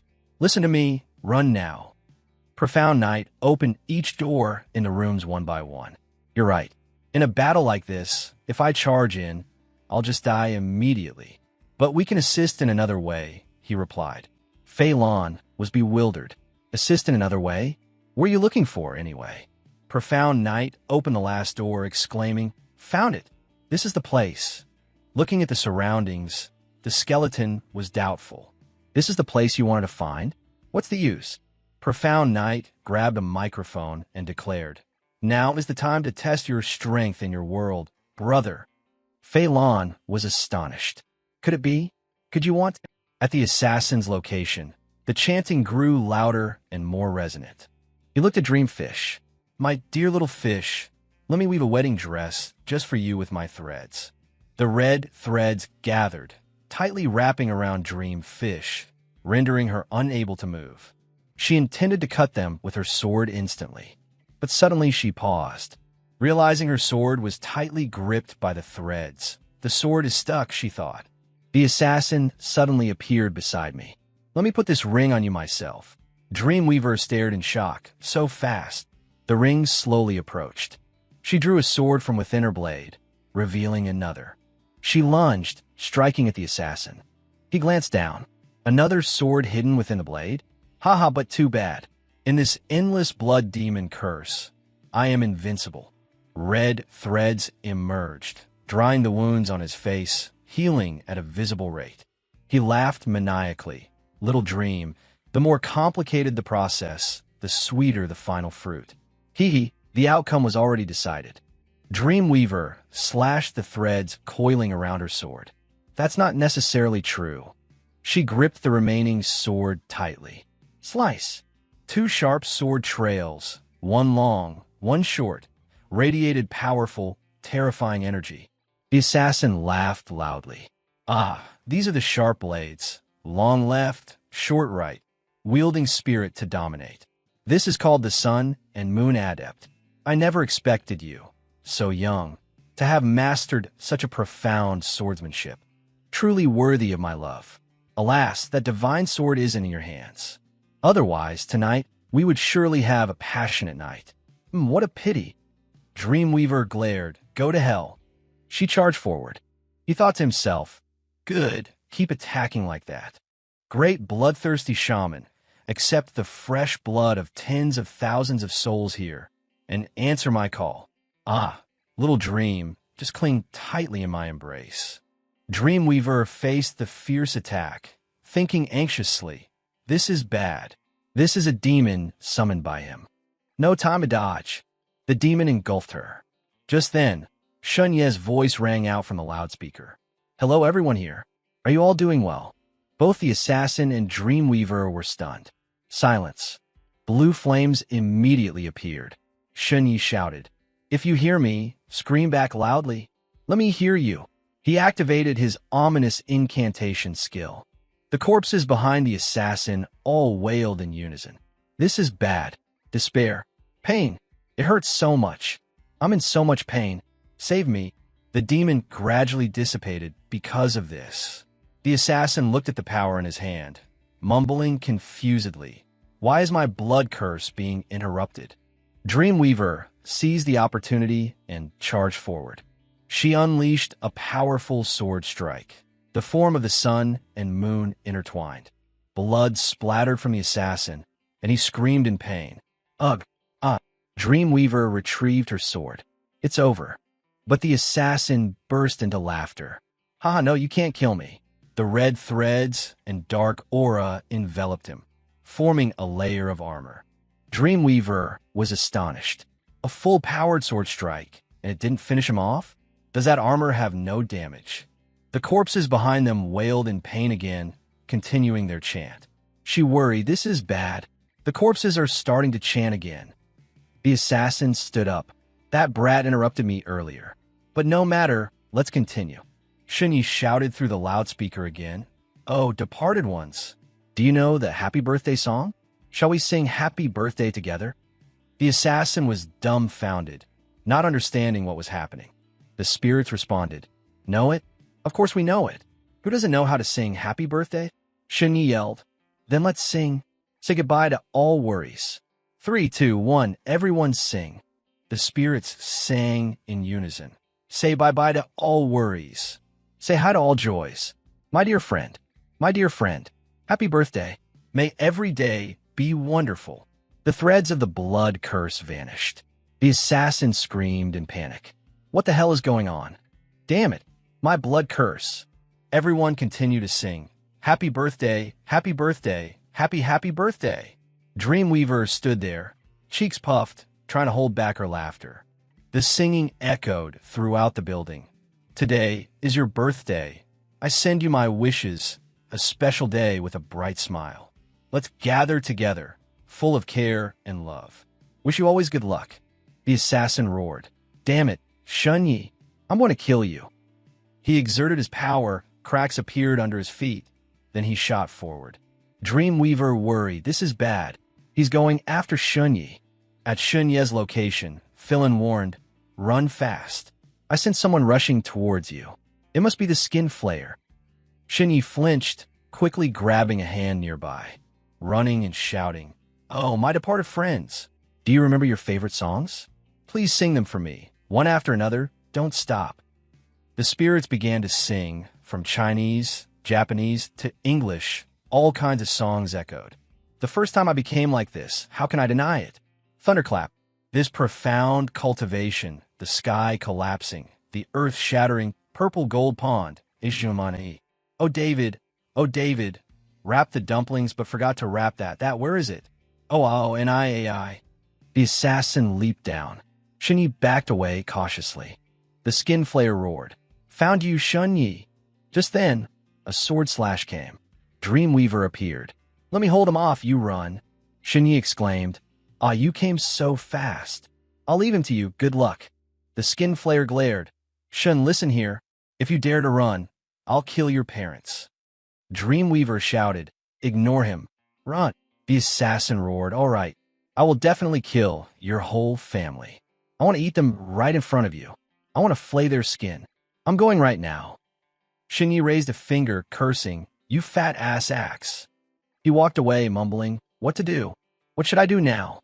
Philin couldn't bear it. Brother, I know you're frustrated, but you haven't learned any combat techniques. If you get involved in this fight, you'll die immediately. Shunyi sighed. You're right. But if it were you, could you defeat the skin flayer? Philin scoffed. Who are you looking down on? This level of battle is too childish. If I were at my peak, I could crush him with one hand. But my injuries are too severe now. I can't act. You should figure out how to escape. Shunyi was resolute, his eyes sharp, and he smiled. Then good. We can discuss something else. The skeleton was doubtful. What do you want to do now? Shinyi held up the ring. We have a contract, right? Philin replied. Yes, what do you want to say? Shinyi declared. I want to make a deal. I'll help you recover your strength, and you'll help me deal with that guy. Philin squinted. Help me recover? Shinyi explained, last time on the battlefield outside the secret path, you mentioned how spirits heal. You use a special spell, manifesting an altar, drawing power from a group of spirits or living beings to recover instantly. Philin nodded. Yes, with that method, in just a breath, I could return to my peak state. Then he was startled. What? Do you mean to use the dead in the hotel? Shinyi asked. Do these corpses meet the conditions for your healing? Philin replied. All the souls here are imprisoned in their bodies by the Skin Flayer's magic, just enough to perform high-level power extraction. But I've lost my strength. I can't force the corpses to chant my sacrificial spell. Shinyi asserted. Let me think of a way. The skeleton worried. The spell-casting process takes time.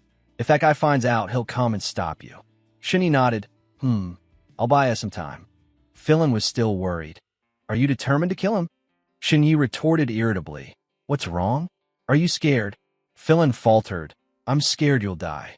Shinyi laughed. If I die, you can just use your spirit magic to turn me into your subordinate. Philin brightened. Why didn't you say so sooner? I want to write that into the contract. The contract immediately appeared. Party A, Shunyi. Party B, Philin. The two parties agree amicably. Party A helps Party B recover strength. After recovery, Party B must help Party A fight and deal with the Skin Flayer. If Party A dies during this time, Party B has the right to dispose of Party A's body and soul. Shunyi firmly delivered the final announcement. The covenant is officially established. Shunyi confirmed. All right, now recite your incantation. I'll record it and play it for the spirits. Philin was stunned and speechless. He replied, Normally, we sing it directly. Do you really have to use such a method, completely devoid of passion? Shinyi immediately countered, My friend, I understand you're upset, but frankly, you're just ahead now. You can't get involved in their fight. If you try to participate, you'll be destroyed immediately. Recording is the safest method. Don't overestimate yourself. Philin fell silent. Is this guy threatening and appeasing me at the same time? He sighed. All right, for the sake of restoring my strength, I'll endure it. Shinyi began recording. After a while of chanting, it was finally complete. Philin declared, All right, next, watch me perform. Shinyi nodded in agreement. Focus all attribute points into agility. The system announced that attribute point distribution was complete. Agility reached 10.1. Shinyi immediately shot off. As he moved, he shouted, Oh, departed souls, please remain silent. I will play a recording. After listening carefully, please repeat it together, making sure not to miss any words. Then, Shinyi activated the recording. Twisted around the deep, shadowy abyss at the bottom of the underworld. Use the power of our will, the souls of our skeletons, to form an altar, helping you pass through the shield between life and death. At this lavish feast of souls, assimilate with us to become an endless throne of bones, calling for mercy from the Supreme, the Mother of the Dark Bones, the King who enforces the demon Lord Miquan. Please help me spread the majesty of the throne to all living beings. Shinyi shouted loudly. The recording is over. Has everyone memorized it? Let's recite it together. Activating the ominous incantation, the spirits began to repeat in unison. Twisted around the deep, shadowy abyss at the bottom of the underworld, use the power of our will, the souls of our skeletons, to form an altar. The Skin Flayer exclaimed in surprise. This is a spell. That brat is manipulating the corpses. I must eliminate him now. Philin was excited. It worked. The soul fire has ignited. Shinyi asked, Do we have to wait until they finish chanting? The skeleton nodded.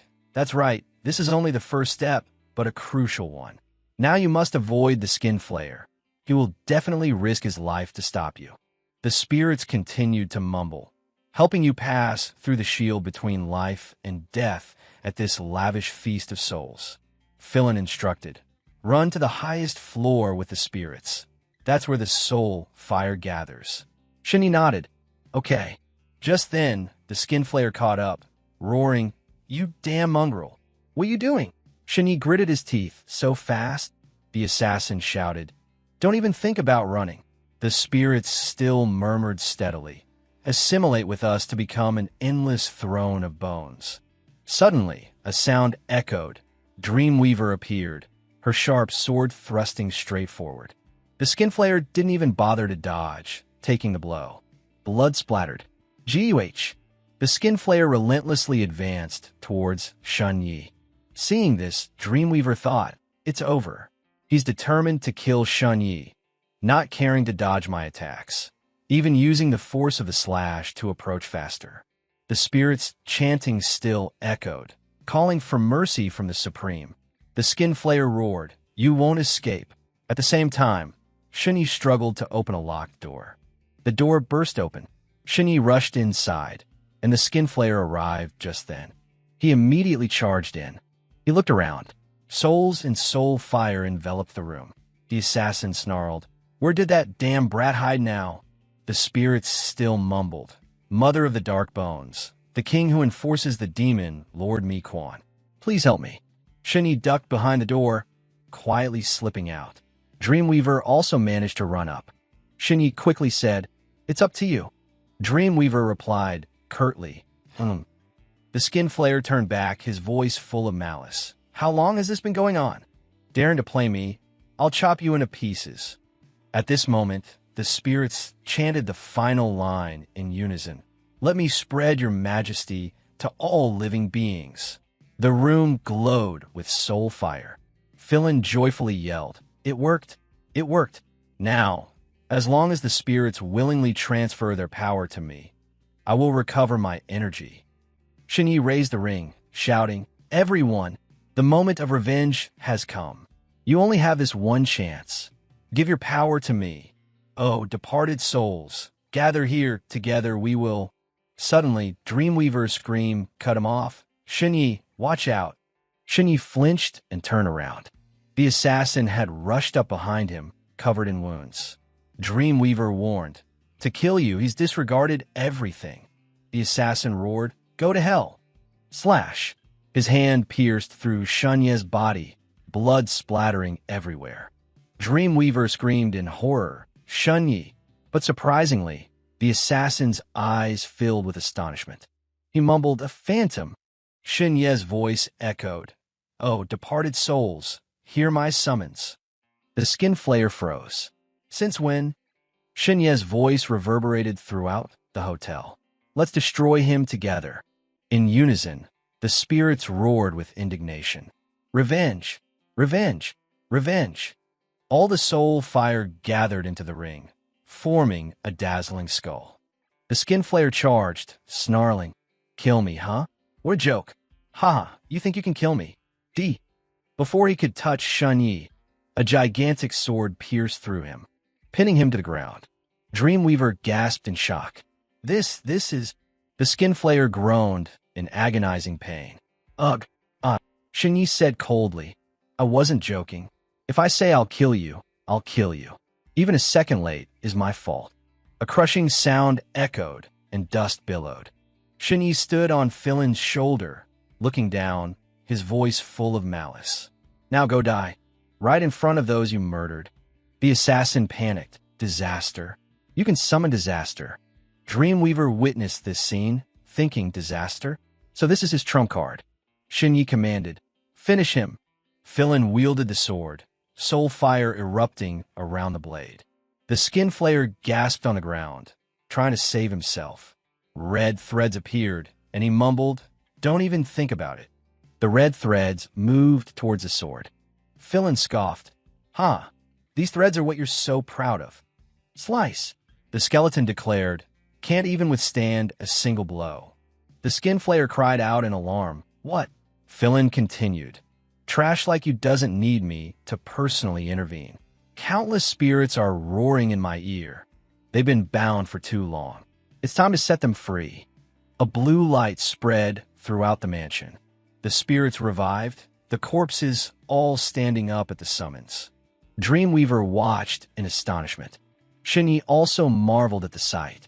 Philin declared, "Oh, departed spirits, the moment of revenge has arrived." The spirits advanced on the skin flare. He tried to regain control, roaring in helplessness. "Damn it, I can't control them. Did you steal my spell?" He created a red thread to pull his arm, cursing, "Damn it." The thread dragged him away. Philin sneered, "Trying to run?" Fire spewed from his mouth. Philin attacked. A pillar of flame engulfed the skin flare. He screamed in terror, My body." Philin said calmly, "Don't be tense. This is just a soul-shocking technique, causing the soul and body to vibrate, temporarily losing the ability to act. It won't harm you. But now, they're just like you, eager to tear your flesh to shreds." The skin flare fell, and the corpses immediately rushed forward, tearing at every piece of flesh on his body. Philin continued, "Humans always think killing the culprit will end hatred, but they don't know that the tide of hatred doesn't recede. In the end, the dead will awaken and drag you down to the abyss themselves." The skin flare screamed hysterically, "No, I don't want to die. Save me, great divine spirit. I am willing to sacrifice everything to you." Shinyi flinched. From the skin flare's position, red and black light radiated. Red threads and a thick malicious aura erupted. He was almost just a skeleton, and he laughed wildly. "Aha! Thank you, great being. Descend. Please descend. Take everything from me." Suddenly, he was stunned. "Why? Great being, why do you reject me?" Chapter 43 to 48, Shunyi shouted, "He's casting a spell. Quickly subdue him." Philin immediately spewed a pillar of fire, engulfing the skin flare. Shunyi jumped down, declaring, "Take this, skin flare. I will personally avenge Chun Haoyu with this sword." Dreamweaver worried, "Shunyi, be careful."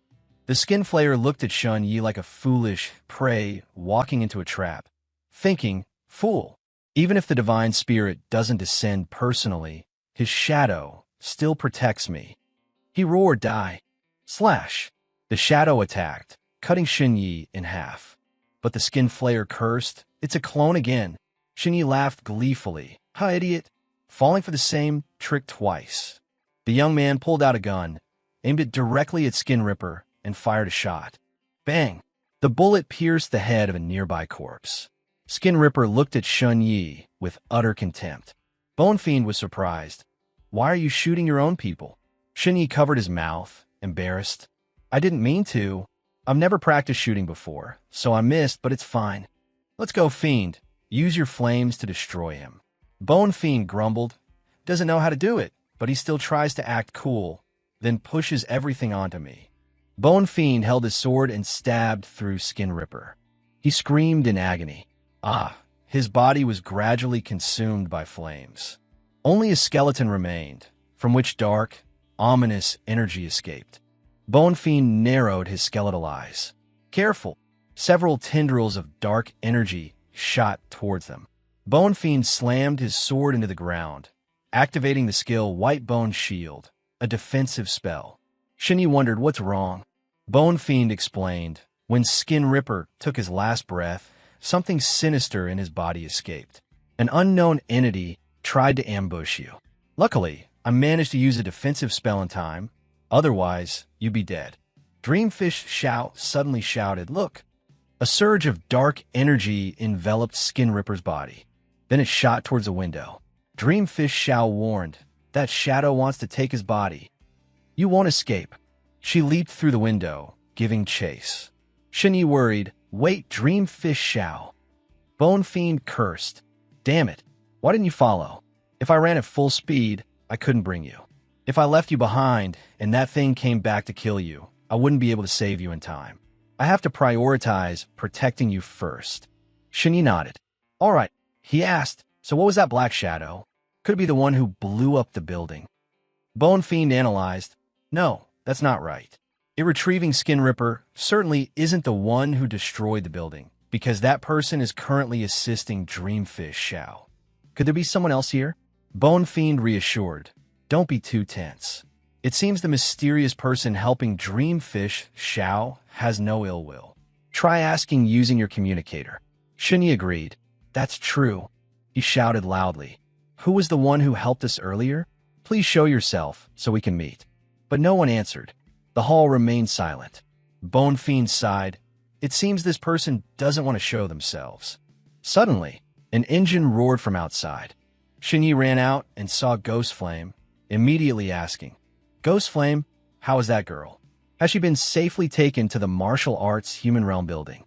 Ghost Flame replied, Mission not completed. Target lost. Shunyi was surprised. What? Ghost Flame explained, Midway, the target left me, safely landed on the ground, then disappeared. I don't know where she went. Shunyi was stunned. Bone Fiend laughed loudly. I told you. Don't risk helping strangers. Luckily, she didn't turn on you. Suddenly, Shunyi's phone rang. Ring ring. Shunyi checked. Dreamfish Xiao had sent a message. A text message with a video appeared. This is the truth I got from Skin Ripper. I only just had time to send it to you. Watch it. Shunyi frowned. He opened the video. In the video, a beautiful girl appeared, her eyes sadly looking into the distance. A young man's voice asked, Miss Song, what kind of boyfriend do you hope to find in the future? Song Qing replied, Boyfriend? I've never thought about it. The young man didn't give up, continuing, Well, you can think about it now. After all, you're almost an adult, and who knows how many excellent young men are looking forward to meeting you. Song Qing was silent for a moment, then spoke. I remember visiting the Shun family once when I was little. My sister and I were chased by a dog. At that time, only Brother Shun Yi stood up to block the dog. Brother Shun Yi was very kind. I always remember him. The girl turned, revealing her graceful face, and continued, If I have to find a boyfriend, I hope he's like him. The screen gradually darkened. A static sound echoed, and the image shifted to another location. A voice spoke. Who is that Shun Yi fellow? Another person replied, I've checked. That kid is very ordinary. He won't get close to her. The other person continued to ask, Have you determined Song Qing's true feelings? What if she goes to find him? Another voice interjected, You guys figure that out yourselves. I don't want to see that Shun Yi appear in front of my beloved Qing. The whispering continued, Don't worry. This is simple.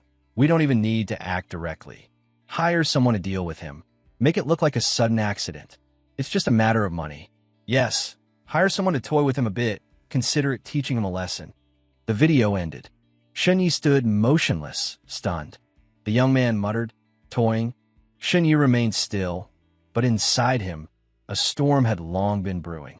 He thought to himself, I've imagined countless scenarios, once thinking someone was targeting the Shun family. I even thought someone knew that this body contained a soul from another world and wanted to eliminate me. But I never expected the truth to be so absurd. The wandering spirits behind Shun Yi spoke. Thank you, young man. Thank you for helping us destroy that demon. We were no match for him. He killed us all. Only you avenged us, helping us witness his death. Shun Yi frowned, unsure how to reply. He thought, the assassin clearly targeted me, yet involved so many innocent people. Shun Yi spoke, Ladies and gentlemen, if possible, I hope you all find another place to reincarnate. I hope in the new world, you will live with dignity, not suffering helplessness, humiliation, and lingering regret like now, causing pain to your loved ones. Please don't worry or be burdened by this place. One day, when I'm strong enough, I will investigate the one behind this and destroy them. I swear I will do it. Rain began to fall, its patters seemingly cleansing the mansion, hoping the spirits here would have a peaceful afterlife. Shun Yi bowed his head, sigh, I am too weak now. I can't chase after Dreamfish Xiao to pursue the Black Shadow, and I have to rely on Bone Fiend to stay and protect me. A hand placed on Shun Yi's shoulder. He turned around. The spirit said, Regardless, thank you for being willing to avenge us. You must take care of yourself and live well. Another spirit continued, That's right, the demon is dead, and we can finally rest.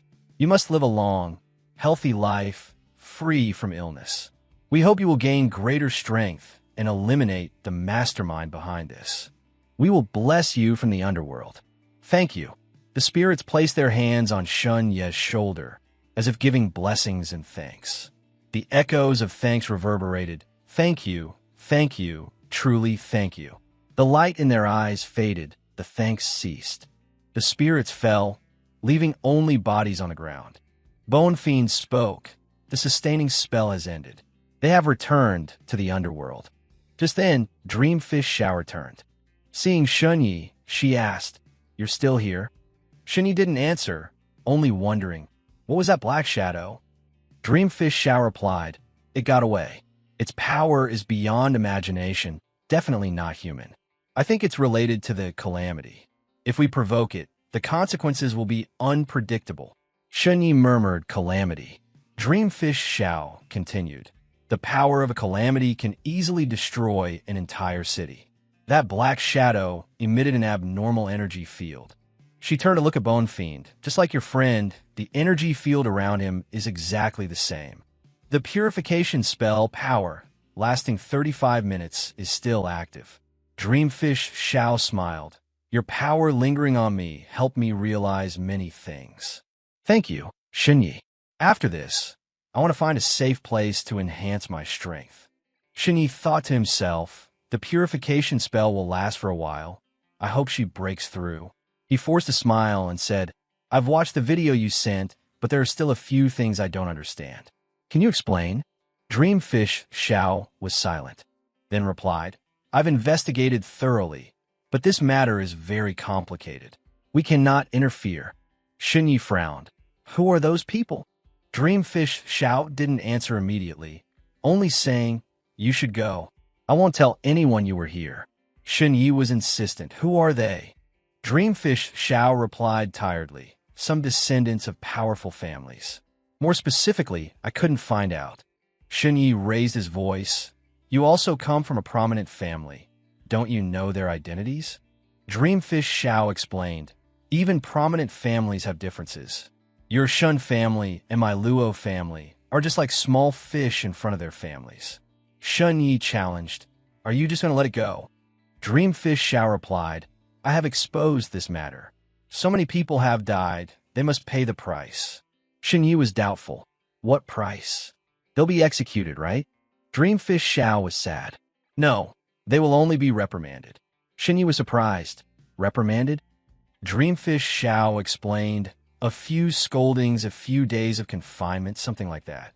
After that, they will probably apologize to you and the Luo family." Shunyi frowned. "Who are you trying to fool? If they acted but couldn't kill me, accidentally killed your brother, then tried every means to eliminate both of us to avoid future trouble." Dreamfish Xiao closed her eyes, helpless. "This is the price I pay for knowing the truth. They're the most powerful families in the world. Song Qing is the focus of everyone's pursuit. What can I do alone? The Luo family won't even help me. Actually, I should consider myself lucky. This time, I met the Skin Ripper assassin. He acted on emotion, not just for the mission. If it had been any other assassin, we would never have known the truth." She sighed. "The entire assassin squad is dead. I think that's enough to comfort my brother's soul in heaven. I'm leaving now, be careful." Dreamfish Xiao walked away heavily. Shunyi called out, "If you had the power to destroy those family descendants, would you do it?" Dreamfish Xiao stopped, silent, then replied, "Don't joke. Their families are extremely powerful. They're the foundation of human civilization. If I did anything, it would mean my family would be destroyed." Shunyi interrupted loudly, "Don't talk about that. I'm just asking if you're willing to accept it. My friend died, your brother died, tens of thousands of people in this neighborhood also died. Everyone is parents, teachers, friends, even siblings, children. They should have had their own lives, but they were brutally murdered, their bodies controlled, suffering the pain of a blood curse technique. To them, everything is just a small lesson. Just playing around, right?" Dreamfish Xiao trembled. Shunyi shouted, "What do they consider human lives to be? I won't accept it. I will make them pay blood for blood." Dreamfish Xiao drew her sword. Slash! A sharp sword slash tore through the buildings in the mansion. The sounds of crumbling echoed, smoke and dust billowed. Rain fell heavily. obscuring whether it was water or tears on Dreamfish Xiao's face.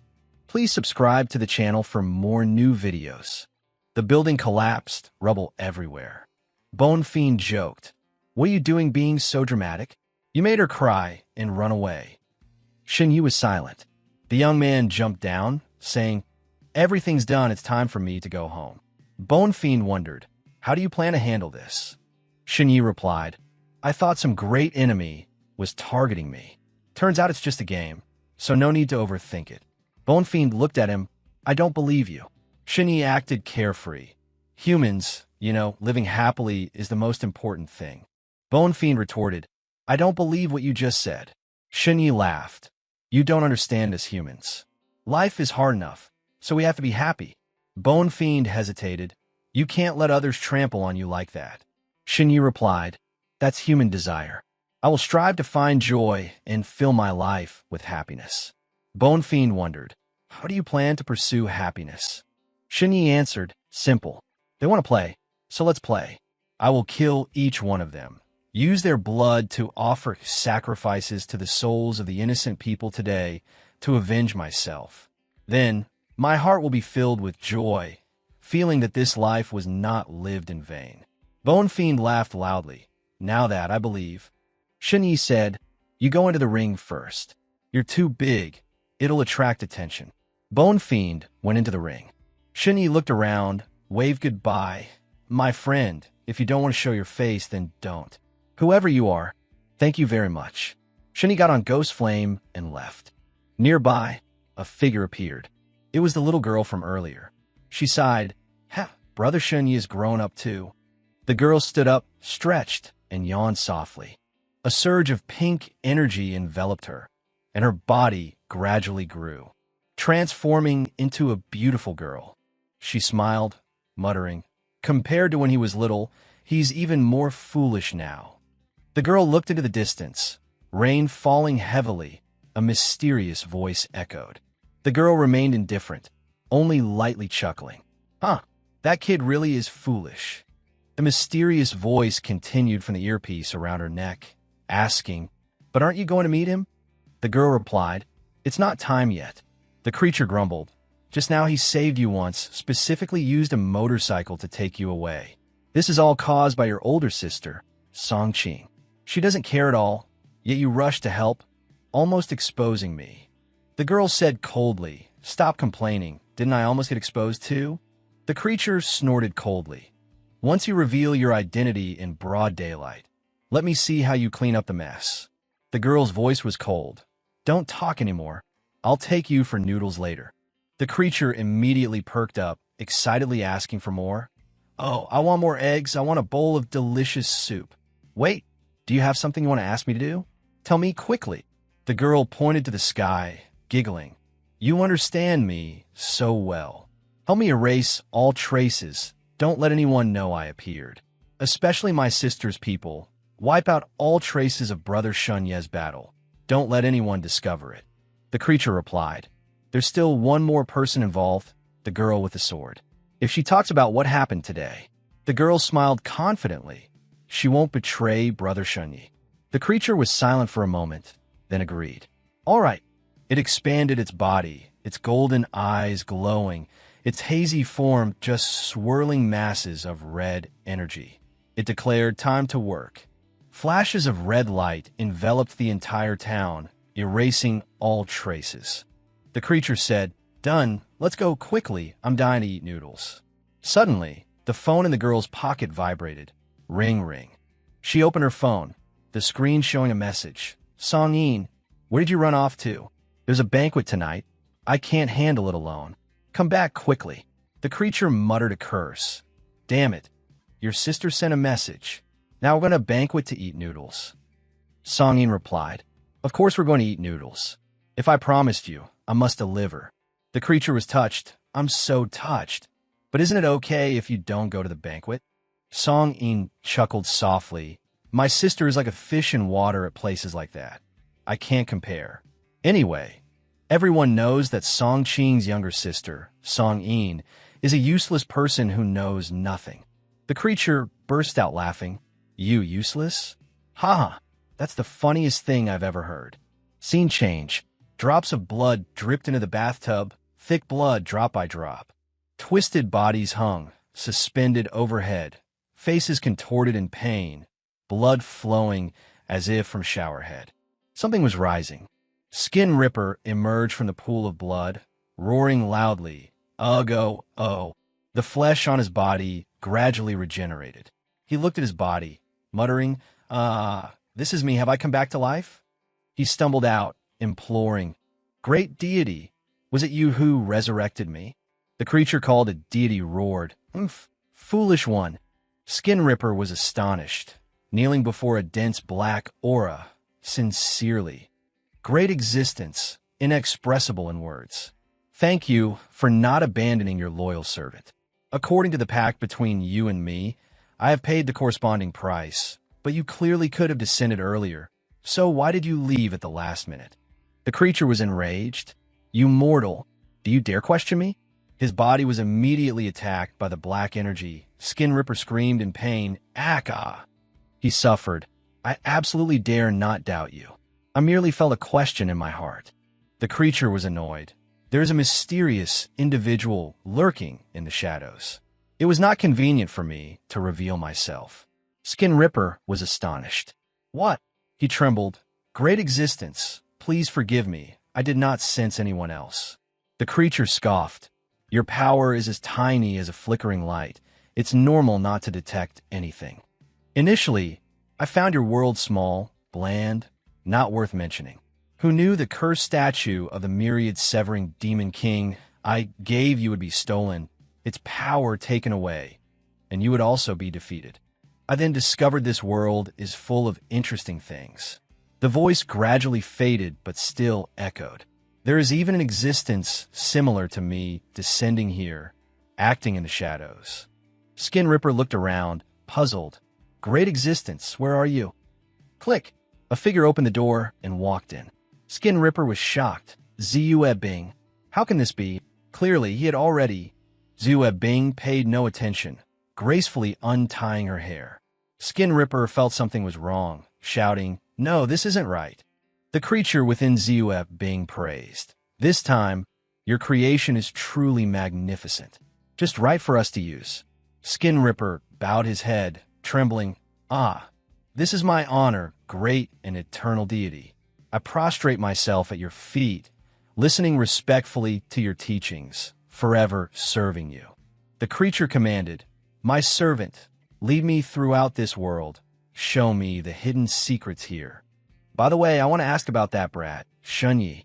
How did he break the cursed statue of the myriad-severing demon king? That was power I accumulated for countless years. I want it all back. I traversed vast distances to descend, reviving you. Now I need some souls to compensate for my expenditure. You must feel it now. Your soul is suffering an indescribable pain."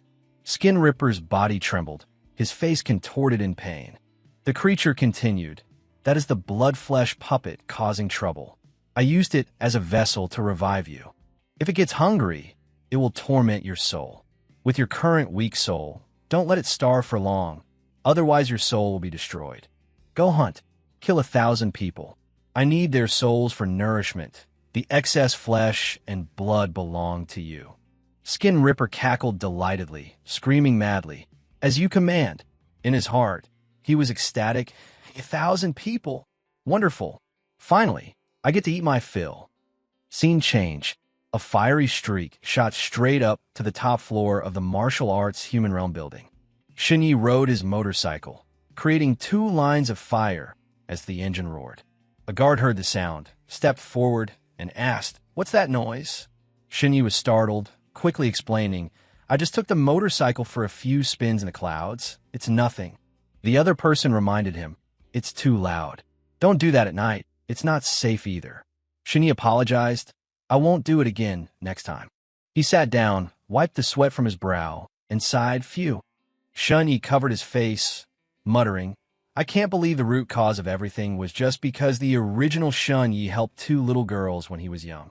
So many people died, and to those powerful families, it's just a game. They really are a bunch of arrogant bullies." Suddenly, Shunyi's phone vibrated. Ring ring. An incoming call. Shenyi was surprised. The Shen family is calling? He answered. Hello. A man's voice echoed. Shenyi. Shenyi replied. That's me.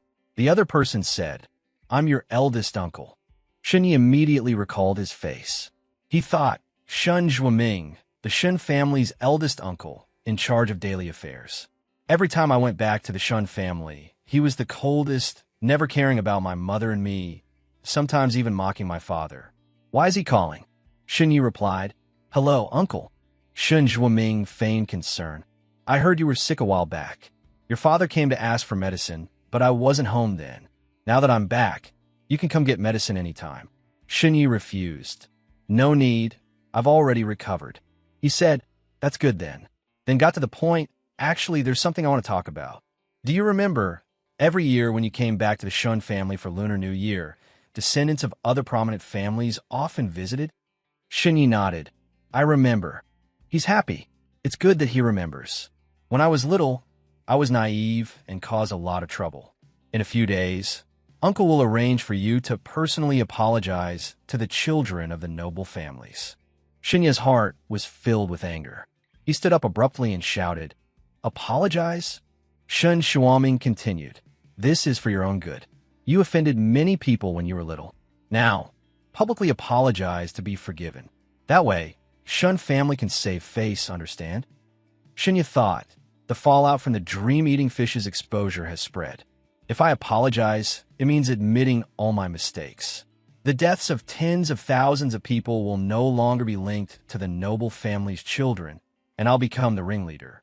The Shun family benefits, and this uncle can receive praise and advantages. But the hunt for me won't stop. In fact, my death will become legitimate, and it might even implicate my parents and Xiaominyu. He said coldly, I don't recall offending anyone. Or perhaps, Uncle, you could tell me a few incidents, who the opposing party was, how I offended them, and when it happened. Shun Zhuoming lost his patience. You don't need to ask so many questions. Just do as I say when the time comes. Shinya replied, Uncle, there's one problem. If it's not resolved, I can't comply. He thought, if I don't know the truth, I might actually believe I offended someone. Shun family is trying to sell me out without hesitation. Shun Zhuoming shouted, What is it? Is it related to your father asking for medicine? Do you want compensation? You're still so young and already learning to be greedy. Speak, what do you want? Shinya's voice was sarcastic. It's not about that. I have a suspicion in my heart. Shinya said coldly. Ever since earlier, this suspicion has prevented me from obeying your orders. Shun Zhuoming was annoyed. What suspicion? Who should I activate to show politeness? Shinya's face was cold as he retorted, May I ask, who exactly are you? Shun Zhuoming roared furiously. Shinya, I'm warning you. Don't refuse a toast only to drink a forfeit. Shinya scoffed. It seems you're quite arrogant. If you're so capable, why don't you personally go and bow down to appease those people? Shun Zhuoming cursed. You know already. Shinya feigned innocence. Know what? Uncle, are you really going to bow to them? Shun Zhuoming cursed. You idiot. This isn't up to you. Do you think you can defy your grandfather's decision? Beep beep. Shinya was annoyed. Huh? He hung up already? I wasn't finished. Shinya's phone rang again. He was surprised, another call, and a video call at that. Shinya answered. The screen displayed a fiery, energetic image. Alluring girls appeared, happily waving hello. Shinya, we're the Yen sisters from Phoenix Island. Want to join our midnight bikini party? Puffed. Shinya's nosebleed gushed like a waterfall. The girls teased, calm down, big brother. One laughed loudly. Oh, you're quite handsome. We have many girls here, and everyone wants to meet you. Shinya blushed, scratching his head awkwardly. That's not really appropriate. It's late already. It's not convenient for me to go out. One girl pleaded, It's fine. For my sake, I'll send someone to pick you up. Shinya refused. No, I can't. Boys like me shouldn't go out casually at night. I need to protect myself. Thank you for your kind offer. A girl was annoyed. You're not giving Sister Yin any face at all. Do you know what a blessing this is? Shinya explained, It's not that. You have so many women there. I'm afraid I'll get drunk and be made fun of. I have to go now. Bye-bye. The girl infuriated. You beep beep. Shinya hung up. He walked inside, tossed his phone onto the couch, and muttered, "News from the noble family spreads fast. They must already know everything. I'm afraid there will be more calls like this. They want to see what kind of person the strongest noble family's esteemed daughter, Song Qingyun, is interested in, calling me flirtatiously, trying to lure me over to be their laughingstock." He sneered. "Huh. If I'm a disaster, who else would dare order me around?" The system announced, "Reminder to player Shunya. It's 10 minutes until midnight.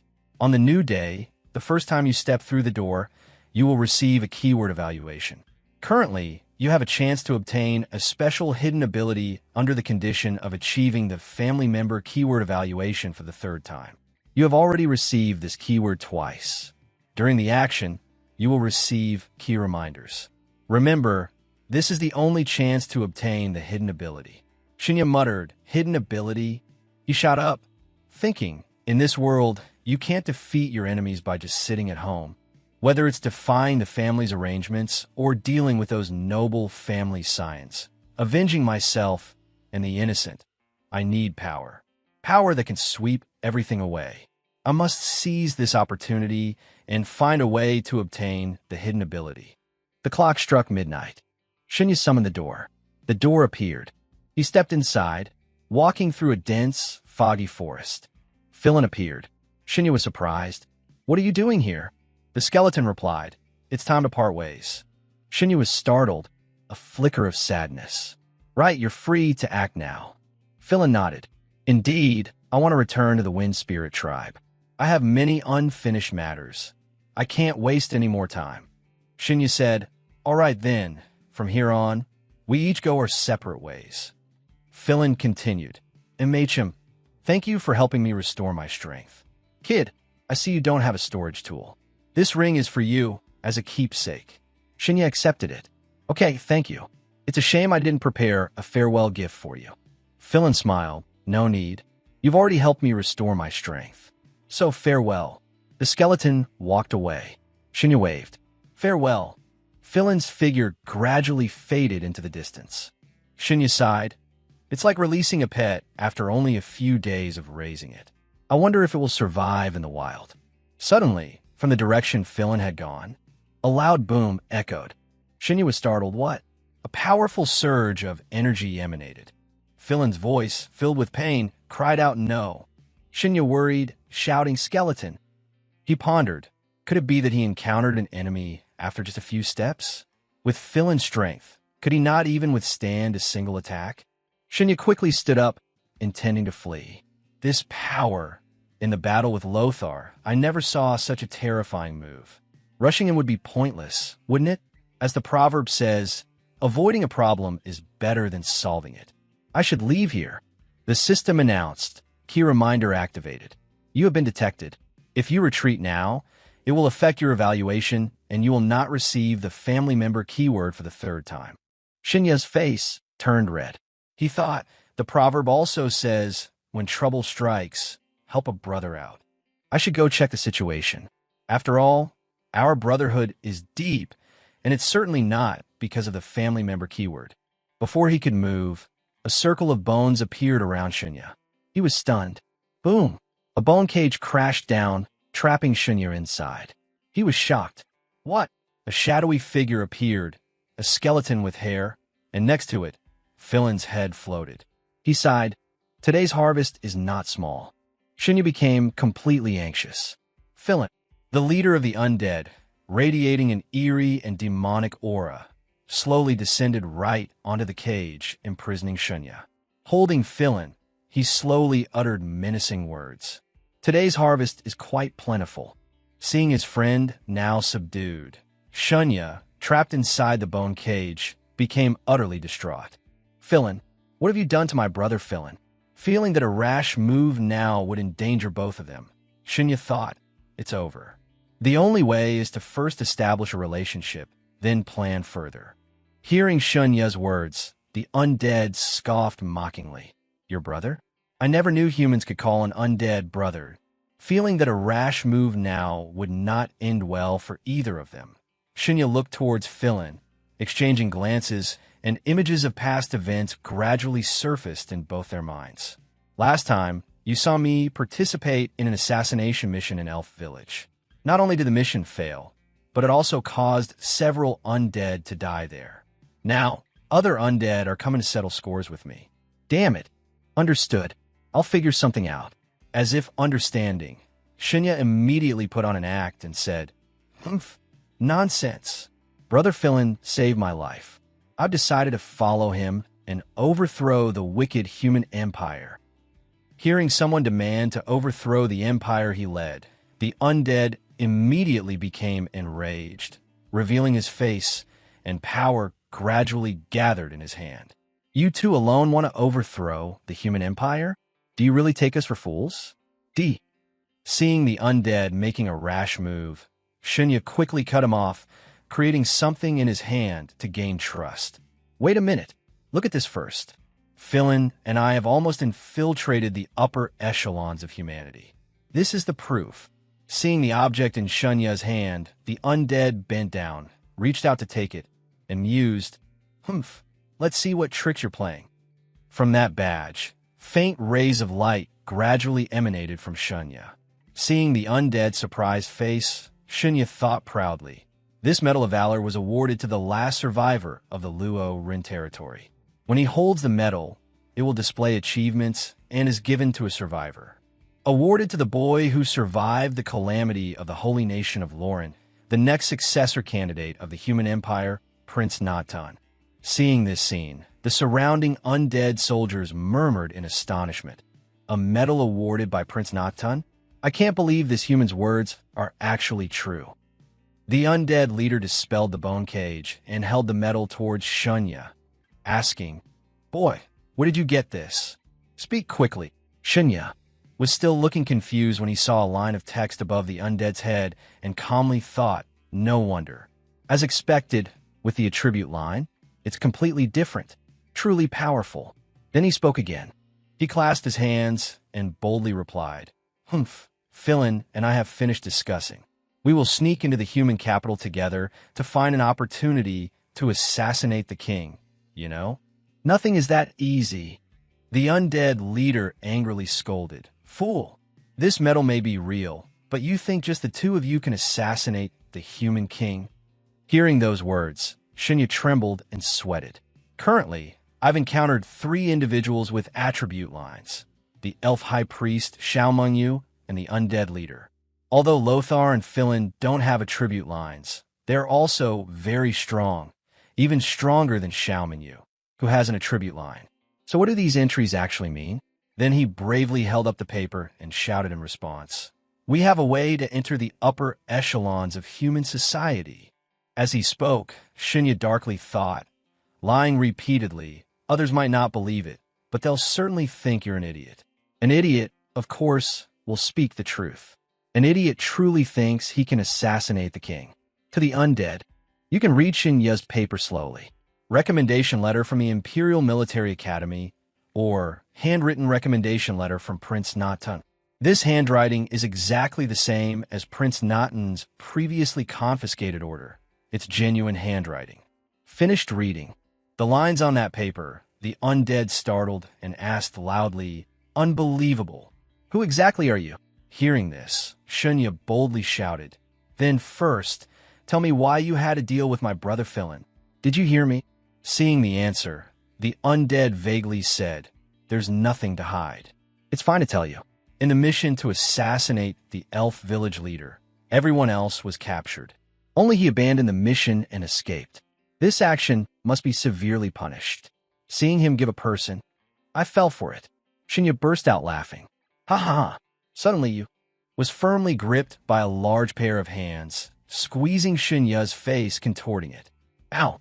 The undead leader lifted him, threatening. "What are you laughing at?" Hearing this, Shinya struggled, trembling as he was lifted off the ground, and replied, "I'm laughing at how foolish you all are." It's clear that only he saw through the elf's trap, which allowed him to escape the assassination scene, and even save me. Yet you want to kill him. The undead, confused by Shunya's words, was annoyed. "What? Seeing his brother? My brother was about to collapse. Philin, lying on the ground, struggled to help. The female leader wasn't in the village. The one in charge was the elf high priest. He was ready to eliminate all the fake elf assassins. Seeing his brother cry for help, Shinya tremblingly and with difficulty gave a thumbs up in agreement. The undead, still confused, asked again, "Do you have proof?" Shinya, with his cheeks squeezed, trembled and sweated, saying, "Aren't you all very skilled? Go investigate yourselves. In the human encampments, stories about me are spreading everywhere. Everyone knows I once appeared in the elf village, where the elf high priest was in charge. That's where Philin carried out his mission." Hearing these words, I also heard these words. From Shunya's explanation, the undead released him.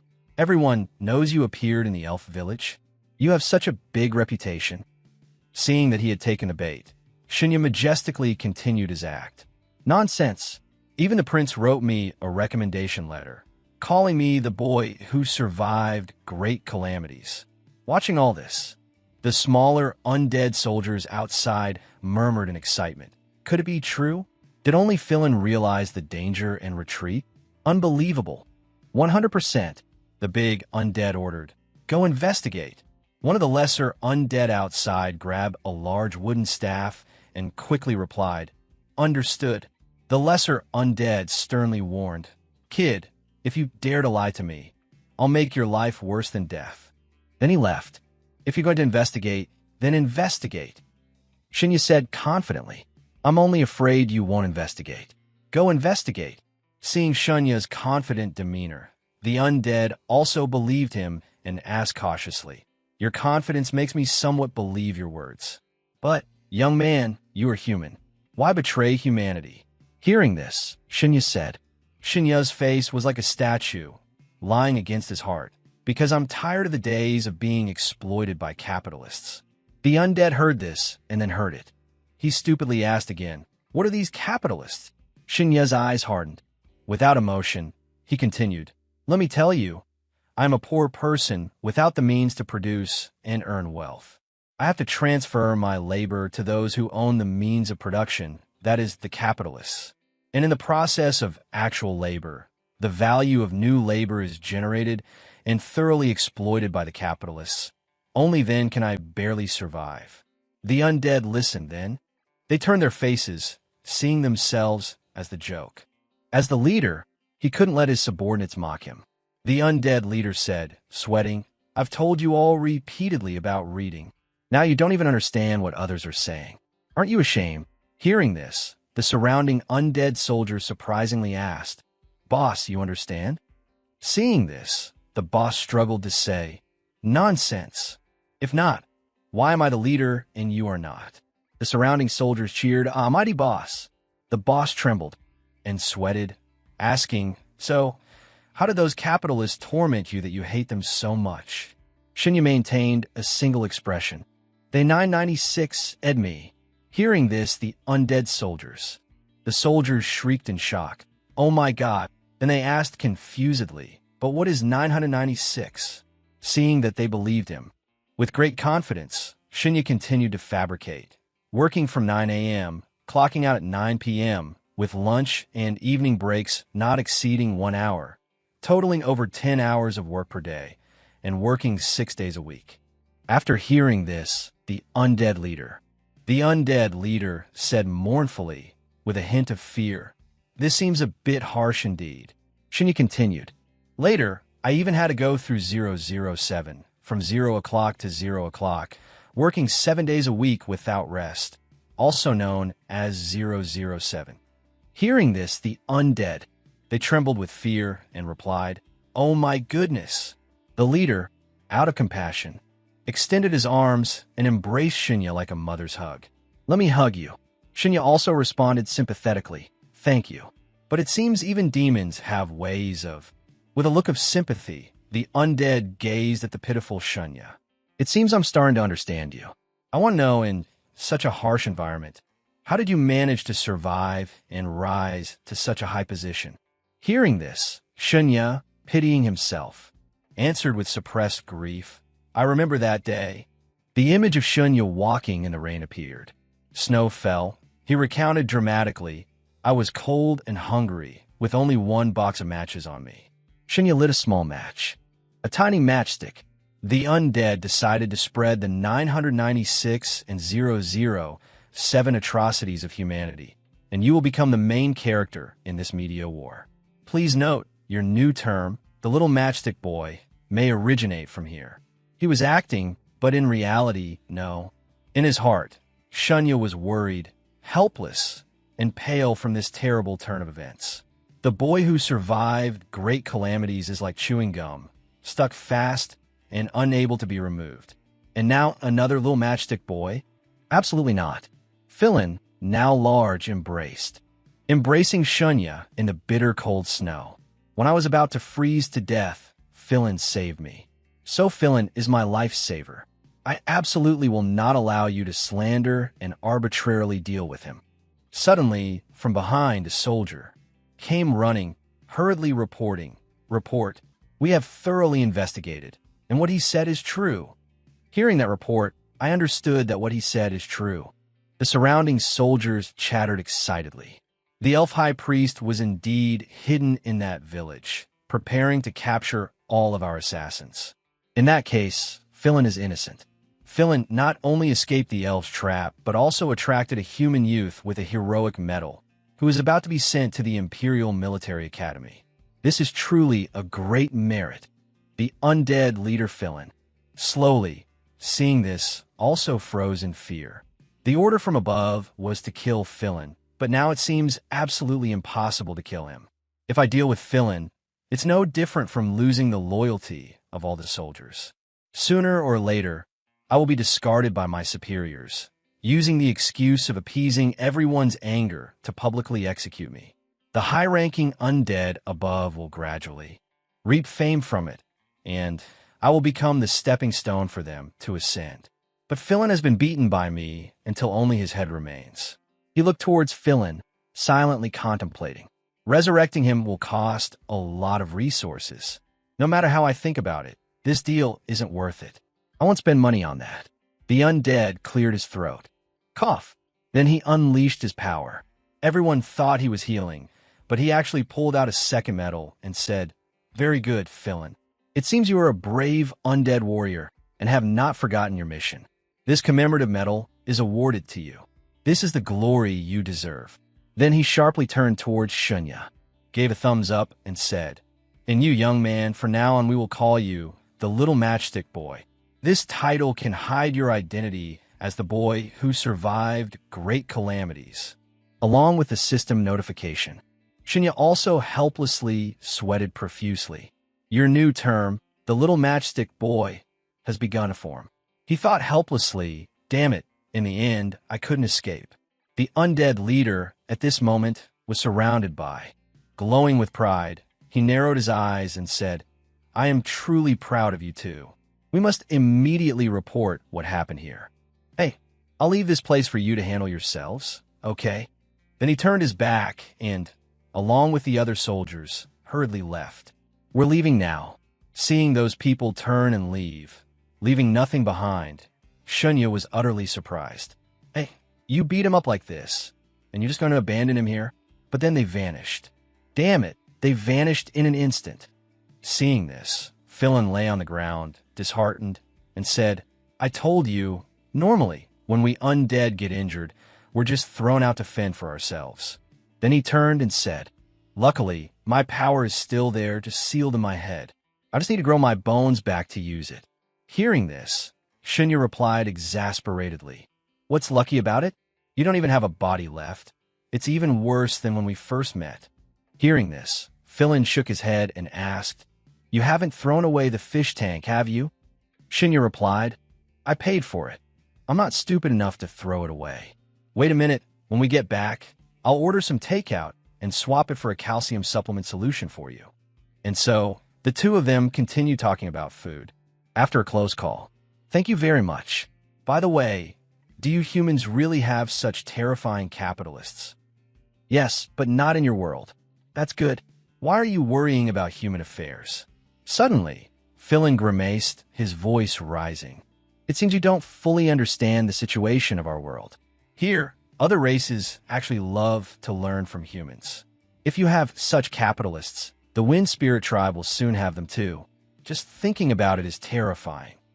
Feeling someone, Shinya was startled. The system suddenly sent a notification. You have triggered an important alert again. You have been detected again. Could those undead have returned? Please note, this is a crucial moment for you to complete the third keyword. You absolutely cannot avoid it. Suddenly, a helicopter regiment appeared at the edge of the forest.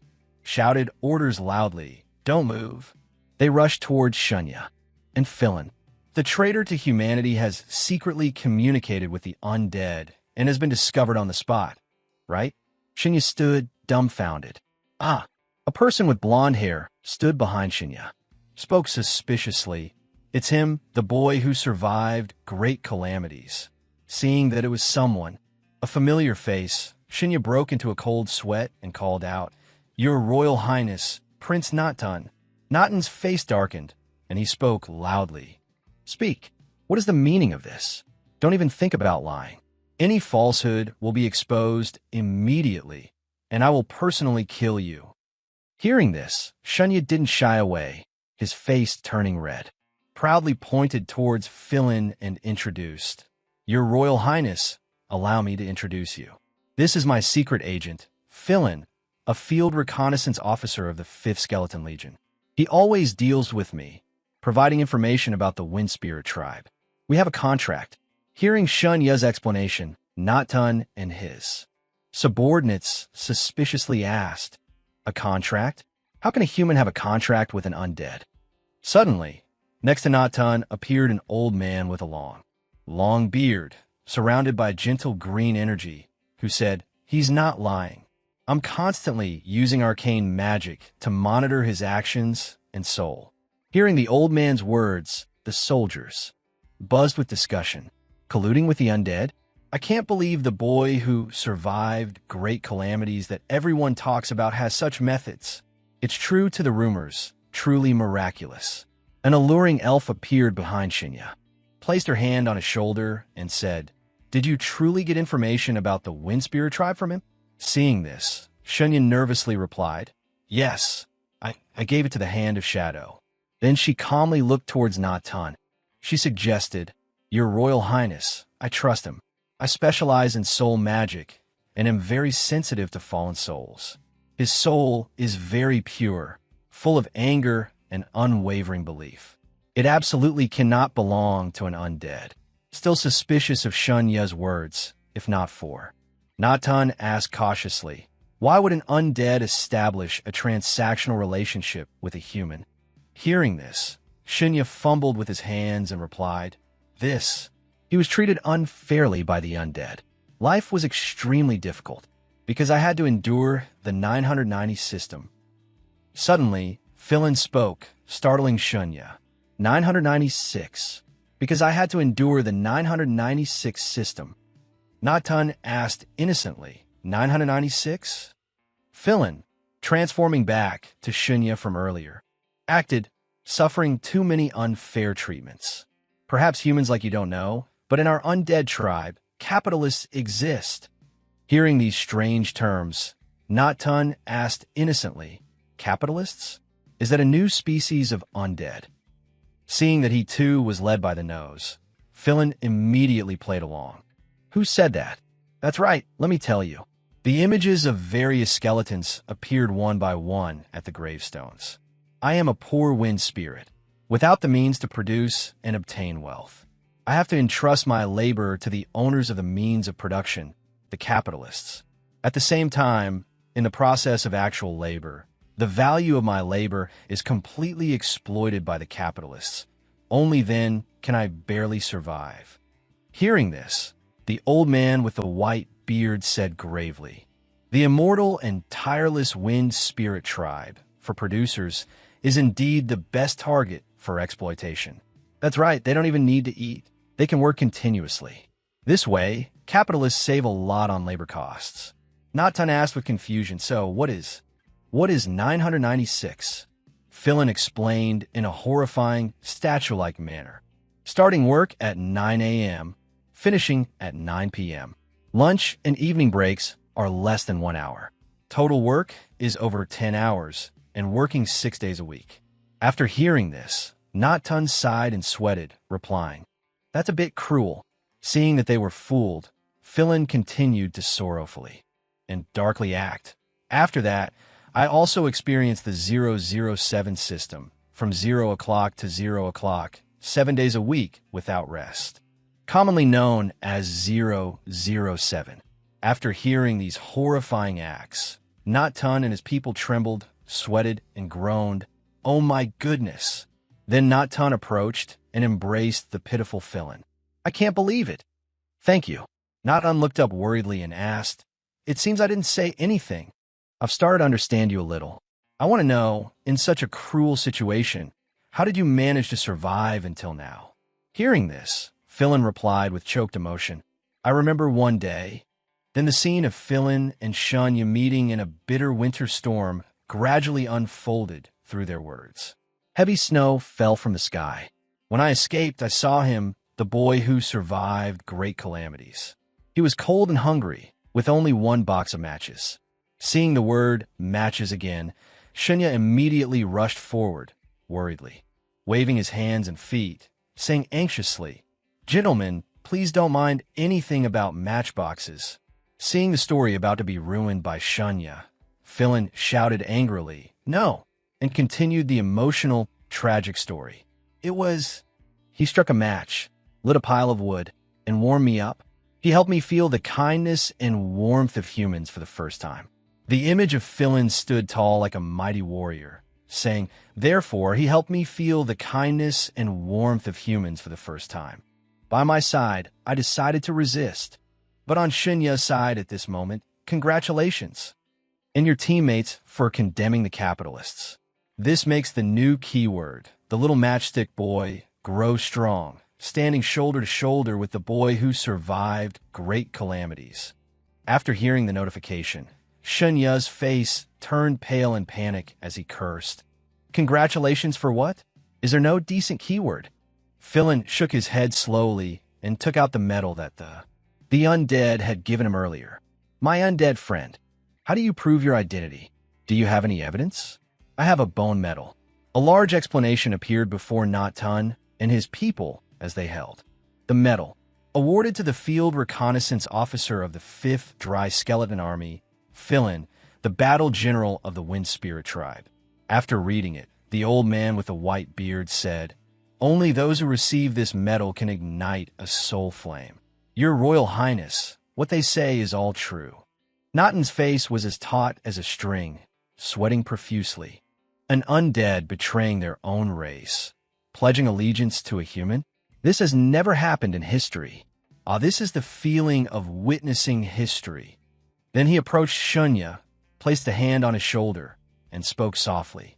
"The boy who survived great calamities. You were so severely wounded in battle that you forgot your original name. I'm the Prince of the Holy Sun of Lauren Empire, and I must bestow a name upon you." Hearing Not-Tun's words, the soldiers reacted in a panic, their voices blending into a clamor. "Bestow a name? Oh my goodness. The prince bestowing a name is an immense honor. After being named, as long as he lives in human lands, he will never have to worry about food or clothing for the rest of his life. He's only a teenager. If he can achieve military merits in the future, it's truly unimaginable." Not-Tun at this moment continued calmly, "The boy who survived great calamities. You shall be named Harry." Shunya, trembling and sweating profusely, stammered in protest. "Your Royal Highness, please change it. Absolutely anything but Ha as a prefix. Consider this my most sincere request." Not-Tun still patiently continued, "All right, then the name is..." But in his heart, Not-Tun thought, "Raleigh is even worse than Harry." Seeing Shunya's expression, Not-Tun worriedly and sadly looked at Shunya. "It seems you don't like it much. In human history, there are two legendary children of God. It is said that when endless calamities strike, they will appear in the world to rescue all the devout people. One of them is named Raleigh, and the other is named Peppa." Then Not-Tun made a suggestion that could make Shunya helplessly break down. "If you don't want to be named Raleigh, then you'll be named Peppa." And so, the image of a foolish Peppa Pig appeared. Peppa is a brand of hairdryer that looks like a pig in my home world, Earth. Saint Peppa, a powerful golden energy appeared around Natan and the soldiers. He stood majestically, giving the order, "Swear, Peppa, from now on, you shall absolutely not betray humanity. If you break this oath, your soul will instantly shatter. At this moment, you swear an oath, you will become a revered hero. In the future, as long as you achieve merits, you will be canonized."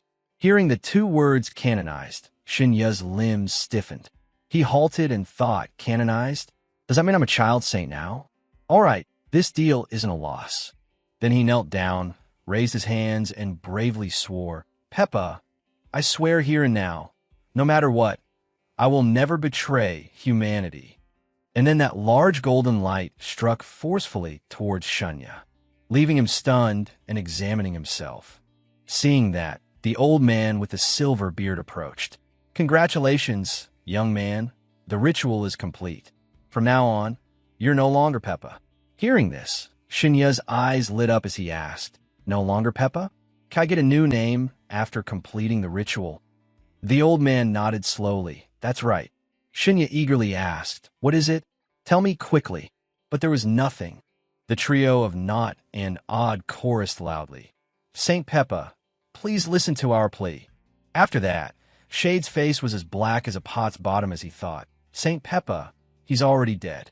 The Duke slowly turned to leave. "What happened today, I'll consider it unseen. You and your teammates must be careful in the future. Don't leave any openings. From now on, if anything happens, just tell me first. If you achieve merit, I will not hesitate to reward you." Hearing the command, Shade replied solemnly, "Yes, Your Highness.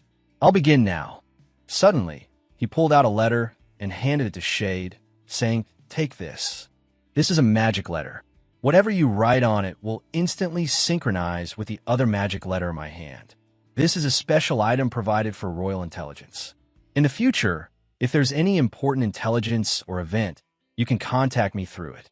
Shade quickly took it, ready to execute with authority, vowing to dedicate himself to humanity. But deep down, he was thrilled. This time I've struck gold. The big skeleton's place must have a lot of undead intelligence." Seeing that everything was settled, Not, Odd, and the soldiers also turned to leave. "We're going now. Be careful, okay? We'll leave at any time." At this moment, the fairy approached Shade and hesitantly said, "Peppa, let me tell you something. Actually, the name Peppa represents a secret." Curious, Shade asked, "What secret?" Along with the fairy's explanation, an image of a godlike figure appeared, sometimes holding a shield and sword, sometimes a bow, and then even a gun. In legends, the weapon of the divine servant Peppa transforms unpredictably, sometimes a broadsword, sometimes a long spear, a bow and arrow, and even strange weapons unknown to humanity. Those with this name can always excel in the field of weaponry. Shade scratched his head, pretending to be embarrassed, and asked, "So, because the weapons are so strange, that's why he's called Peppa? Is that right?" Hearing those words, the fairy excitedly replied, "As expected of Saint Peppa, you understood just from a hint. Remember this, you must also strive to become a master proficient in all kinds of weapons." Seeing this, Shade cautiously asked, "Are there many people named Peppa?" The fairy considered and replied, "Not many. Among the people I know, there are only 5. Old Peppa, Little Peppa, Crimson Peppa, Grand Peppa, and Chubby Peppa." Then, she smiled and reassured Shade. "Of course, you are definitely the most special Peppa. You are Saint Peppa, bestowed by the royal kingdom." Shade blushed and replied shyly, "Thank you then." Inside, he was somewhat calmer. "I'm relieved. I'm not the only one with this name." Seeing Shade's apparent worry, the fairy also waved reassuringly, then left with the soldiers. "Good luck. The prince values you greatly." After everyone had left, Philin softly spoke. "It's time for us to go, Peppa." Hearing this, Shade angrily said, "Do you want to die?" As he spoke, Shade also created a door with a mesmerizing red energy. "Don't call me by that name. Call me Shade, got it?" Seeing Shade's anger, Philin asked in confusion. Huh? Why are you so angry? Shade snapped. Stop with the nonsense. Then he pulled Philin into the door. All right, Peppa, you're done for. No more calcium supplements for you. But then, something seemed to happen. Shade turned back and saw Philin floating there between two dimensions, making him extremely worried. Hey, what are you doing? Grab me.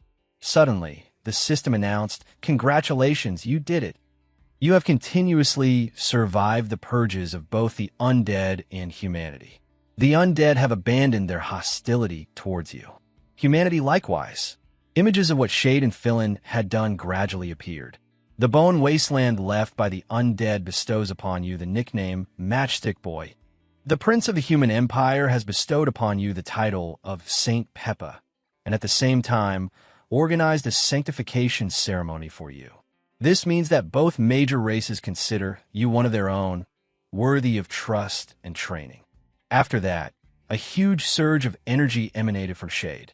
Assessment: a weak human who, when surrounded by enemies, used his wisdom to turn the tide, even turning enemies into friends, having connections with both the dark and light paths. This is the fundamental reason you could receive this keyword. Congratulations, for the third time you have received the keyword evaluation, one of us.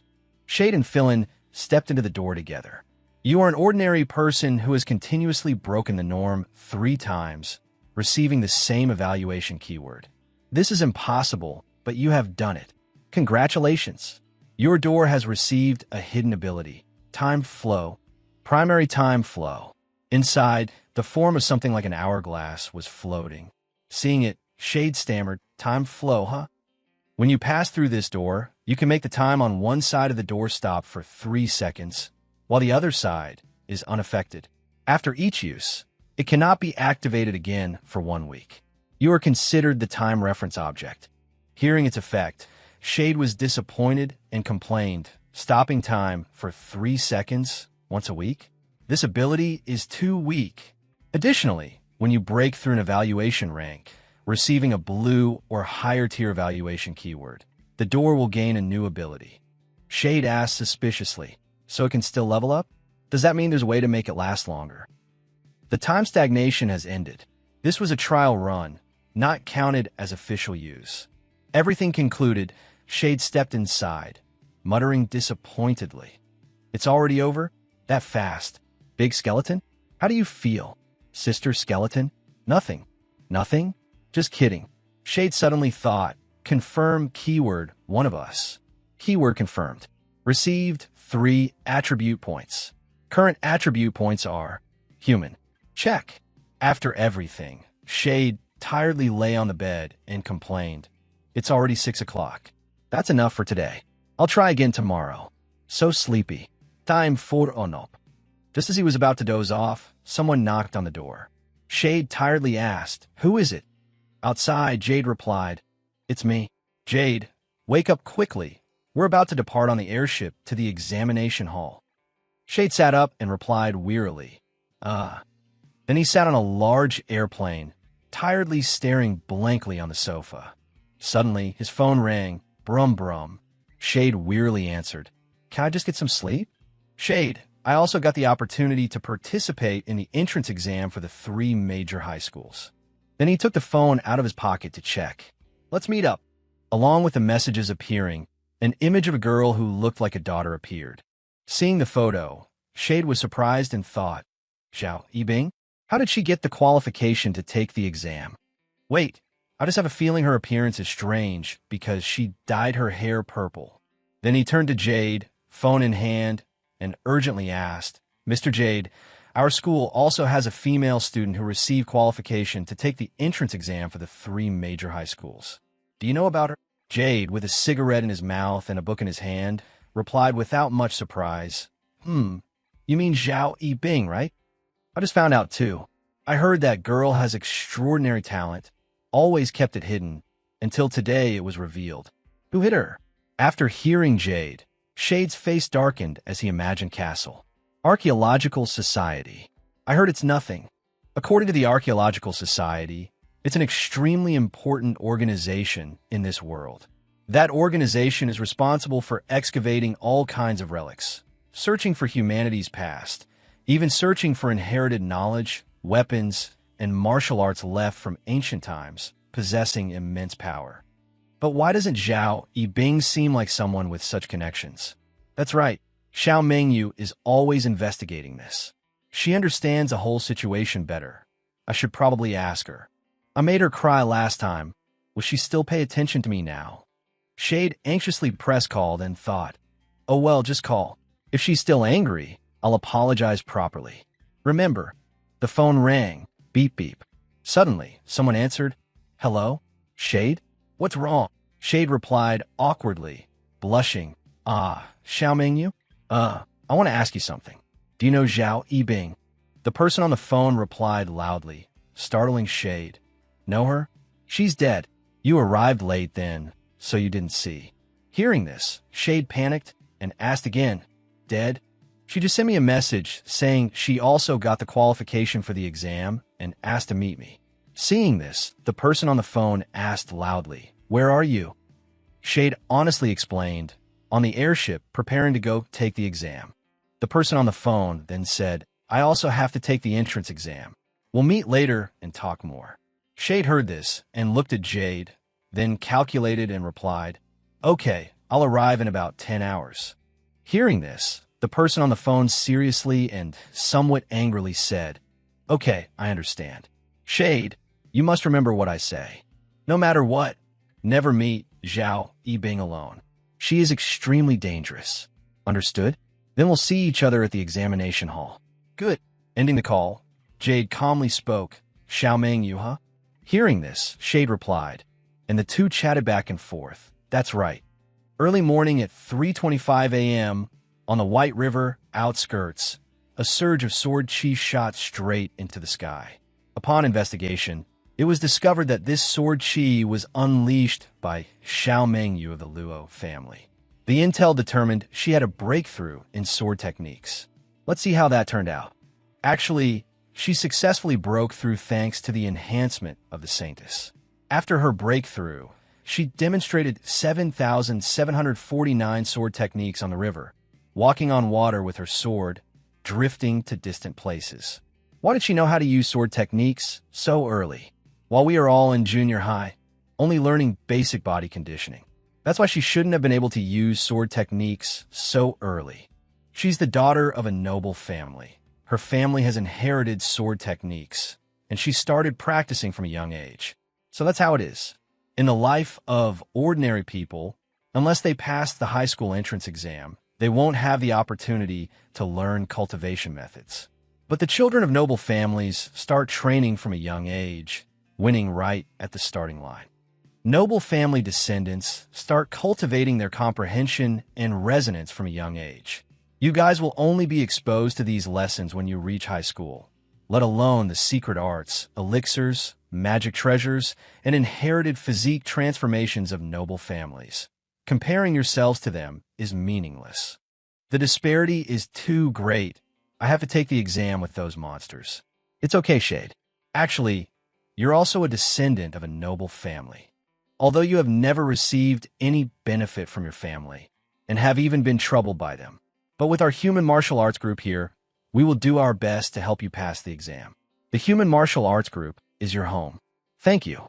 Thank you very much, sir. This old geezer is probably afraid I'll leave the group and return to my family. That's why he's saying this. After Xiao Mingyu broke through, she could walk on water with her sword. So it seems she has also broken through in movement techniques. Truly a hidden talent. No more talk. I'll sleep for a bit. Call me when we arrive. Suddenly, his phone vibrated, making Shade furrow his brow. Buzz, buzz. A notification appeared on the phone. Shade, I'm about to leave for the exam. How about we travel together? Shade read it, his face wrinkling like a monkey's, thinking, it's Zhao Yibing again. Is she dead or not? I really want to sleep. Please stop sending me messages. Want to meet me? Using an old photo to deceive me? Go find someone else. Seeing that the situation was not good, Shade immediately sent a reply message along with a photo of himself. You go ahead. I'm playing in Jiangbei. I'll only leave on the 1st. Seeing this, Yibing immediately replied, "What a coincidence. I'm also in Zhongbei. Where are you now?" Seeing the message, Shade was startled and thought, "Such a coincidence? No way." Then he cleverly sent another message with a different photo to avoid her. "Oh dear, how inconvenient. My friend just picked me up. We're on our way to Nanshan Temple now." But what replied to him was still an image of Yi Bing standing at that very spot, taking a photo where he had taken his. "Huh, I also plan to go to Nanshan Temple to offer incense. I'm almost there now. How about we have dinner together tonight?" Seeing the photo, Shade was startled, a map of the two locations appearing in his mind. How could it be? Nanshan Temple is 100 kilometers from Zhongbei. She replied to my message just a few minutes ago. How'd she do that? Master Yong. A moment later, he tiredly stretched out. "Forget it. I'm too sleepy. I'll sleep first, then think about it. Anyway, she can't threaten me now." In another scene, Yi Bing clenched her phone, her expression dark. Shade, an image of a white-haired young man bent down to the ground, diligently eating something. "You thought you could escape?" Along with flashes of color shooting everywhere, Yi Bing stood amidst the corpses, beside her a red-eyed, white-haired man diligently eating a piece of pork. "I will also confirm what belongs to me. I will definitely help. I will take it back." An image of a temple appeared with fireworks.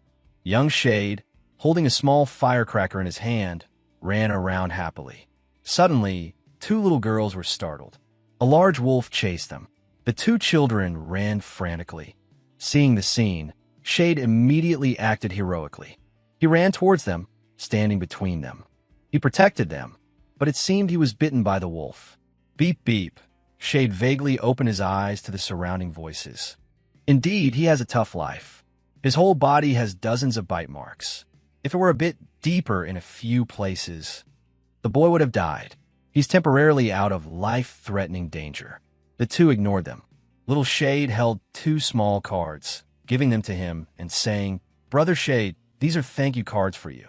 Thank you for saving us. We have to go home now. We had so much fun with you." Seeing this, Shade opened the two cards, his face red with joy, and said, "I also prepared a greeting card. Here for both of you." Then he went outside to catch a ride. Seeing Shade lost in his dream, Jade approached and woke him up. "Shade, Shade, Shade, wake up. I'm taking you to eat." Suddenly waking up, Shade tiredly rubbed his face. Then thought seriously. 10 years. How do they look now, I wonder? Seeing a table laden with delicious food, Shade exclaimed happily, "Ah, what a feast."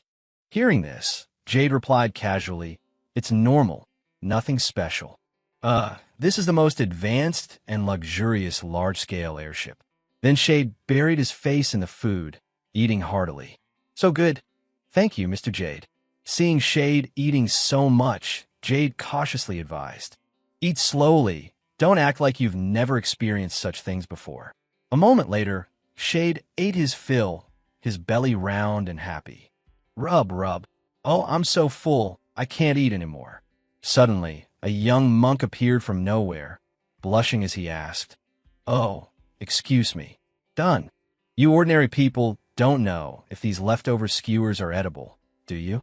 Hearing this, Shade was surprised and replied, "If you want to eat them, go ahead."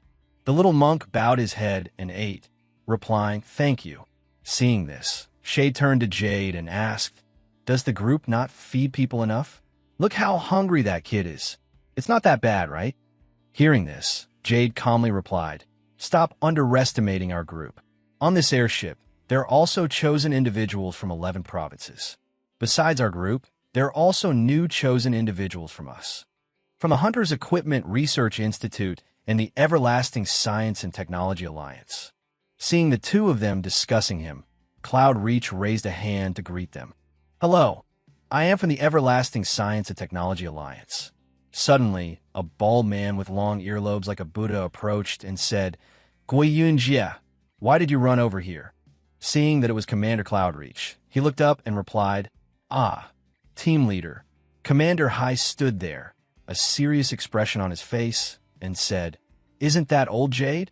How did you get so lucky this year to also recruit a new person?" Seeing that it was an acquaintance, Jade spoke up. He asked, Commander Hai, you recruited 7 people at once?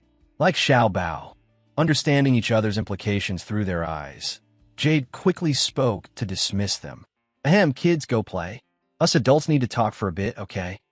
Hearing this, Shade also stood up and left. All right. Seeing Shade alone, Cloud Reach immediately spoke up, inviting him, come with me. There's a fun place on the airship. I'll take you. As he walked, he introduced himself. I'm Guiyun Jia. What's your name? Shade. Do you want to go bowling?